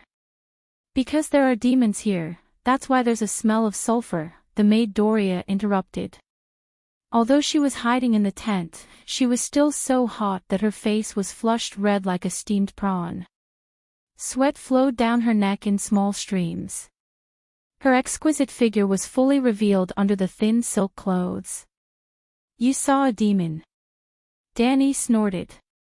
I think I'm possessed by a demon. I feel terrible all over. She rubbed her chest with difficulty and panted. It's gnawing on my heart. It won't be long before it devours my soul. The Reese girl's eyes were filled with fear. She spoke so confidently that Danny almost believed her. You're suffering from heatstroke, she said. What's heatstroke? Erie asked while fanning herself. Danny was not afraid of the heat. The maids were fanning herself and did not need to serve her. Princess, you're talking about heat, right? Yora struggled to take off his vest, revealing the rich black hair on his chest that was like a bear. Something like that. As she spoke, Danny passed her mare milk pouch to Doria. Don't drink water. The minerals in your body forget it. Drink my mare milk. But this is your quota. Doria looked absent-minded. Just as she reached out to touch the leather pouch, she retracted her hand as if she had been electrocuted. She shook her head and said, I can still hold on. I can drink water. Danny did not persuade her and directly stuffed the leather pouch into her hands. Because of the lack of materials and the uncertain future, Danny had formulated a rationing system long before they set off. Water could be drunk as much as they wanted because they had been following the river and could always find water. Horse meat could also be eaten as much as they wanted. The dried meat that could be used as a knife to cut wood, even if it was supplied freely, everyone could not eat much. The main things were mare milk, salt, wine, and fruits. They needed to be rationed in limited quantities. Looking at this situation, even water, no. There must be enough water. Otherwise, even if they could walk out of the wilderness, more than half of them would die. Thinking of this, she could not sit still and said to the maids, I'll set up camp separately for men and women. Everyone can be naked in their own tent. You can take off your clothes later. The tent is like a furnace. It's useless to take off your clothes. Previously on the grassland, 2 layers of sheepskin mattresses on the ground would wake you up in the night from the cold. Now stepping on the ground is burning your feet. Ellie sighed. Danny teased, you can shovel away the top layer of sand. Speaking of this, she suddenly had a flash of inspiration and laughed. Why did I only think of such a simple method now? What method? Chola asked curiously. Danny waved her hand. Let's go out and see. The tent curtain opened, and Danny's intuition blurred. The sun almost put his face in front of her, and the white light cast by the pillar of light made people enter a world of white light in an instant. Lowering her head and rubbing her eyes, Danny finally regained her vision. She had the illusion that she was really in purgatory. The dazzling white light reflected on the flat red sand and stone ground, almost reflecting the same intensity of red light. It was like the red light of a flame. A large area of dense red light formed a red sea of fire. People walking on this wasteland seemed to be walking in purgatory. God, there was also the smell of sulfur lingering at the tip of the nose. This, sure enough, there was only a wrong name, and no wrong nickname. This was the Red Purgatory. Hurriedly putting on the white lion hood, Danny looked around her camp. The tents of each family were quiet, like dozens of tombs piled up on the ground. She walked to the nearest one, ready to remind everyone to separate the men and women so that they could take off their clothes to avoid the heat.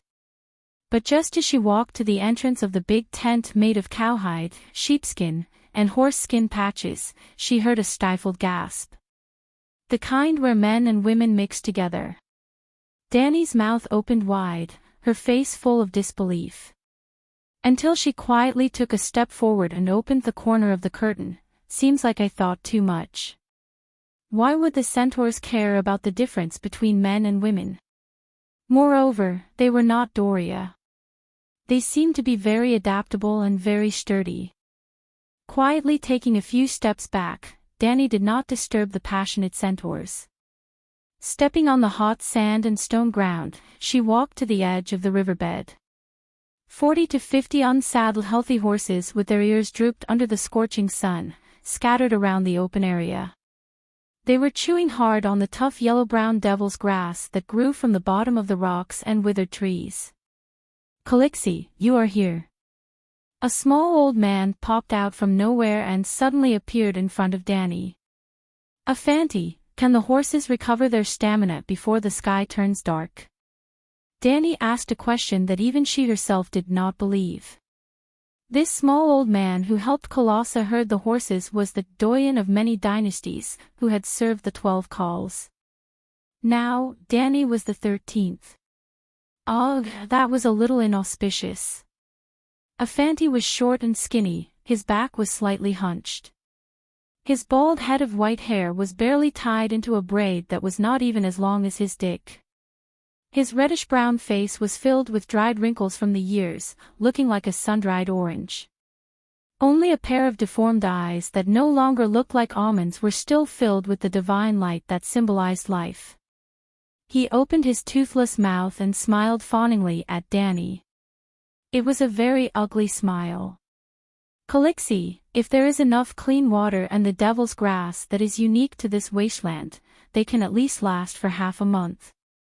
Danny heaved a sigh of relief.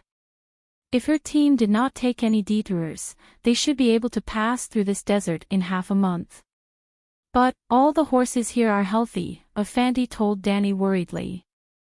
Other than hundreds of men riding healthy horses, most of them are old, skinny, weak, lame, weak and bad-tempered beasts.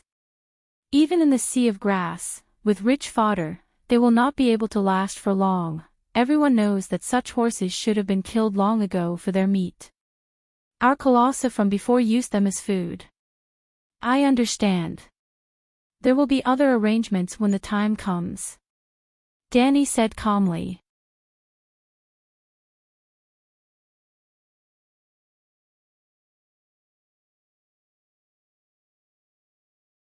Chapter 20. Danny understood that she was now the leader of the group. She must show confidence and strength. She must not be afraid or show weakness. Just like the doctor in charge must not show doubt and worry to the patient before entering the operating room. Are the horses not willing to drink the water from the puddle? Danny asked again. Yes, they don't even want to go near there. Afanti showed fear and said with a trembling voice, that is poisonous water.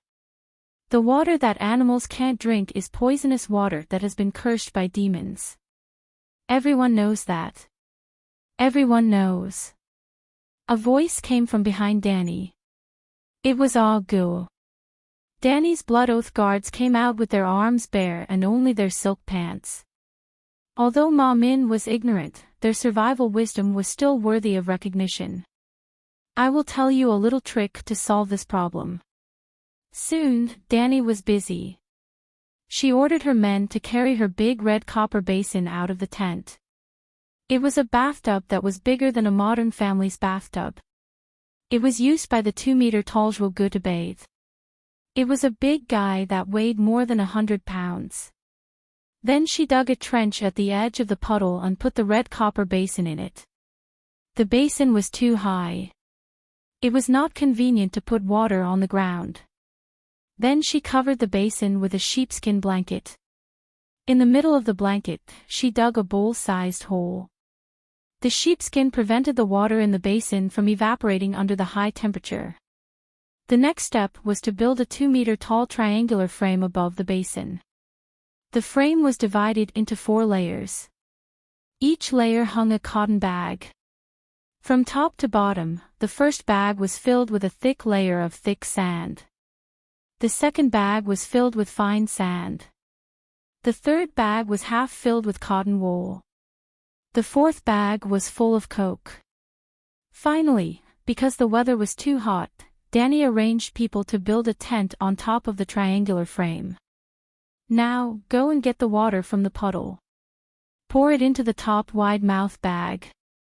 Do it slowly. Don't spill it.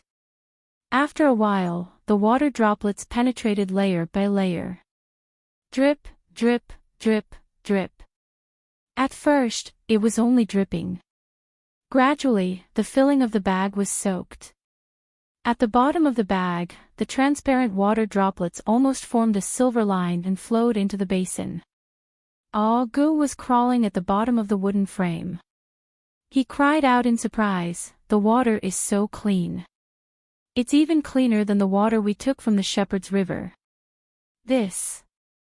Even the knowledgeable Sir Yora was shocked speechless. He had never seen such a simple and ingenious method of collecting water. Could it be that Her Royal Highness was really a hidden genius? He knew that this extremely intelligent idea of hers had only been inspired by the words of the maidservant. The red wasteland was not a big desert. There were many shallow mud pits with sewage. What it lacked was clean water. If this water filtration technology could really dispel the demon's curse, they might be able to bring most of the Khalasar across the wasteland. Thinking of this, Cora became even more excited. "Your Highness, we should melt the bathtub and make a big kettle." There were many shallow puddles and wet mud scattered in the wilderness, but a single puddle could not fill such a large bathtub, and the distance between the puddles was too far. It would be a pity to give them up, but it would be a waste of time and manpower to take them one by one. It would be better to choose dozens of elite cavalrymen, 3 to a group, 2 to each horse, and 1 to each group with a large water bottle and a number of empty water bags. They would spread out in all directions in the form of scouts. While exploring the terrain, they would also search for water in the wasteland. Danny sized up this middle-aged bald man who was as burly as a black bear. This was the first time she realized that he had such a sharp mind. "All right." She nodded in approval of his idea. "Kalixi, the water can't go down. What's going on?" Rakarov, who had been pouring water into the upper cloth bag, shouted in panic. Danny stepped forward and moved to the side of the wooden rack. She pulled open a corner of the cloth bag. "It stinks." In a moment of carelessness, she was actually forced to take 3 steps back from the smell. The originally bright red sand was now covered in a layer of black paste. The filtration system had already been paralyzed. "We have to change the sand and charcoal inside every once in a while. The amount of cotton wool is limited. If we run out, we can change it with weeds." Danny thought of the devil's grass that even the tough horses could not chew and added, "First, we can knead the grass into a ball and smash it into cotton wool. Or we can stuff it into the horse's mouth and let it chew for a while before digging it out. Can you dig it out, Effendi? She looked at the little old man and asked. Yes, the horse won't swallow the grass until it's crushed. It's just that. Effendi hesitated for a moment and said with a bitter face, Docile mares are honest, but some fine horses have fierce tempers. They even dare to bite lions. You guys can do as you see fit. Even after the carbon absorption filtration, Danny still had people boil the water before distributing it. This time, she considered the problem of sweat removing minerals from the human body and added salt and dried figs to the water. Faint sweetness, faint saltiness, refreshing and delicious. Doria loved it to death. On the second evening, Danny's Commissar only traveled 100 kilometers, half of the previous night's distance. They stopped around midnight. Other than the fact that they happened to encounter a slightly larger pool of dirty water here, Danny also hoped to conserve the horse's stamina. Everyone in her team had at least one horse, and they were moving at a speed of 15 kilometers per hour. This kind of exercise was not too much of a burden for both the horses and the people. The key was in the supplies. Even a healthy horse would not be able to endure such a high-intensity march without food and water. This time, Danny also made some adjustments to the location of the tents. In the middle of the night, while filtering the water, she ordered a group of strong warriors to use rocks and mud to make a wall. The curved short wall was not sturdy at all. But when the sun rose the next day, this wall blocked 70% of the direct sunlight. On the third day, when they left, Danny made some changes to the centaurs' hairstyles. Centaurs would only cut their braids when they failed. The longer the braids, the more respected they would be. So, even the old man of Fundi who raised the horses would also braid his sparse bald hair. Although there was no such thing as the body, hair and skin were given to the parents, centaurs never cut their hair. The weather was so hot and they couldn't bathe.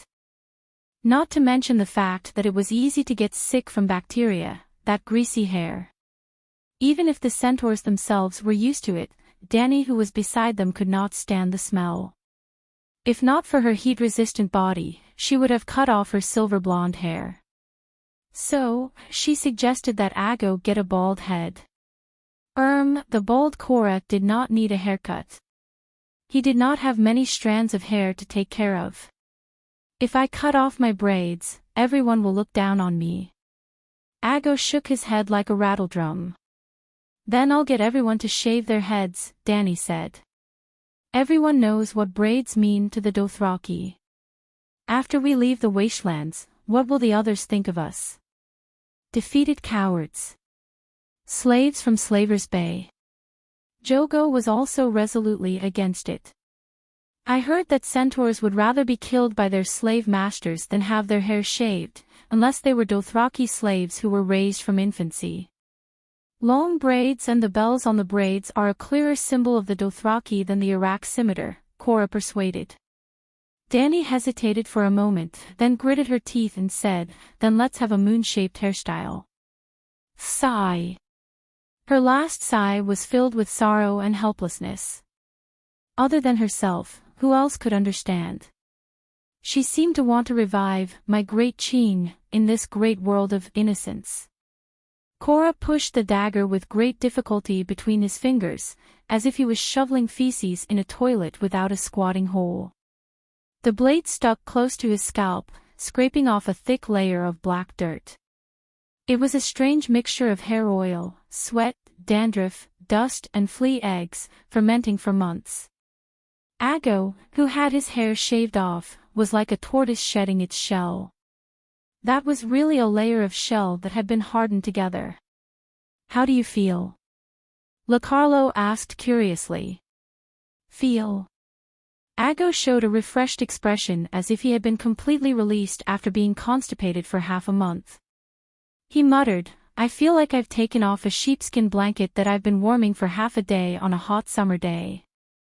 I feel much more relaxed. It's not an illusion. The burden on your head has been reduced by at least 3 pounds this time, Danny ridiculed exaggeratedly. As expected, the braids have been preserved without any damage. Kue Luo pointed at the scalp at the back of Ago's head that still had hair, and exclaimed excitedly, "Look, it has no effect on the length of the braids. This moon gate hairstyle is simply amazing. It's a gift from Calixi on behalf of the horse god. It should be promoted throughout the Dothraki Sea. Calixi, can we shave our hair like this too?" Centaur Maid Jichi asked enviously. Danny almost choked on her own saliva. "It's better if you cut your hair short." In the end, her Khalasar, regardless of gender, cut off more than half of their hair. The men, including the boys, all had moon gate hairstyles. The women had planned to follow suit until they saw Danny cut Doria's ear-length hair short. Danny herself didn't cut her hair.